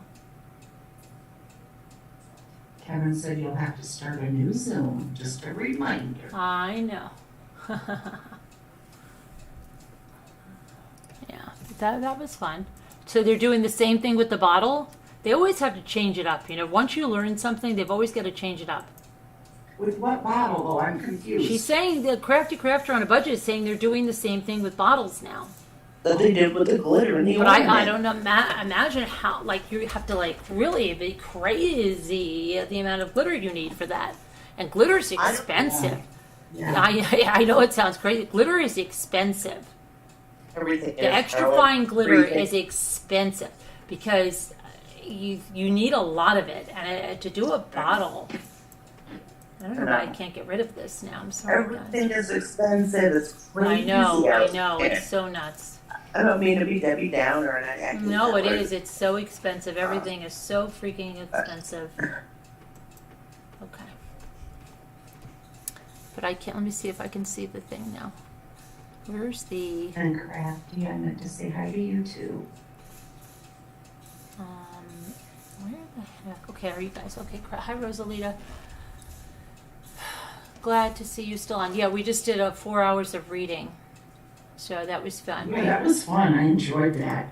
Yeah. Brought back memories, right? Yeah. I don't believe it was 2 years ago that we did that. Doesn't feel like 2 years ago, does it? In a way, it does. When somebody asked me what that felt like, I literally felt like it was the most a year ago around this time. And then somebody said yes, and then somebody said no. It was back in 2020 because remember we were talking about it and some people we had to read, and I was like, well, wait a minute, that's a long time ago. It seems like it was a while ago. It didn't seem like that to me. I swear to you, I felt like it was about a year ago at the most. And this crap you're showing, that seems forever ago. That does, but the reading doesn't seem like that. It's so weird. And I wonder when I made those other ornaments, like with the Scrabble letters and stuff, was that in 2019 or 2020? I don't know. All dollar stores have the glitter and cheap, but you need a lot. I bought the one from the dollar store, but you only get in the little tiny bags, or you get those little tiny vials, and those don't last long at all. That's not cheap, like $1.25. Maybe, I don't know. You can get a big. Used to be able to get a big thing like that for like, and now it's probably $4 there. But even that doesn't last that long. Yeah. Really, Robbity Bob says yes. It was 2 years ago. It's when Robbity Bob started listening here. Oh, wow. Okay, Robbie. I can't believe that, Robert. I really can't. I wonder how long we did it for. How long did we do it for? Maybe We it was- read through quite a bit of that. I know, but I'm almost forgetting a lot of it. And I don't know what made us stop. I don't think we ever did the opening statements before, because I know those were different, because we started on the Oh, we didn't testimony. get that far. But, But we did a lot of it. yeah, but I wonder when's the last time we did it. Maybe we did something like a year, I don't know. It seems like it was crazy. It was a readathon. Yeah, readathon. Wonder how much glitter per ornament you need. You don't need that much glitter per ornament, especially a small one, but how much do you need for a jar, Crafty Crafter? And let me ask you something. What do you do? Like, okay, here's the thing. Once you do that to a jar, you can't really put something on the inside, right? Because it's, what do they do? Tell me what they do with the jar. I'm not getting it. Maybe I'm not getting it. That's what I can't. I mean, I can see where with the balls. Member for 30 months. Thank you for being a Rambler Special Agent, Larky. Member for 30 months. Love you too, Lark.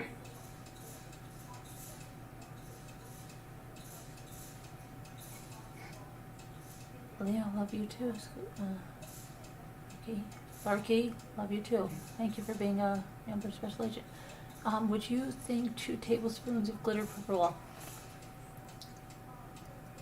I don't even think, and a small ball, I don't even think you'd need 2 tablespoons. And you can always add more as you swirl it around. We should do that again. Right, yeah. We're supposed to do the ornament thing. Everybody should bring an ornament to do What do you mean? What's the ornament for thing? Sunday. Maybe we can do Oh. that by Sunday, because it is Sunday. That'll be a week. So on Sunday, we can have a craft thing where everybody shows at least one ornament they're making. And if you can't get an ornament list, you can still bring the ornament that you're making and then give everybody a list then. You know what I mean? So if you're doing do-it-yourself ornament, we have an ornament-a-thon. Schedule that for Sunday, maybe. So I can do a shell. Yeah, as an ornament. I've been Shells. organizing napkins like all day. It's driving me crazy. I've been so into these freaking jars. Where do you store all your shells and everything? Oh, I've got them in, wait, which ones? The ones I've done or the ones? Like all of them. In the garage, I have, The undone ones? that we make, that we got. Yeah. The ones that I bought, like from you and Right. like Tammy sent me. I got Yeah. them right here in a couple of boxes, right here under the table.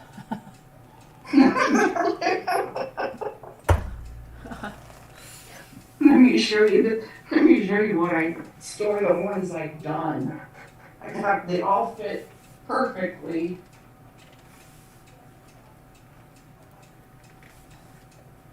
Oh, it's heavy. Right, because the glitter would get all over it. So you use a color, you can use your round and just change the embellishment. But Carolyn. oh my gosh.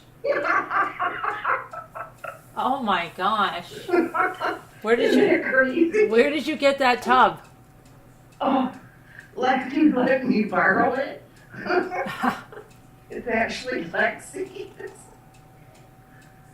They use this for her open house. Those are Oh, wait, okay. those are done? Those shells that are in there? Yes, these are done. What do you let people pick parting gifts as they leave? Oh, yeah, I'm going to. I said that I was going to do that and make somebody one for Thanksgiving. Yeah, I gotta get on back on my shells here with my ornaments and stuff. There's plenty more that aren't done. Oh my god, just lay them here. What? I think I bought some glow in the dark pink too. Yeah, I still don't understand. She's saying right because the glitter would get all over what's ever in the jar. Use a color you can use year round, and then just change the embellishments with the seasons. So, you know what, Beth? Oh gosh, Crafty Crafter. Can you send me a link to something like so that I can look at what the heck you're talking about? Because I don't really get it. Yeah, I don't get it either. When you say embellishments, they like decorate the outside of the jar then?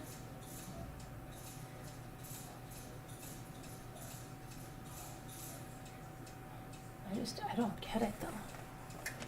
How does it look? It looks really good.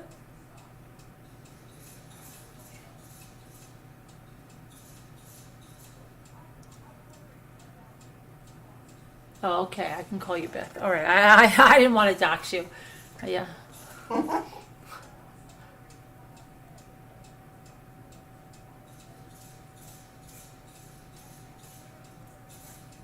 Maybe I'll take this whole thing of shells on Christmas Eve.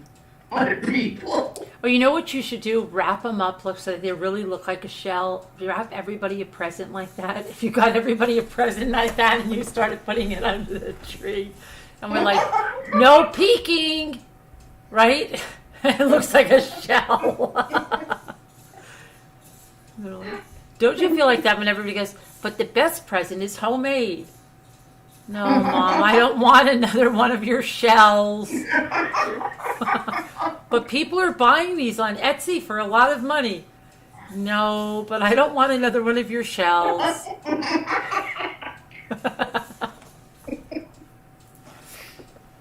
They're popular. People love them. That's what I'm sending out to all the mods this year is a nice shell. What? That's what all the mods are getting for Christmas this year. A nice decoupage shell.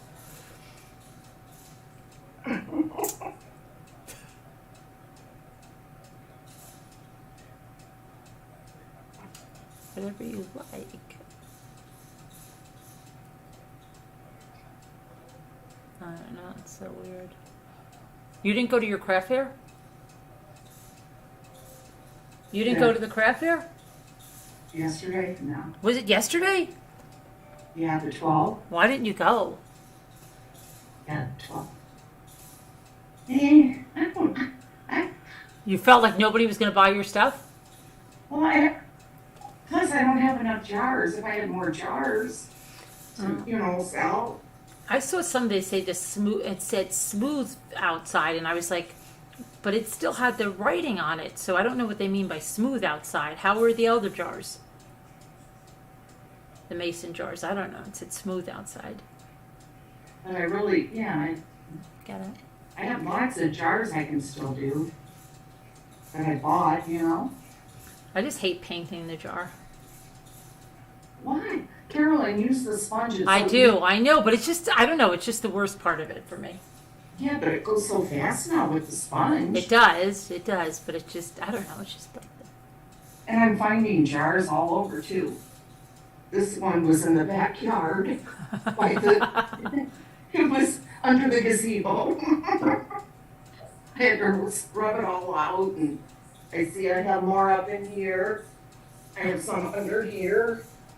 They're like popping out of everywhere. Shell, stocking stuff. I watched something, a stupid jar, I'm like, oh, that's like what? Yeah, I know. And you have not done cans, have you?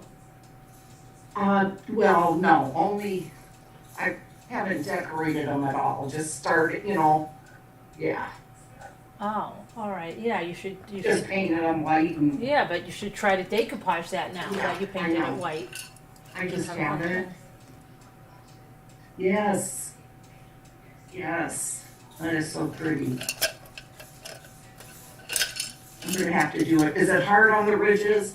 No, the ridges actually make it easy because it like takes it in so it doesn't wrinkle. So if you go like that and it goes in the ridges and then it's like, yeah, I like the ridges. Yeah, I'll be doing, yeah. And then have all your cans. And I just haven't. Here's your new desk set. They make those. They put 3 cans and they put them on like a tray. You got it all. That's the hard part is the painting. You should have it all done. Yeah, that's like one of the first things I painted. So, Hi, and Ellen. then, that's gonna be hard with those ridges. I don't know. It's not hard with the ridges. It's actually easy. Just have a. Okay, I'm Easy. excited. I took the charcoal. It's so dumb. Oh man. I have pink ones, green ones, clear ones, big ones, little ones, medium size. Mason, ball, care, Kerr. K-E. Oh, care. Like I said, they're popping up all over the house. Yeah. You know, you don't even think about them. Did you? What did you do? You didn't decoupage any of the blue or pink ones, did you? No, Carolyn, I No. haven't. I don't think I would. Yeah, but I have to. I don't know. They look. I don't know. What's the point in me having them if I don't? I don't know. I don't know that I would. I think maybe I would use those for something else, Like what? like storing stuff. Like what though? That is a good idea. I mean, lots of things. I only have 2 pink and then quite a few of the green. I just don't think. Would you guys paint the red and green and blue jars? I don't think I would paint them. I don't have blue, but I would love blue. I thought you got blue. Not the pink. I haven't. I wouldn't. I don't think I would. I want blue. I love blue. Come get your jars. I don't think I would. I don't think I would. Crafty, I use I bought even some actual real sponges too. Yeah, no, So- the daubers are, I thought the makeup sponges would be really good, Crafty, but what works better is the one that's on the little stick. But do you find you have to constantly replace that, right? Doesn't it, like, Yeah, I keep after a washing few jars, it's like, yeah, even when you wash it, it was like a few jars and Yeah. it'll come off the stick, or it's like, yeah. Yes, this one came off. Yeah, but they're I don't know, they're just different than when you try to use. I tried to use the makeup sponge, maybe because it wasn't so absorbent. Somebody showed the actual like the yeah. Oh, you got those? I was just gonna tell you. Where'd you get those? Did they work well? I don't know. I was gonna tell you. I'm gonna try those. I saw people using those. Where did you get those? Hobby Lobby or Michael's or something. Yeah, I But saw. I just haven't used them. Or wait, maybe it was Walmart even. People said I wouldn't paint the colored jars. I bought these Crafty for my sister-in-law. Right, a jar for Dave, a jar for Lexi. And they'll be like, oh crap, we got jars again. But I made it for you. Yeah.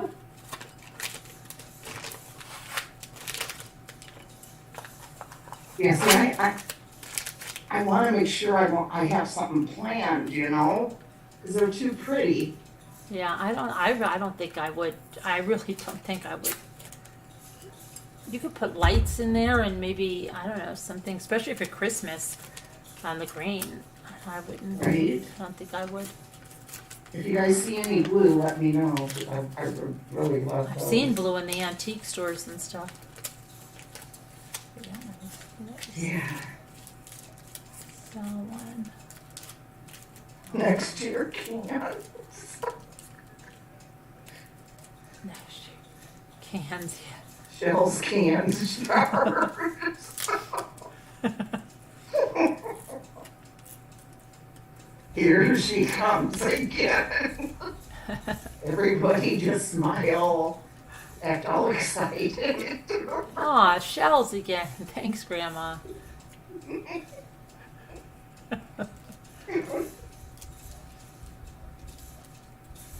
I don't think. No paint on colored jars, but decoupage pieces that go with the jar color. I don't know that it would, Kevin. I don't know, because it's so weird that things don't pop sometimes with not. I've even seen like on a wood piece that you'd think It's not even. You have to paint it white to really make it pop.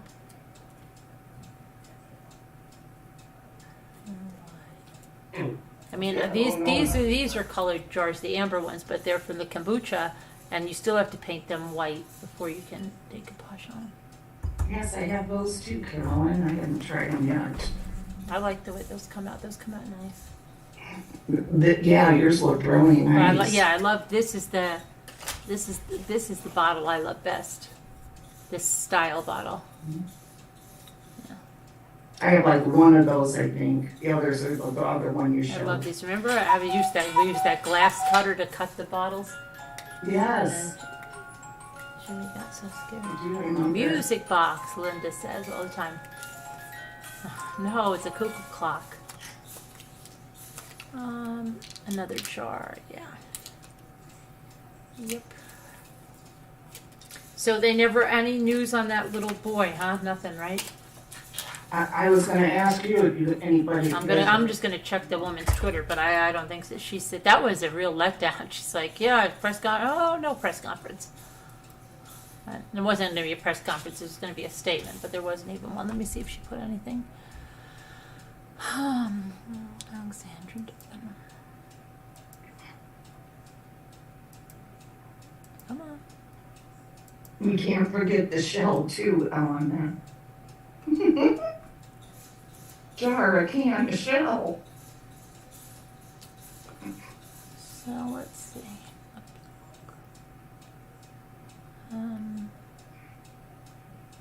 Everything must change. What is that? Yeah, What is that?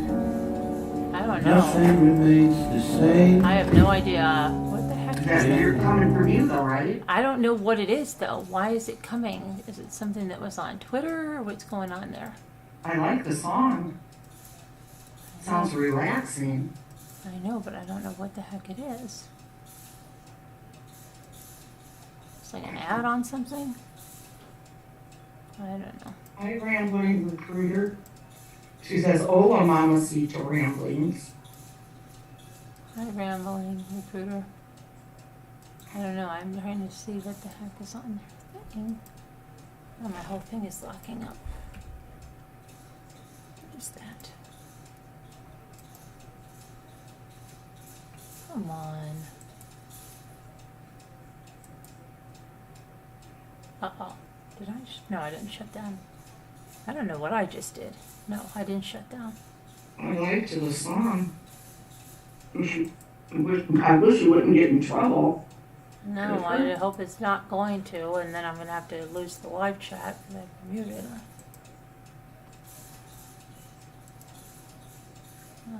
I got really nervous though a few days ago because you know what? What? All of a sudden I lost interest in this. In the jars? All kinds of everything for decoupage. Really? Yes. I don't know what the freak is I going got on. really scared. That, I can't, no, come on, you can't be that way. You got all this stuff, you gotta do this. Mm-hmm. Yeah, that's good to push yourself like that. It keeps you going, and keeps you creating. If you keep challenging yourself, Scooter, you do a good job. I have to go back now. My whole Google. Thanks for coming. Well, I'm doing my packages. I had a copy. I have to figure out where the freak. Gotta get my Google back on. My phone's down. Hola, ¿cómo estás? That's for Rambling Recruiter. Okay, now let's go here. YouTube.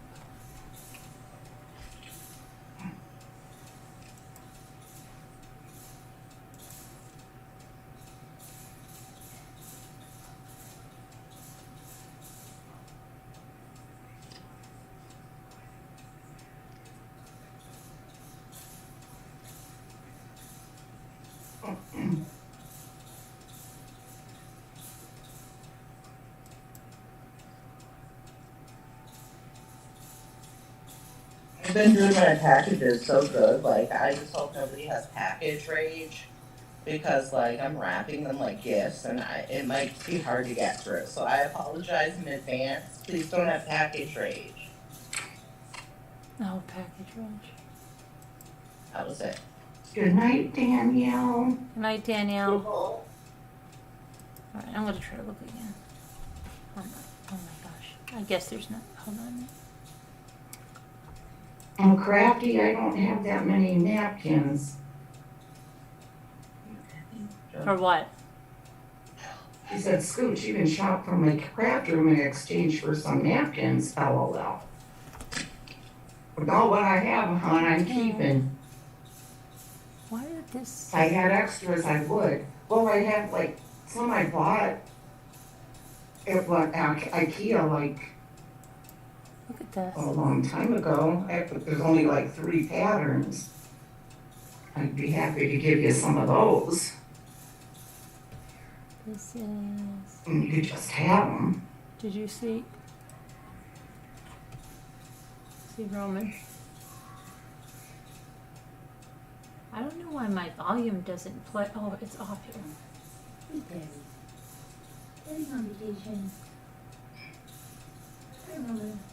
How are you? What's going on? Are you okay? Oh, I watched that. It was so cute. I gave you a like. It was so adorable. Daddy's on vacation. Hi, Roman. How are you? What's going on? He's so cute. He's so pathetic. When he came here, he just sat in the bed, and Jimmy's like, "What's the matter? Your dad's coming back." But he. Is he still there? Or did he Oh get yeah, him? he's here for the whole week.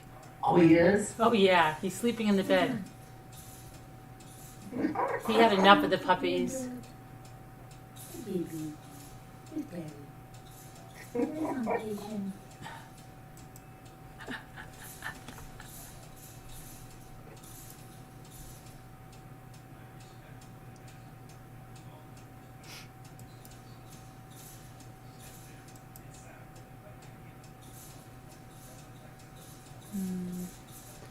Okay, what do we have? So we'll move on.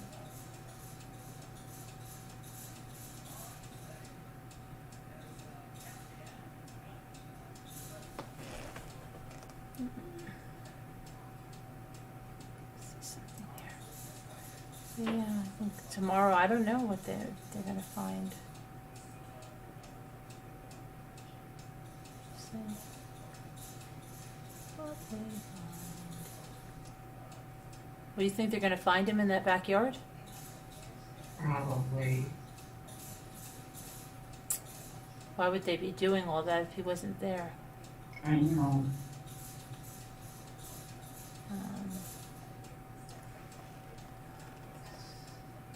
It's heartbreaking. Yeah. Mm-hmm. Oh. That's interesting. When was Saturday's the auction? Okay.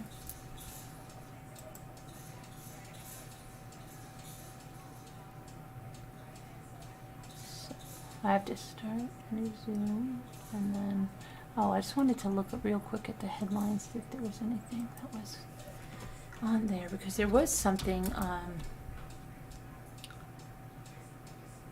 what's this 12-year-old? And just his little face, you know, he looks like he would be, his nickname would be Monkey. It's so fitting. Yeah, but I wonder what Like a happened. little Yeah, monkey. how it's so weird. And then what's this scooter? Is that Yeah, what was that, John? maybe he rode it? Maybe he got off and rode a scooter somewhere, and I don't know. That's where they found it? Like, I don't know. All I hear is that there's a picture of a scooter or something that's become.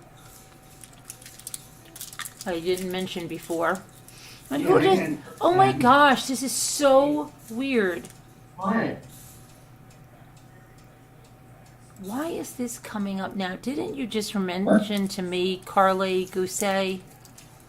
Why? I don't know. It Yeah. just came up in my thing, and maybe it heard me or something. If it's not Oh new, yeah, they all do. It's like just for advertising your phone. I'm sure your phone has like. It's I'm not- sure. it's not new news though. No? No, it's just I don't know why it came up like as if it was new news. It hurt, yeah, it's okay. NBD. I'm drinking Dr. Pepper. Dr. Pepper. Yeah, I'm awake now. I fell asleep before, and then I woke up, and it was like, I heard that, and I just woke up. Some Alaskan man killed his girlfriend's baby daughter while trying to get her to sleep so he could play video games. Crazy.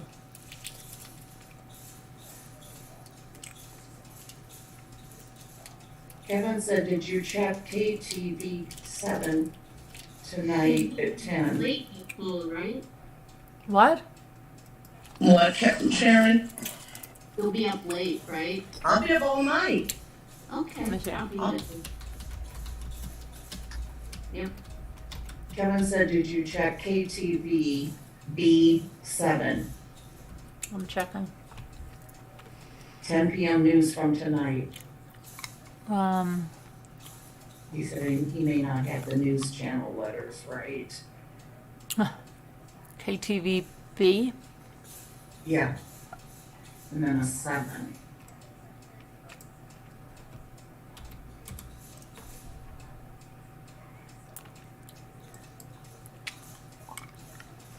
Looks like 12 hours ago. That's not the right time then. Yeah, that would be it. Let me see. News.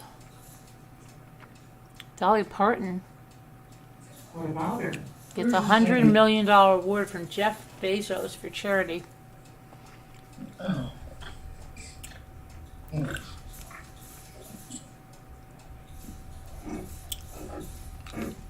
Drug manufacturer Eli Lilly is not making insulin free. Oh no, I'm sure they're not, yeah. I don't even know what that's about.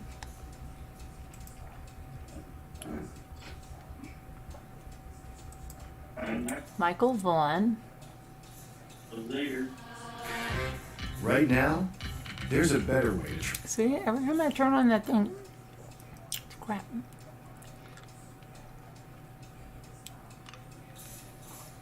I don't see anything except authorities are searching. Let's see.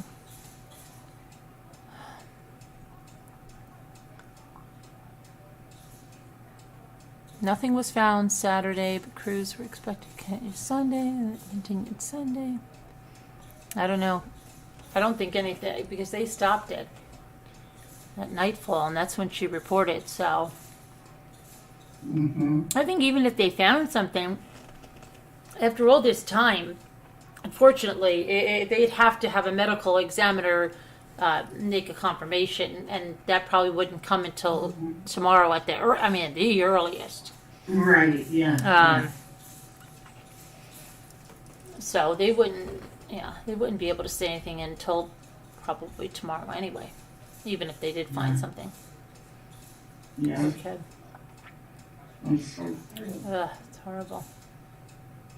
I don't know why. All these people. Not so, but okay, I guess I'm gonna start a new Zoom. I have an appointment. I have tomorrow at 2 on Zoom. Yeah, but on Zoom. So if you guys are in here, I'm just gonna have to. Oh, she's gonna give me. I think she gives me her Zoom. So yeah, that's no problem. No conflict. Okay. So I'm gonna start a new Zoom. But thanks for coming on, Scooter. It was fun. Well, thank you. I actually got a thank you for coming on.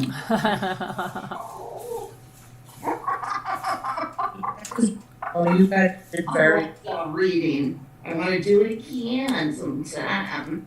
very good. Well, we're doing it every night. We got to do the I know. we got to do the cross examination of Yeah, right. I'm sure other people want Amy to read. Rocha. Yeah.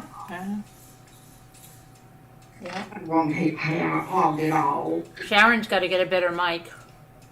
Yeah. Under, yeah. 15, 12. We need a judge and the court reporter. I remember she constantly interrupted too. And the Yes, judge, and I I never know. saw a judge like this judge, he's always like in the middle of everything. Yes. The way you're doing his voice this time. It's like he's dying or something. Oh my god. Well, he's annoying. Like, and then Garagos is funny. Like, he just always making jokes like through the thing. Like, what happened to the beef jerky sticks at the Trader Joe's? Yeah. You stopped making those? Let me ask you something. That's like, what the heck? Oh, hi, Eva. Hi, Eva. Eva Pole. Yeah, I will be back up reading. I think it's fun. You're really good at it, Scooter. Carolyn, too. Liza. So we don't know how he's connected. No, we don't know how anything is connected to the family. I think that they kind of mentioned that they don't want to give out information because they want to make sure they have a really good case going forward and not to mess anything up. So that's a good thing. But they're not- Yes. Same with the Delphi, Mhm. Keep everything close to the chest. He's supposed to go back to court this month, right? Isn't he? I mean, yeah. Doesn't he have something coming up? Yes. You're right. Did he get his public defender? I don't know. I'm sure he will. I mean, Oh, yeah. Definitely. Oh, he will. it looks like the wife is standing by him right now. Oh, I thought when they said she moved out of the house, but she just moved out of the house for like safety reasons. It's saying. mhm. I don't know. Wow, really? Well, That's crazy. I don't know. and then we got to find out what that guy that wants that speedy trial. The Oh, guy that who's killed. The guy that killed his wife and not his wife, his girlfriend, the one that stabbed the other girl. Oh, yeah. That's supposed to. They were out because of the hurricane, I think. Nicole, he ruined everything. I'm sorry. Okay, Nicole. Apologize for the inconvenience. And then that crazy case in the UK of that nurse. Yeah, That's nuts. I'll say. Oh my gosh, and she's just so callous. I just feel like punching her in the face. I know. Right? She's so, like, what she did to people's lives and for what reason? Why would she?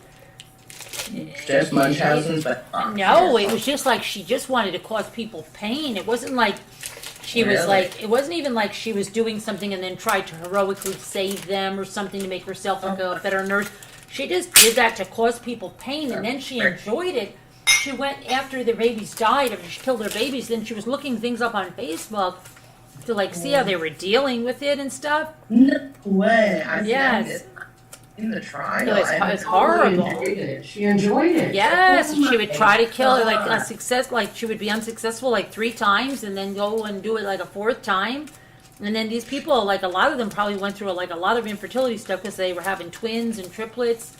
And she was killing babies off, and those kids will live like forever. The ones that survived, where's their sibling? I mean, it's horrible. She impacted so many lives for the rest of Some of those that all I do remember is that I think some of those parents were going through IVF in vitro. That's what I'm saying, and they probably tried very hard to have those babies, and I don't then they have them, and then somebody just kills them. I mean, it's unbelievable.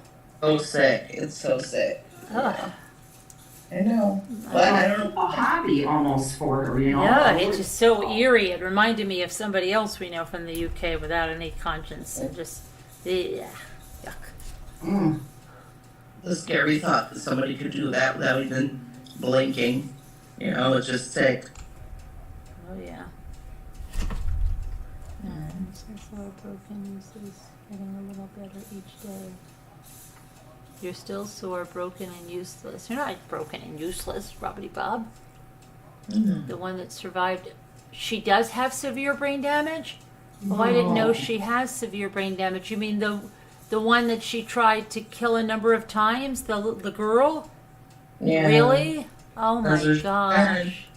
That's what Puddin said, and then Robert E. But now, useless at all. How terrible. Yeah, that's horrible. I Don't forget to hit the like, please. don't understand that. That's crazy. But all right, I'm gonna hold on. We'll restart the Zoom, but we'll see you guys. Thank you so much for stay on the panel for a minute. Stay on the panel for a minute.